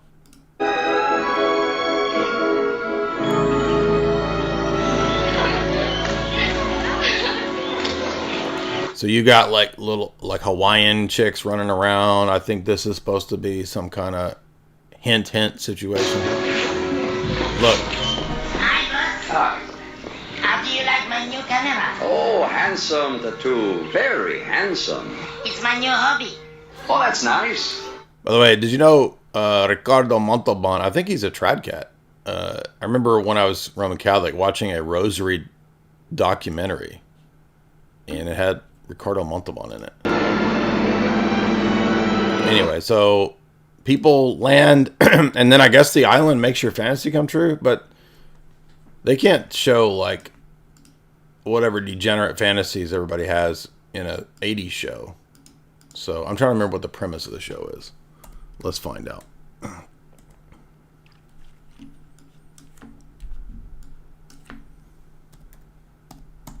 And I'm about done for, so.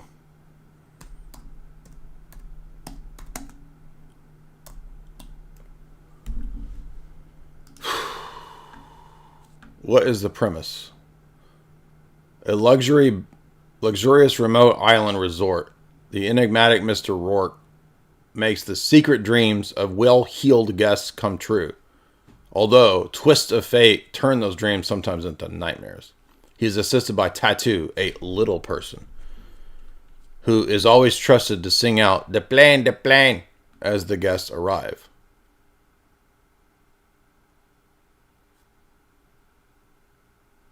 Okay, well, that doesn't really tell me exactly what. I don't know, man. It's weird stuff. It's probably some kind of MK Ultra island or something. Okay. I don't know what. You're thumbing down. What are you thumbing down? Go ahead, man. What's up?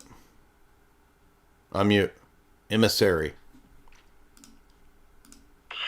Yeah, I'm just curious as to why you would open a room about debate and then you never speak anything about the topic of what the room is about. I mean, we've been speaking about that for 4.5 hours. What are you talking about? Okay, I've only been here for close to 1 hour, but nothing's been said at all about what it is that you believe. I've looked at your profile, I've looked at your website, I've looked at a number of things that you've posted. The last 30 posts you've made on your profile have nothing to do with any type of scripture. So and one of the posts that you had made, I think it's the 29th post on your profile. I was trying to count all the posts that you had made. But one of them said that you are not Protestant, you are not Muslim, you are not atheist. So what are you? Orthodox. Because it doesn't seem very clear. It doesn't seem very clear at all. Orthodox. Orthodox. Orthodox what? Christian. Okay, you do realize that Christianity came from Judaism, right? Yes. Okay, do you realize that Passover was not an atonement offering? Okay. It's a meal, sure. Okay, so when should Jesus have died? If at all Yah had accepted sacrifice. When should he have died if he was going to be an acceptable offering? If Yah even accepted human offerings, which he doesn't. But can you tell me when he should have died? So what is your group? You're what kind of weird messianic cult? What are you in? No, I'm saying if you read the first... I want to know your position. You asked me my position. I said it. So what group are you from? Right. What group are you from? The first commandment... What group are you from? I'm not a part of a group, but... You're not a part of any group. What you have a bunch of Hebrew-ish on your profile like that makes you better. So you're some sort of weird messianic cult. Anything that you would like to know from Scripture based upon Hebrew or the Old Testament, I will definitely delineate it for you. So you're in a cult. You believe that you're an emissary of the Most High or whatever. So you're a Judaizing heretic. So you're not in the church. You don't believe in Christianity, right? Is Jesus divine? Absolutely not. Yeah. So you're a heretic, exactly. So you're thinking that Yah impregnated someone who supposedly was righteous? You can't even talk. You can't even get your words out. So do you accept the Bible or not? I accept what Yah had given to his people originally. Do you accept the New Testament? No. So are you a messianic or not? I'm trying to teach you the first commandment. All right, so you're not going to answer. You're absolutely, you're a lunatic, right? So you're not going to answer my questions. Moving on. Halo, what's up, man?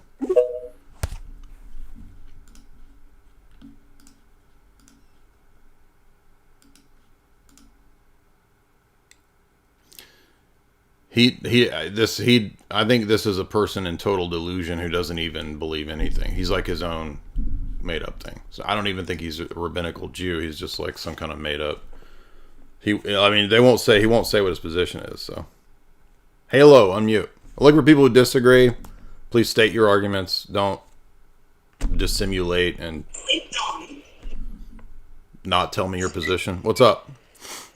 Not much. What's up with you guys? I see you in here having a theologian conversation. Mm-hmm. I'd like to take part in. Okay, sure. What's your position? I'm Orthodox Christian. I'm also Christian, born again Christian. Orthodox, what's the difference? More like Roman type Christian or what? No, we're not papists. We don't believe in the papacy, but we do believe in real sacraments. We do believe in the historic, church based on apostolic succession. We believe in tradition, 7, 8, 9 ecumenical councils, etc., etc. How do you get to become an Orthodox Christian, I guess?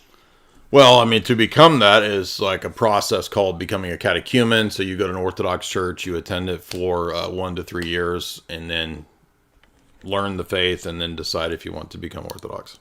So is this more of when you mentioned tradition, so is this more of a religious type of thing, not more spiritual based, but more like by deeds, practices, things you have to do to... It sounds more like Catholic, right?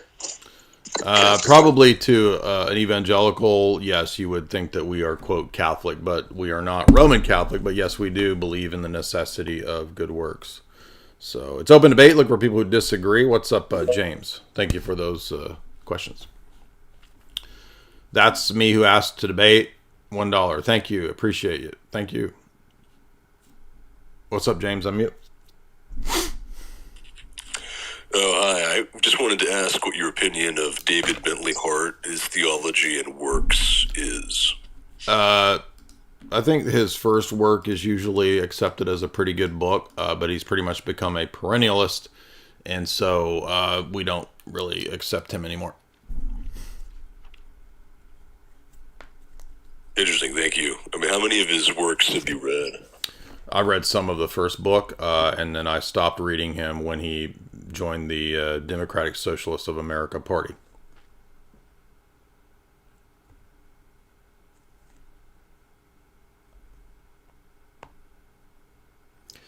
By the way, we discussed him earlier tonight, if you want to look at the critiques of universalism. Lord Mullen.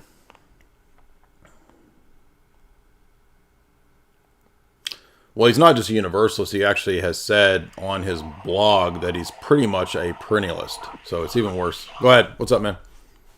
Yo, what's up, Jay? Do you have a disagreement? Yeah, I have a question. So, do you know of the Roman Catholic guy, Duong? He's like a YouTuber. I know of him. I don't know him. Okay.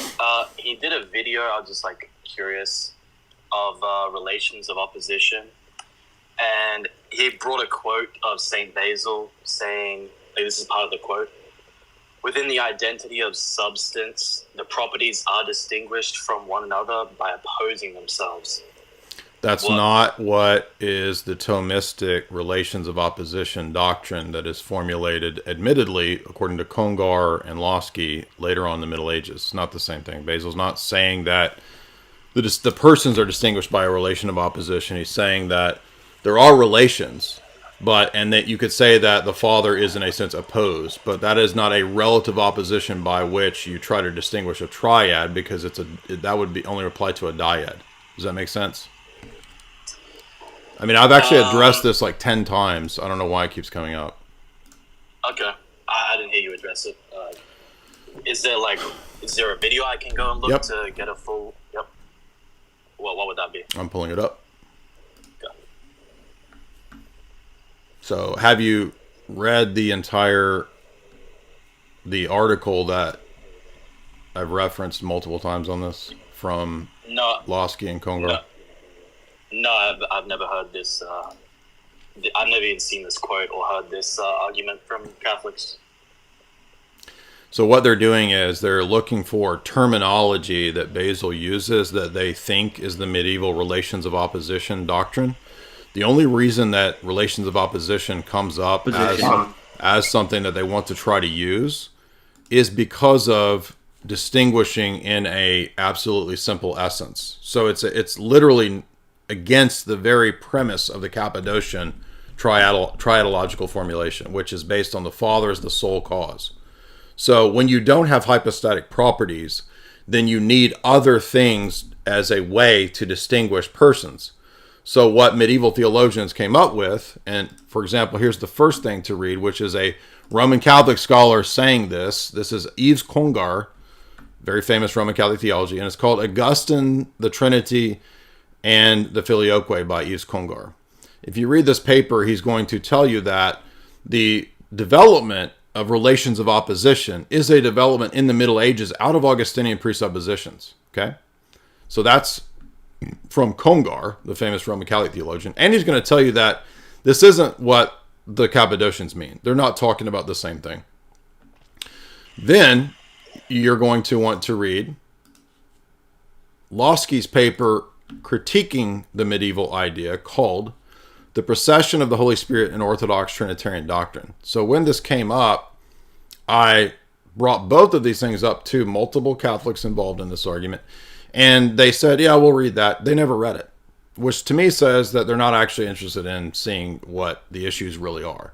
What they wanted was, quote mine, to make it look like Basil teaches the medieval Thomist doctrine of relations of opposition, which is dumb. Literally, Congar will tell you the Cappadocians don't have the Augustinian idea of Trinitarian theology. And that's why Constantinople I is not Augustinian Trinitarian theology. It accepts Cappadocian model stuff. So read these two articles because they will make clear what I was arguing from the get-go, especially the Losky paper, where in the first 4 pages, he critiques the notion of relations of opposition. Okay. I'll read those two. I have one last question. Uh-huh. What did you make of Father Josiah Trenham going on Voice of Reason and that whole discussion? So I was curious to know if perhaps the guy, I don't remember his name, but he may have presented himself as an Orthodox person or a catechumen or an inquirer. Voice of Reason.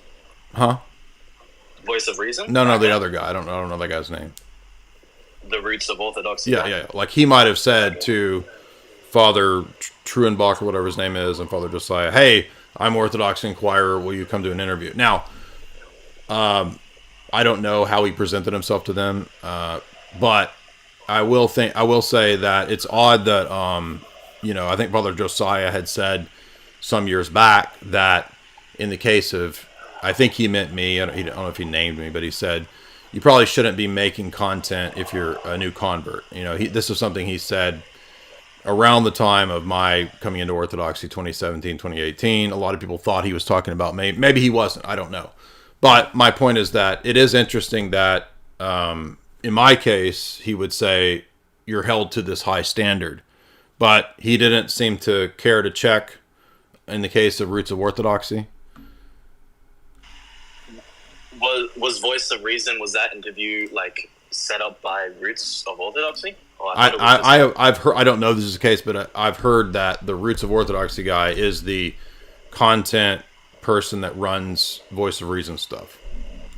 Oh, okay. But I mean, maybe that's not true. I don't know. Okay. Well, that was all. Thanks for the question. Yes, but be sure and please do read the Congar paper. It's not that long, and then please do read the Losky paper, because I think you'll see what I'm saying, and that the stuff that they're saying is really kind of ridiculous. Things would go a lot better if they would just look at this stuff. What's up? You keep thumbing down, man. What's your problem?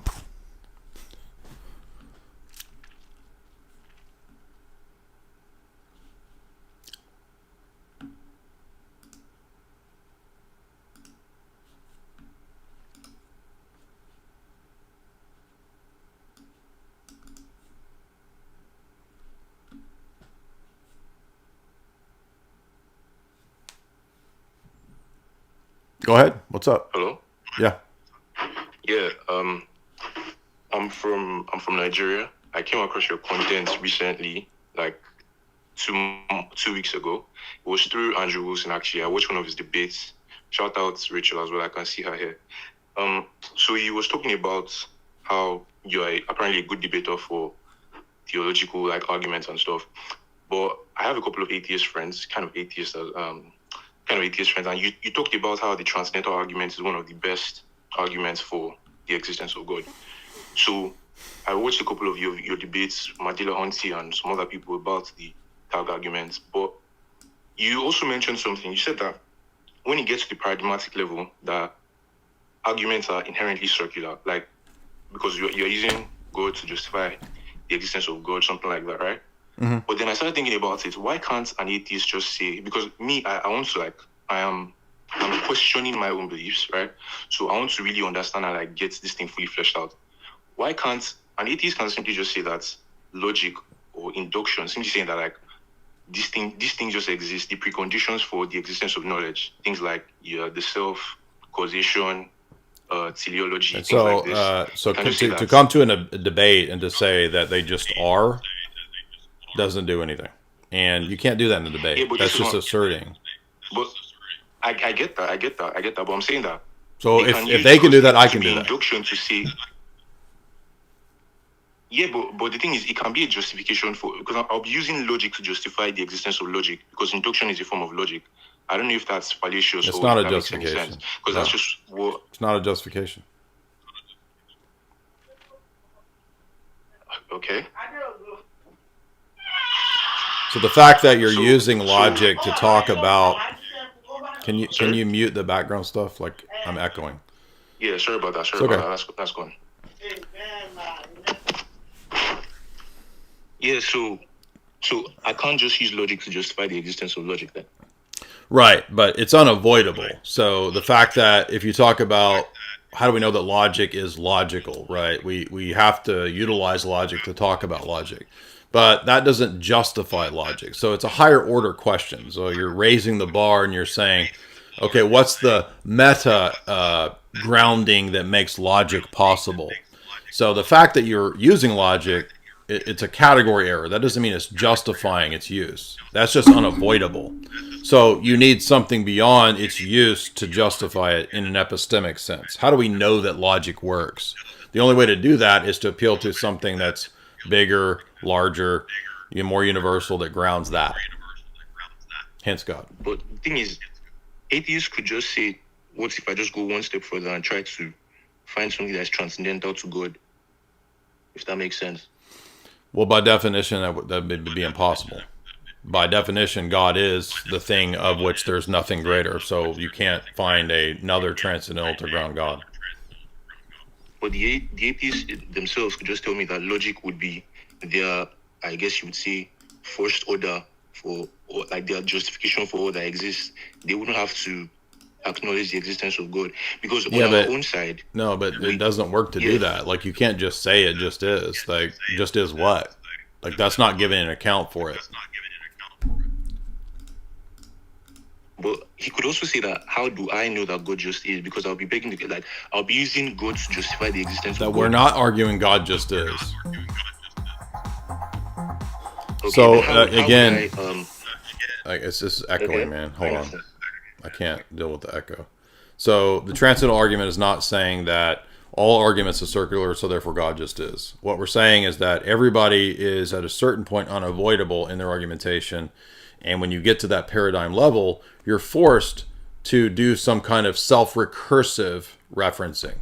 So the question isn't who can be circular and who can't. The question is, how do you avoid a contradiction within the system that negates the system? That's the argument. So you can't just say, well, I'm an atheist and logic just is, right? And because we're not saying, well, God just is. No, we're saying that God does the grounding work in an epistemic sense to ground the transcendental categories which make knowledge possible. That's not the same thing as saying God just is. I'm looking for people who disagree. So you guys are raising your hand. Please raise your hand if you disagree.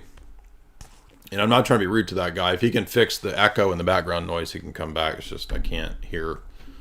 Every time I talk, I hear myself echoing.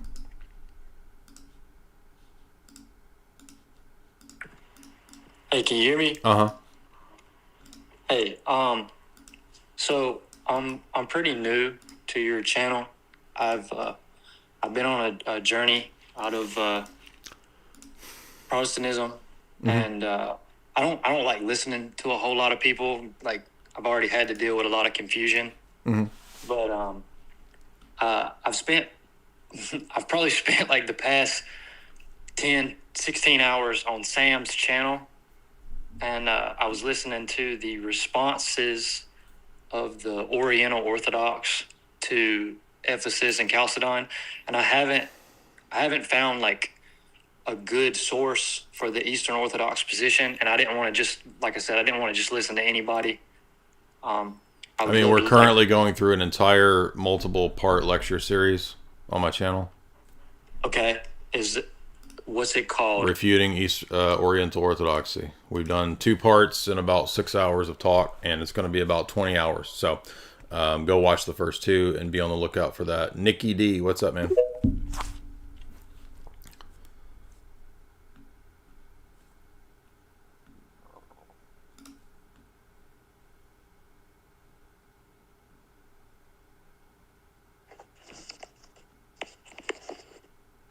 I guess, am I on? Uh-huh. Okay, cool. Yeah, I think we might be a little more productive if we focus on civics and political science and maybe culture if need be. I'd like to advocate for our constitutional republic of the Constitution of the United States of America. Okay. I mean, that's not really in the topics of debate, so what do you want to debate? Libertarian is, so I figured civics and political science are on the table, and I've heard you advocate for a theocratic monarchy, so I don't know if you're really in favor of that or if you just really want to am. restore... Ultimately, I don't think we're going to actually see that, but I think it's the better form of government. Well, I think we just need to restore integrity of public servants. I mean, the Securities and Exchange Commission and the Federal Trade Commission haven't been doing their job for at least decades. And the Federal Reserve Bank hijacked our nation in 1913. Yeah, I agree with that, but how does that tell you what integrity is? Well, integrity is, when I'm referring to the public servants, right now they're a bunch of insider trading, regulatory captured, blackmail, extorted, and bribed, compromised, financial conflicts of interest, and foreign influence. Yeah, I agree with all that. Well aware, but that's not really the topics of debate today, but thank you, man. So the topics are listed as Catholicism, atheism, Muslims, libertarianism in terms of the philosophy, and Protestantism. So if you disagree, raise your hand. So we're taking people who disagree. Are we done? Are we down to the no more disagreeers? Thai soccer.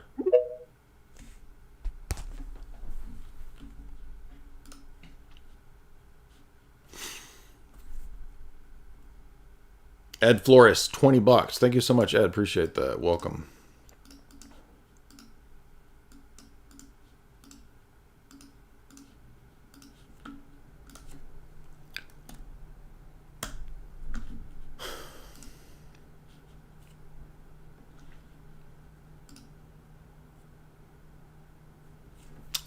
Guess he can't connect. Jordan.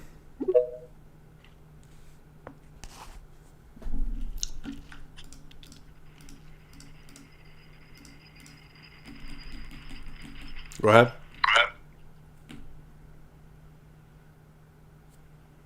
Hello?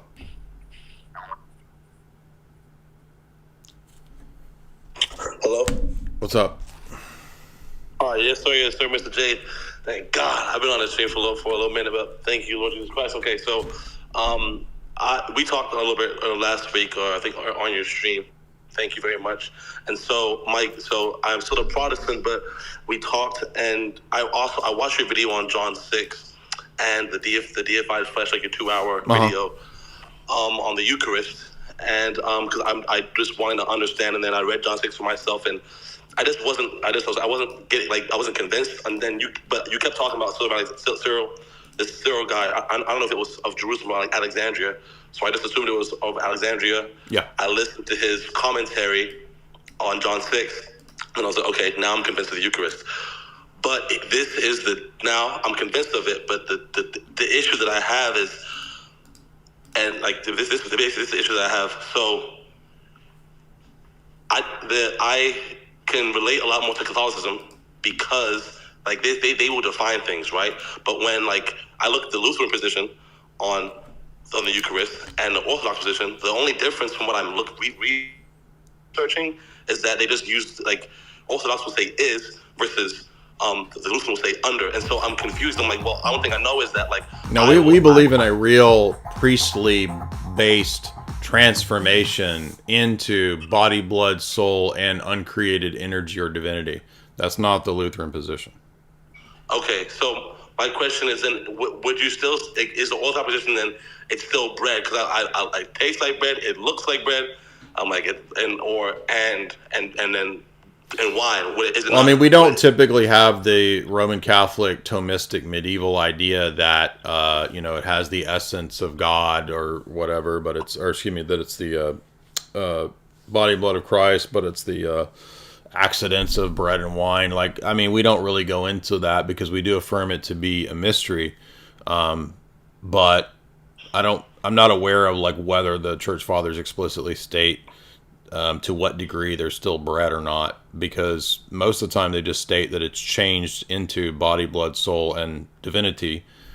The divinity there is the uncreated energy. So you have to understand that the only way to have this consistent position of it really being the deified flesh is to have the energies doctrine, and only the Orthodox Church has that.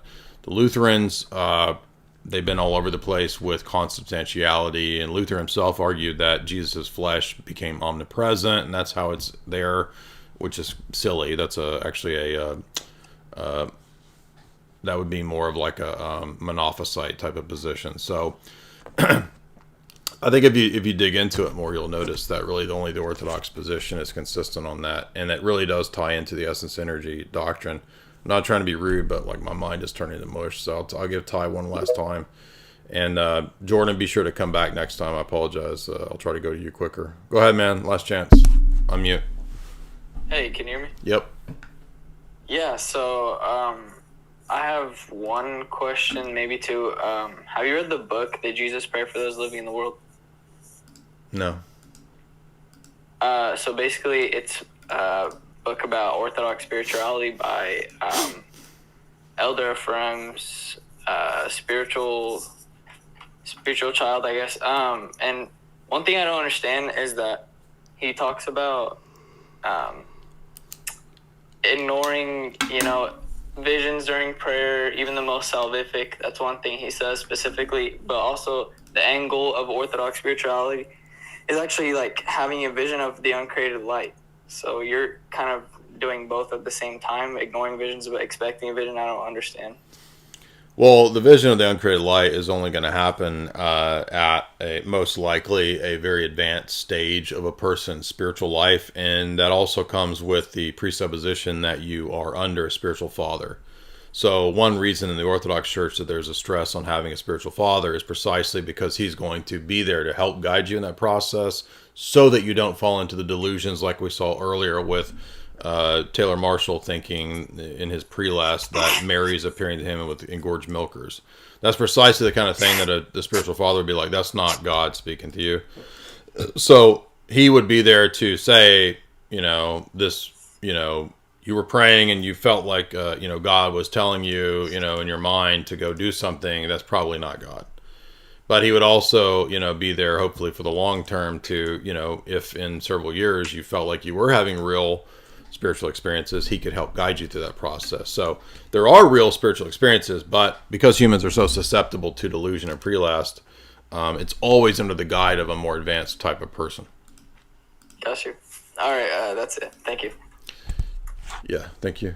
I thought you disagreed, dude. You were raising your hand like you disagreed. Does anyone else disagree? Last chance. You got to disagree, though. If you don't disagree and you're just asking me catechemic questions, which I'm not mad at you, I'm gonna pass out. Hippo, are you disagreeing?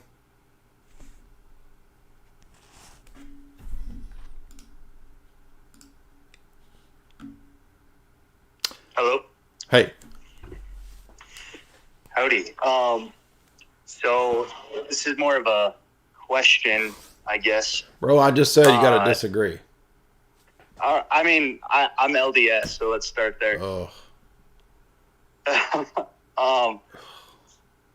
My question is, and I've tried to have other people explain it to me, but I just felt they weren't like in a position to be like a teacher of this subject.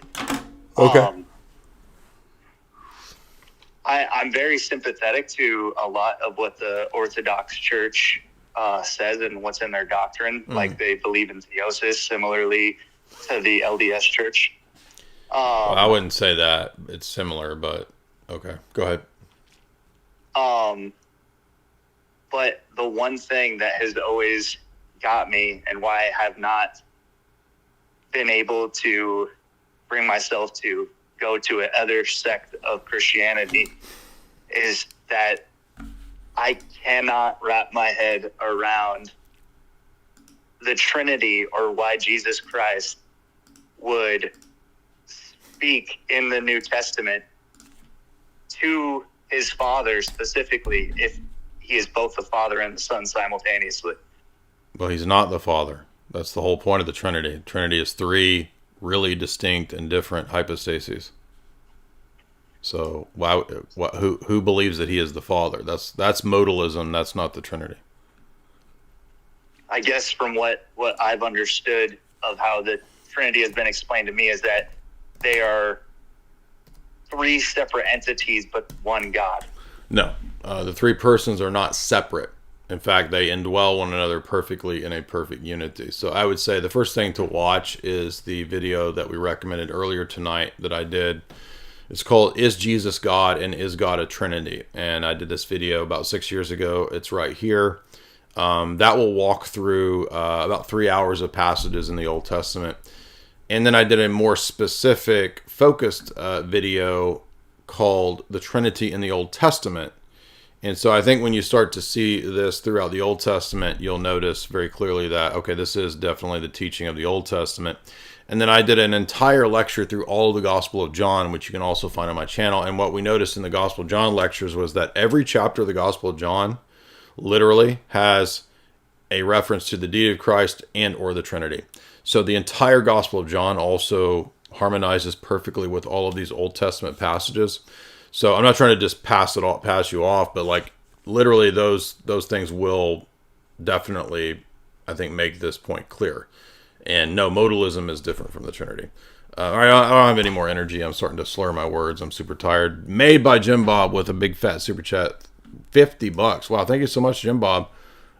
Guys, be sure, if you're not subscribed, Jim Bob is over there really powering through debating the atheists. He's like, just, you thought I had fortitude over here with this? No. Jim Bob is like got 5 times the fortitude I do to deal with the atheists for 4, 5, 4, 3 hours at a time. So be sure and check out Jim Bob. Do you disagree? Alex, I'll go to you if you disagree. But please, no FAQ questions. Only people that disagree. We've had a lot of fun tonight. We're going to Libertarian Fantasy Island. We're going to put things in our butt, as Rachel said. Literally, I'm joking. You have to disagree, dude. Or else I'm just leaving. Yo, I disagree, and it's I'm 100% right too in the way you say espresso. I knew it was going to be a fake disagreeer. I knew it. Yeah, I know. I knew it. I'm going immediately to Libertarian Island, and I'm not passing go. I'm not stopping to collect $200. Oh no, I am passing go. Or nobody disagrees. I'm done. I don't have no more energy. But hey, be sure and follow Jim Bob. He's throwing out fat money super chats. He's throwing out that Getty Green. He's throwing out that cheddar. Head on over there to Jim Bob's channel and be sure and follow and support our buddy Jim.